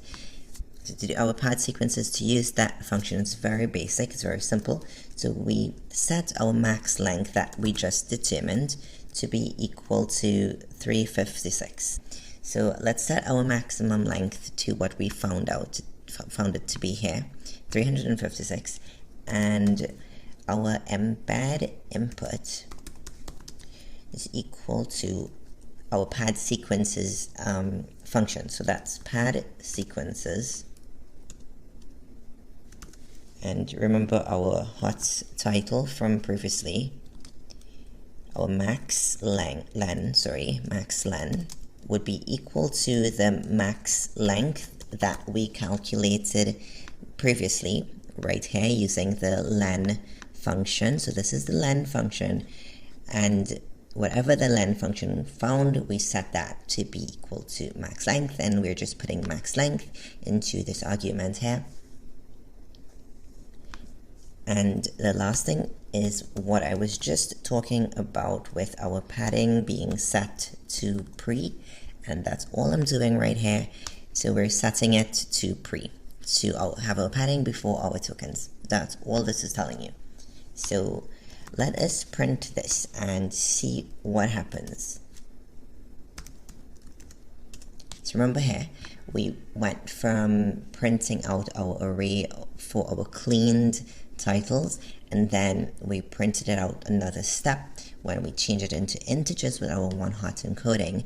And now with our next step, let's see what happens when we apply the pad sequencing function. Okay, this shows a really nice example to solidify the steps that we've been going through. So here we have this nice little cartoon diagram showing you, yeah, we have our word and then we have our zero padding here, but now you see it in reality. We see a hard evidence in front of our eyes that, yeah, this was the first bit. Okay, so look at our example up here. You remember this was our first, let me just go up here. Okay, right. This is our first title in our example, our data frame. And then we saw its equivalent here in one-hot encoded integers. And now we see the same thing here. But of course, it's only showing you parts of it. But what's important is that you see the last three. These were the last three. So it's showing you parts, so it's showing you these last three here. And remember, our padding was set to pre. So in order to get it to be equivalent to that 356, we added the padding in front of it. So that's why you have all these zeros in front of it. It's not an error. That's exactly what we're supposed to be seeing. Okay, so now we actually get to the point of being able to create our model. And before we get into actually creating our model, the whole point of this, just to conceptualize, is that this structure here that we created is the shape of our input. It's considered as to be a two-dimensional shape, so that this includes our batch size and input length. And so the first input to our model is this two-dimensional tensor shape. Okay, so let us get to creating the model in our next video, so jump along with me. Okay, finally we got to creating the model. So let us use the sequence function, not pad sequence, that was before, that was something else. We're using the sequence function. So our model would be equal to that sequential function, sequential, and all this is doing is that we're using this, picture a plain stack of layers, and each layer has exactly one input tensor and one output tensor. So we are creating a sequential model incrementally, and how we're doing this is that we're doing it via the add function, the add method. So you will see each line that I write here, we will be applying the add function. So let's see what that means. So let me just put a note here for you. That sequential function is creating the sequential model incrementally via the add method, right? And let's do a model dot add to use that add method that I just talked about. And in these brackets, we will be embedding, remember, okay, this is our input dimension, which is equal to vocab. And if you recall, we had already set our vocab to 10,000 earlier, and I did mention to you that vocab, let's just go back up to refresh your mind, your memory, and this vocab that we set to 10,000, all it is that the source vocabulary signifies the number of dimensions, and exactly that number of dimensions is our input dimension. So that's why we had our vocab set earlier to that 10,000. So that's the input dimension. So now for the output dimension, and that will be equal, we're using 40, and you'll actually see the mini calculation after to see what we're actually doing. And then we have our input length, and what do you think this input length would be equal to? Just think about what we've just been doing. We're creating this structure, and it's a shape, it's a 2D shape we're creating here, and we're looking at our bat size and our input length. So did we do anything before with regard to length? Yes, we did. We spoke of the max length for the longest sentence, and then we looked at the sentences here, and for each token it's represented by one hot code, and then we have the zeros here. And then now we take that input length to be exactly this, the 356. So that's why we needed to pad everything up. Okay, so the input length is nice and even. So that is 356.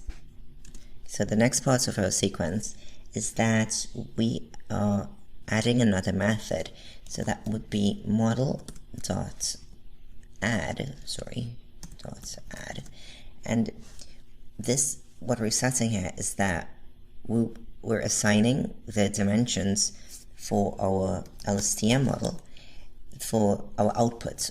So we're setting that to be 150, and then we're adding one more layer, so that's model.add, and this is for our dense layer, which will be 1, and the activation, let's set that to sigmoid,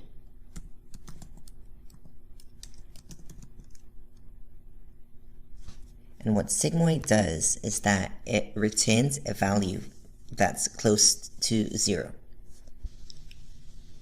And lastly, let us just do model.compile and set our loss equal to space, and then optimizer equals to Adam,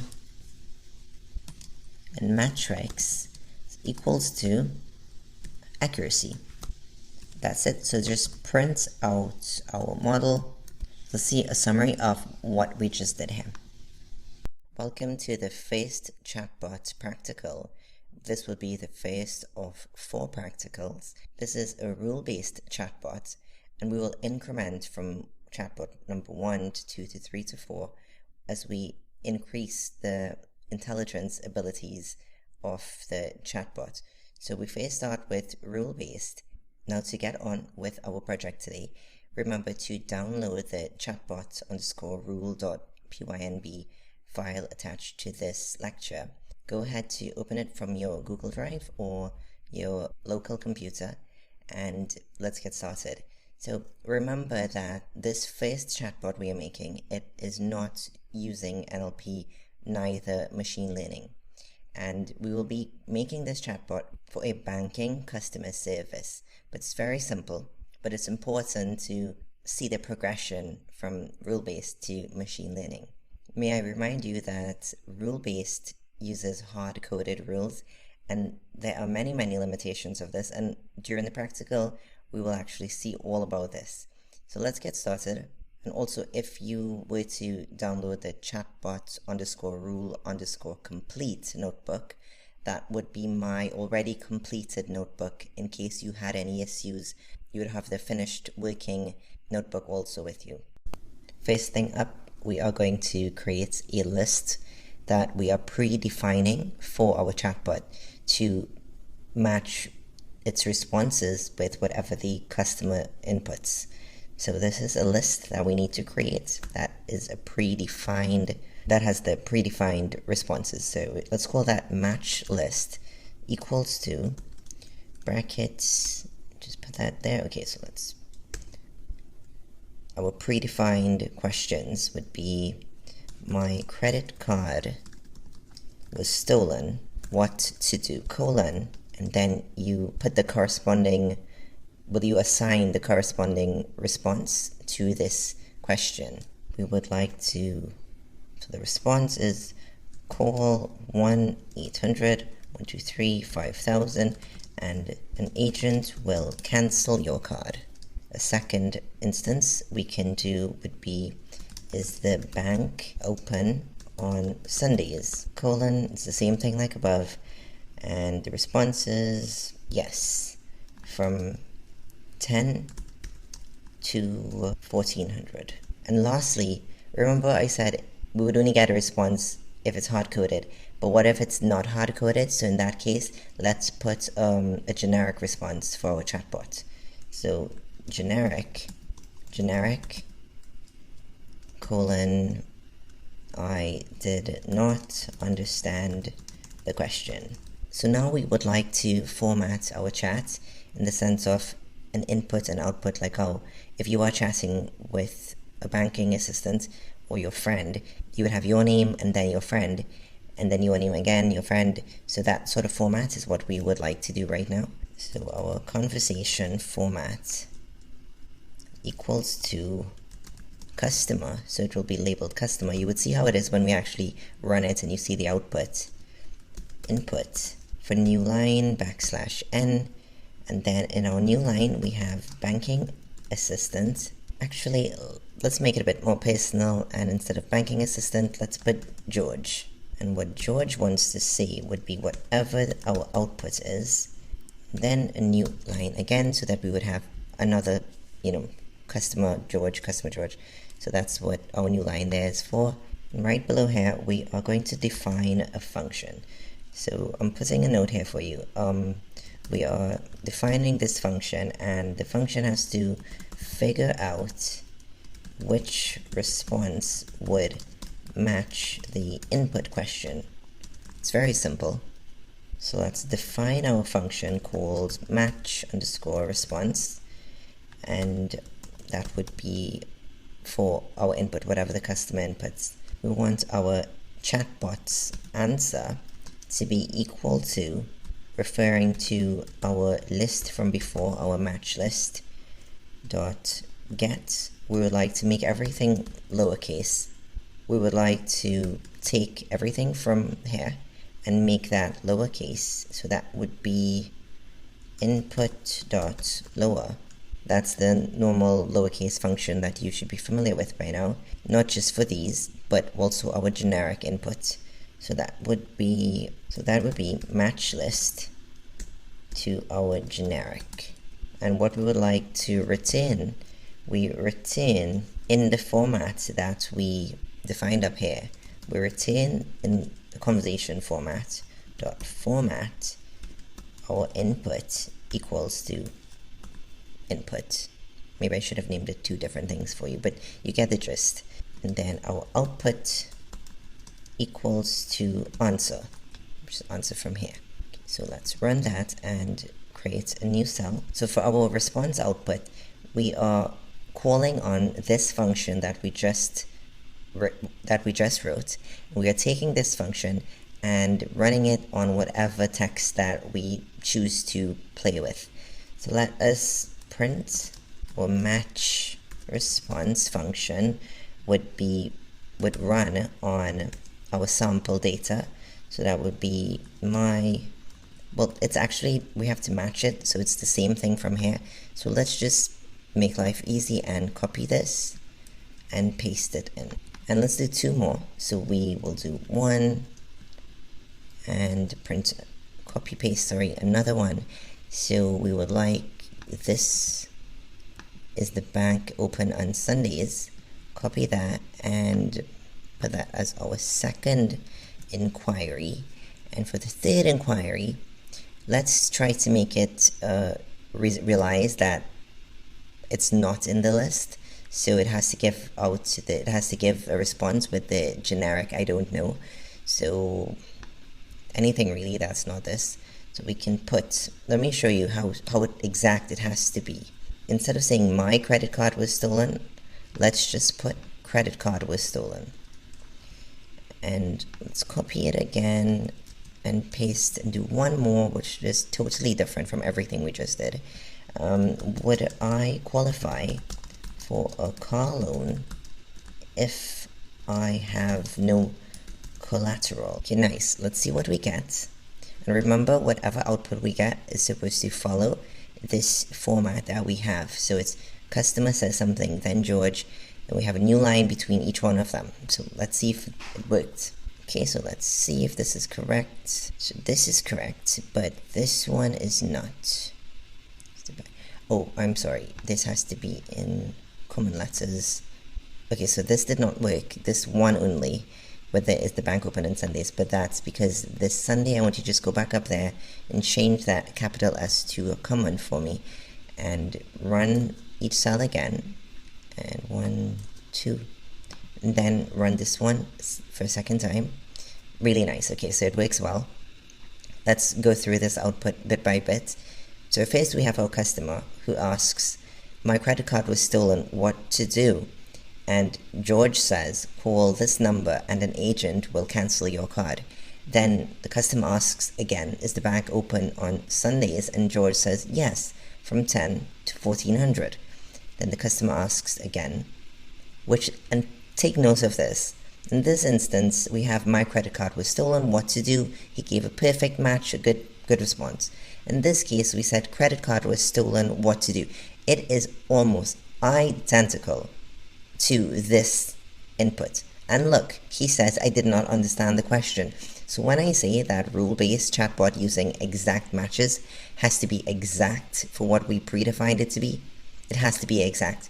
So this would show you how to appreciate what we're going to do later on when we bring in the machine learning, because this, I mean, seriously, it's not nice. I mean, how useful can this be? And that's why I said earlier that now, in this case, because the chatbot relies on such exact questions, it's usually done in a lot of corporate companies with rule-based chatbots. They quite often give you a list of pre-selected questions for the customer to choose from, whether it's drop down or just a selection, so you don't actually have to type anything, which is not the human to machine interaction we hope for. This is, you know, it's very, very basic. So look at again now, we have, would I qualify for a car loan if I have no collateral? Well, this one is completely different to everything we predefined, so obviously George is going to tell us, I did not understand the question. So this is just your basic rule-based chatbot using exact matches, and then we go on to another one where we use pattern matching, where it actually has to kind of guess the answer. It's still using rule-based, so join me in the next lecture for that. But just keep in mind that, yeah, this is simple, it's not all great and groundbreaking and that exciting, but we will get to the really cool, more intelligent chatbots where we use NLP and we use machine learning. So stay tuned with me and join me in the next lecture.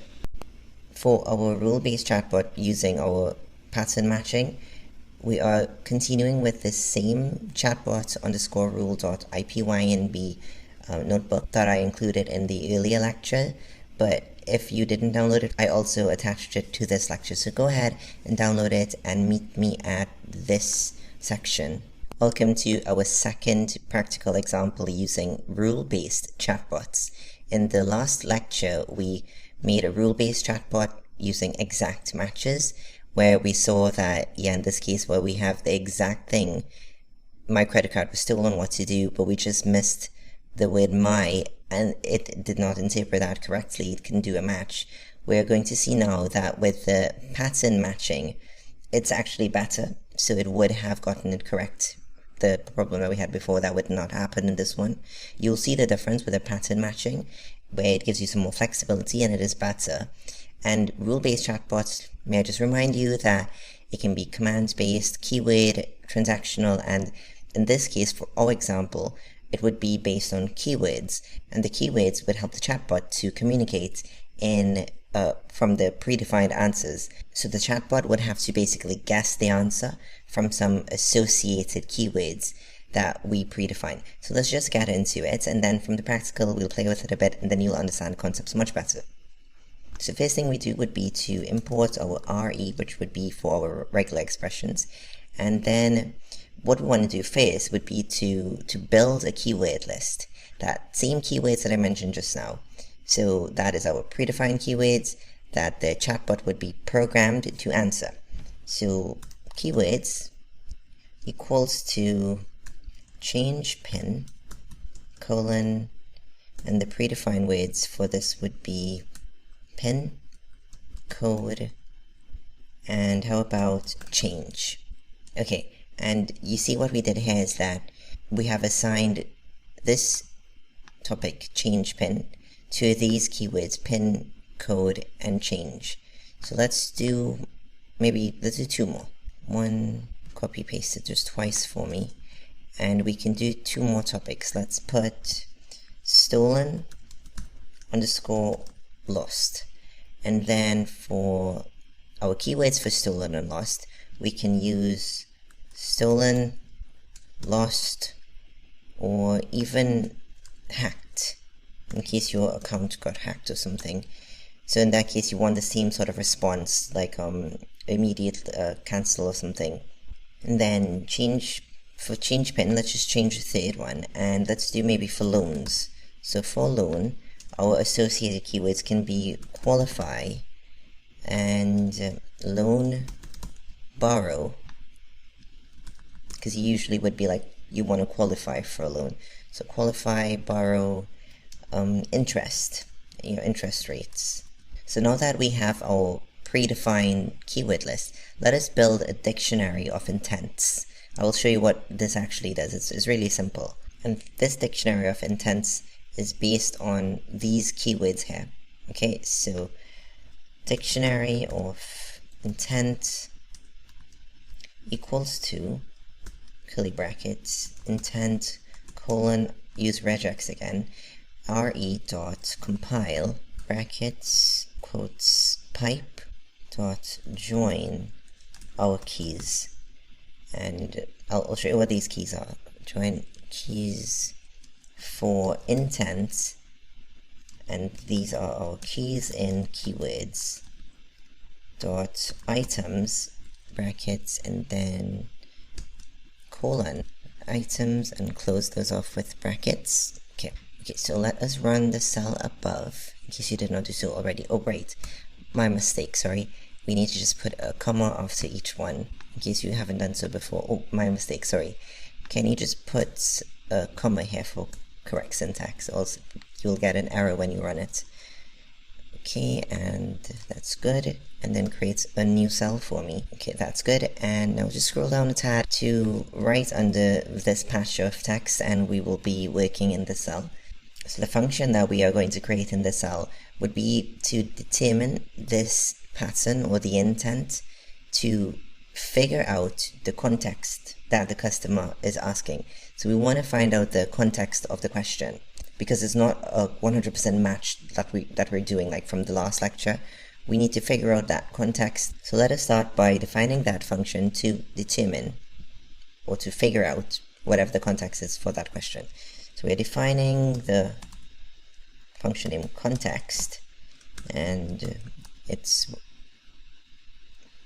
supposed to be run on whatever our customer input is. So for intent,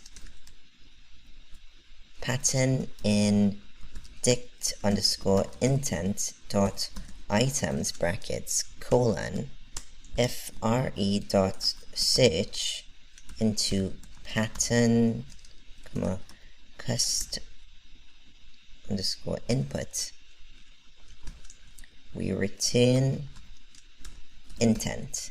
So what we are doing here, it's really simple. We are taking an input from our user, which is our customer input, and we are using regex to search this customer input. And the pattern that we are talking about here is that we want to see if the customer input has any sort of resemblance to the input string for our keywords. So that is to see if there's any pattern with whatever they inputted to whatever the keywords is here.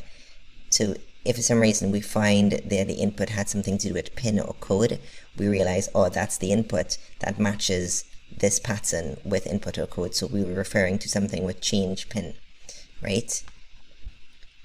That's intent. I had a typo, my millions of typos. Again, I am sorry. And if we don't find a similarity in the input and whatever we define here in our keywords, you just do an else. Make sure your indents line up. We return, guess what? You tell me, I'm not going to tell you right now. If we don't find a match, and it's not any of these things here, it's very similar to the last lecture. We retain generic, but we need to actually see, but we are going to see what this generic actually is. Let us build our dictionary of responses. So dict response equals to curly brackets. So as you recall, we have our predefined keywords here. So we are taking this, each one of these predefined keywords, so it would be stolen, lost, or change pin or loan, and we are taking these and trying to put whatever our corresponding response needs to be from our chatbot. So for the first one, which would be change pin, the chatbot would respond with, you need to set up an appointment to come into the bank to change your pin. Then the second one, stolen, lost. Make sure you put your quotes. So we can reply with call 1-800-5000 immediately and select option number 2, and an agent will disable your card for safety. Our other keyword section was loan, and if the person does inquire about loans, we can tell them with a response, try our loan calculator, because some companies have these online loan calculators that you can go on their website and enter your details, your salaries, and your expenses, stuff like that, and it give you some really cool quotes instead of having to go through the trouble of speaking to an agent. So let's try our local what's wrong with me? Try our loan calculator. www. What's the name of our bank? gothambank.com/loan calculator. But to put your comma after each one. And one last one, remember to say what generic is. So for generic, we can say, I did not understand. Please rephrase question or call our help desk. Run this cell, and in the cell right below here, which would be our pick response based on match intent section, this is very self-explanatory. We're going to write a function, and this function would have to figure out what the response needs to be based on the matched intent. So I'm going to show you what we will be doing here. So our function would be called answer, and we are doing it for our text input, and response equals to dict underscore response dot get. If you remember our dict underscore response here, dot get into context or text. And as you recall, in the last lecture we did an output format sort of thing, so we are doing that same thing again. So it's conversation equals to customer, and the customer has to have on the chat our input, and then we do our new line \n, and then what we called our last chatbot George. Okay, so let's call our banking assistant Rudy. Rudy would have his output, and then also / for a new line, and then one last line we return in our conversation format input equals to our text, which is our input here, and the output just as before, response. So just to recap, this is our dictionary of responses, and here we search the input for our keywords, and what happens is that if a match is found, the current intent, which is our input, gets selected, and it is used as the key to the responses dictionary that we created here to select the current response. So we would just output in that response here that corresponded with whatever dictionary response that had the similarity or the overlap in the words from our keywords. Now let's go down to this cell right under response output, and very similar to the last lecture. And one thing to keep in mind for this style is that if we go up to here, like pin code change, stolen, if the customer uses a dialect that means the same thing or spells it differently, it doesn't matter. It's not going to realize that it's a related word or the same word. So it has to be exactly what we predefined.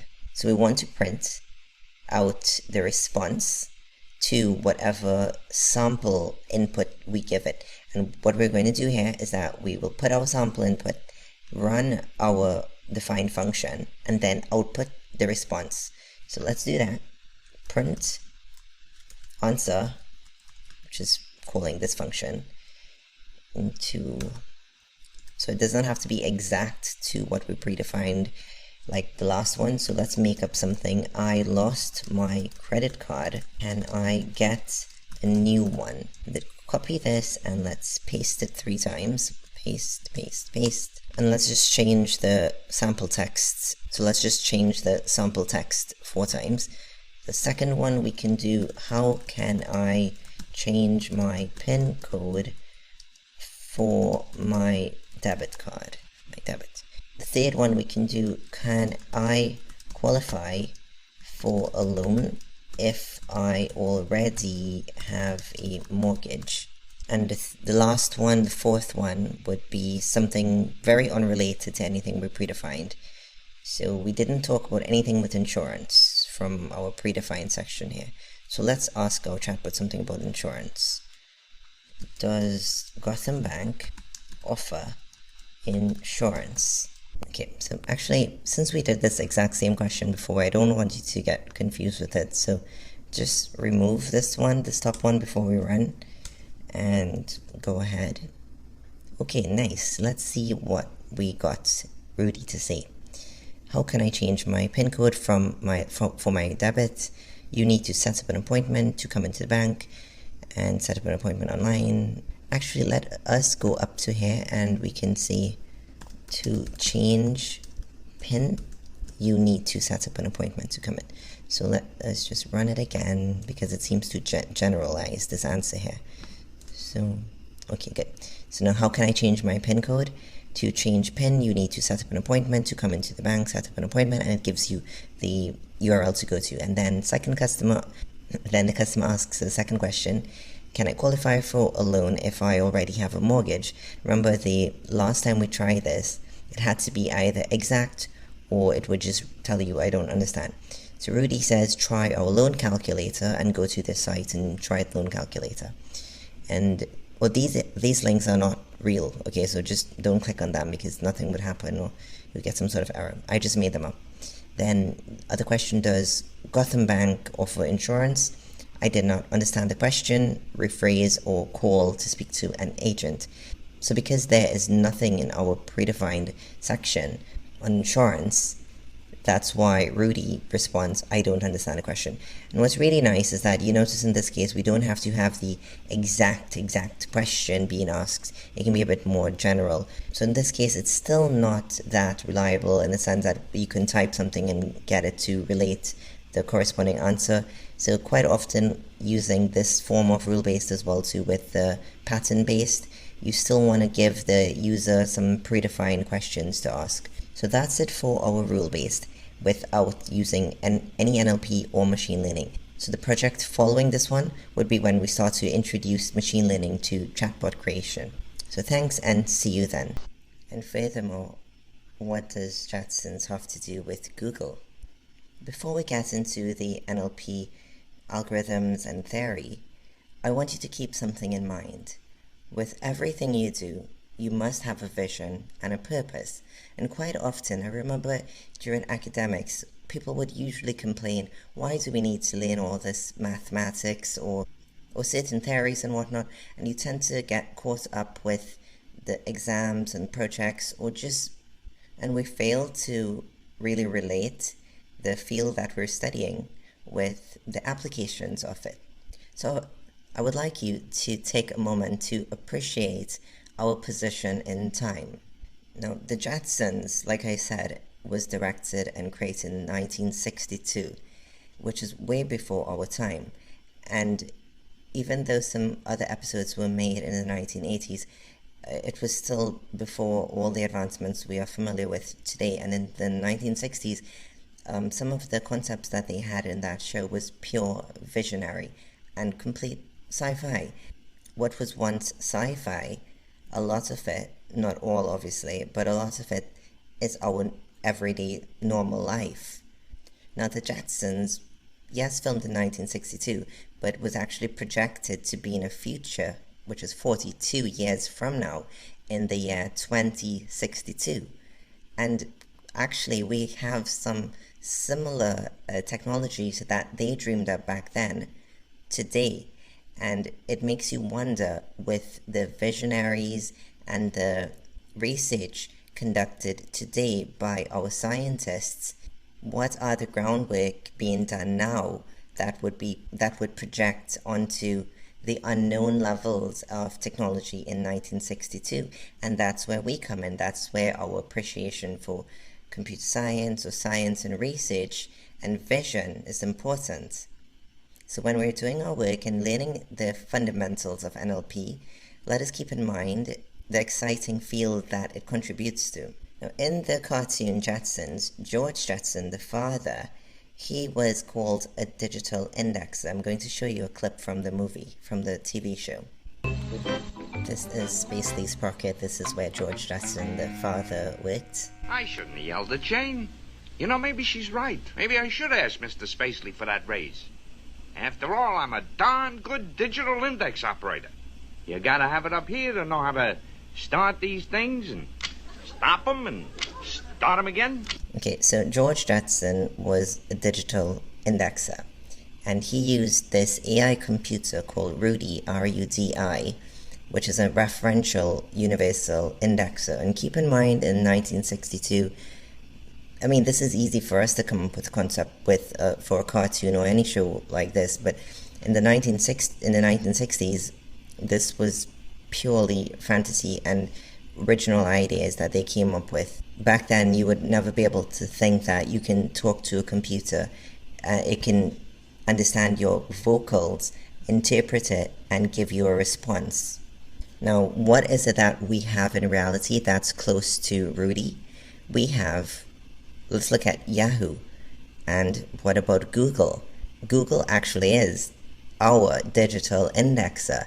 And if you're familiar with Google Assistant, I mean, it's incredible. Like, I can take my phone and ask Siri to put me on with Google Assistant. I can now use the command, OK Google, and ask Google to tell me who is the Prime Minister of the United Kingdom, or who won the last United States presidential election, or OK Google, or I can ask, OK Google, can you play my favorite vocal trance playlist? And it will play my selection of music. So Google is our digital indexer. And in the 1960s, that would have been considered sci-fi. That would have been considered, in the 1960s, science fiction. Lecture where mentioned Siri being based on NLP and speech recognition technologies, and so too very advanced technologies that Google Assistant is based on. So it's really nice to see how far NLP has brought us together with speech recognition. So yeah, data science gets a lot of buzz, but NLP really makes AI become completely awesome. I'm happy to introduce you to our first speech recognition practical project for the course. And before we get started, I would like you to download the resources for this lecture from the resources folder allocated to this particular lecture. And when you download the file audio_text.ipynb, kindly move it to your Google Drive. And remember, when we go to the Google Colab notebooks, go to that file and go to NLP_code along and just put that file there. So you can upload this audio_text.ipynb from your local drive. Once you have that there, just open it up with Google Collaboratory. Now that it's open, let's get started. Welcome to our speech recognition project using an audio file. So in this project, we are not speaking into a mic. We are using an audio file that we would load onto Google Colab. So essentially, we are loading the audio file, listening to that audio file, and then it is stored in a text variable. We shall start with doing a pip install for our speech recognition module. In my case, I have already done it, but I was just running it for you to see. Then go to the cell below this patch of text here, and we do our imports. We're importing the Librosa package.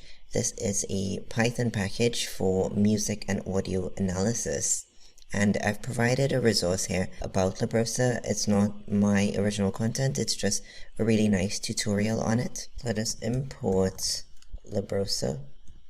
And also we want to import ipython.display as IPD, the alias. And what this is that the display module is a public API for display tools in IPython, because we will be using the class ipython.display.audio shortly. And then we import our speech recognition as SR. Continuing here, like I said, we are reading in an audio file. So let's just do our from Google Colab, import files, upload equal to files.upload. Attached to this lecture is a .wav file. So wherever you downloaded that to is where we will be loading it from. So go to choose files and just find wherever you downloaded it. It's a Merry Christmas free wave I got from soundbible.com. They have some free stuff you can get there, like some audio bits. Okay, so it's all uploaded, and now it's time to load the audio file. So we're using Librosa. So this is for our raw file. R is equal to Librosa.load into the name of this file. So it's pretty long. I'm sorry I did not shorten it for you. I just copy it. Make sure you do the entire thing from Merry Christmas all the way to wave and copy that and paste it in. Then we do the alias ipd.audio into raw and rate equals to SR. Okay, and what this rate here is that with this class, the ipd.audio class, which is the same thing as this here, the IPython display audio class that I mentioned up here, right? This is the alias for it, ipd.audio, and this rate here is an integer. It represents an integer, but in this case, well, the integer is, it matches the sampling rate of the raw data, but in our case, we are just equating the rate to the uploaded file.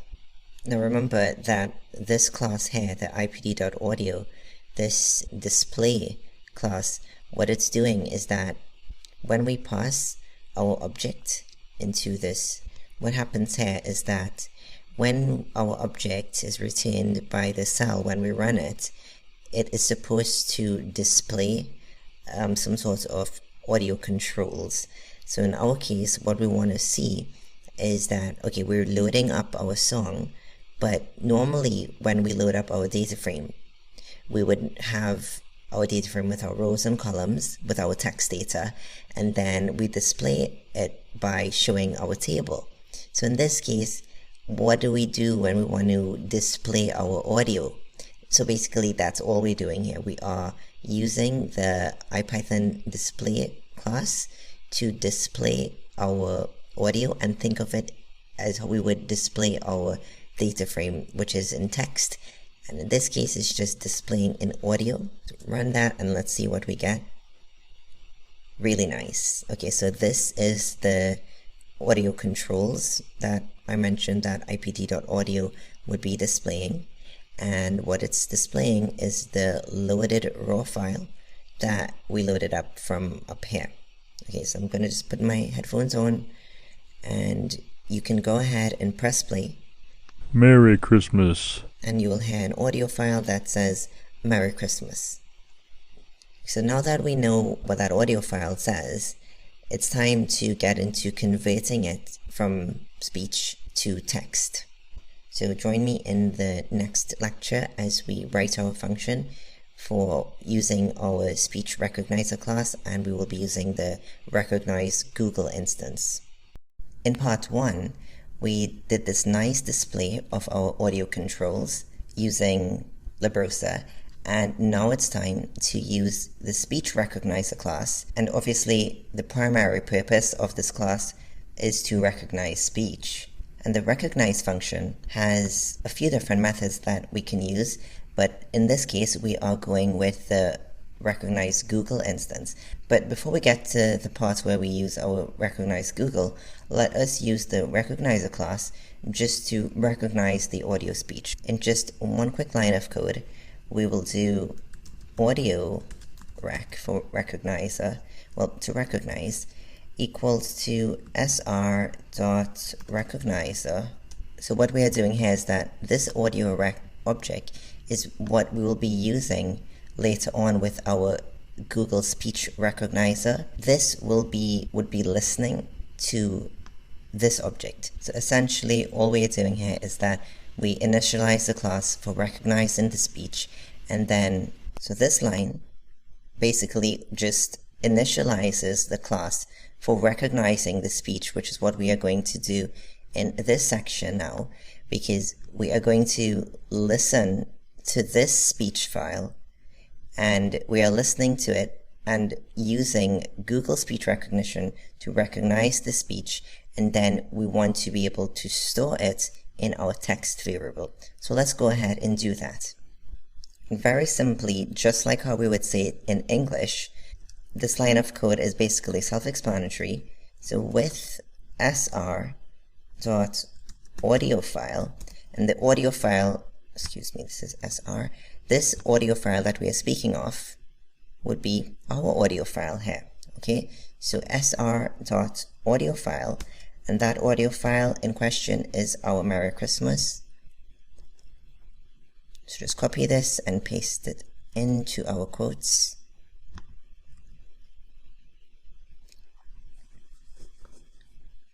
So this audio file is our source. So simply with sr.audio file, this audio file, as source, colon, actually I'm going to put, so let me just put a note here for you. What we are doing on top there is that we are using the Merry Christmas file as the audio file, which is our source.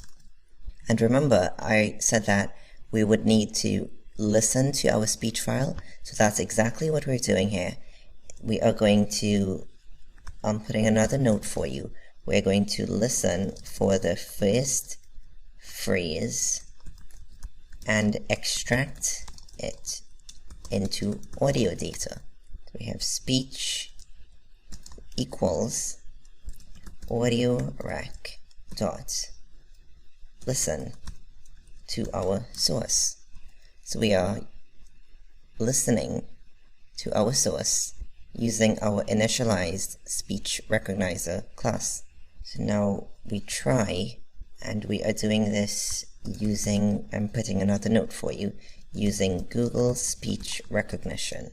Indent, and we have text equals to, we have text equal to audio rec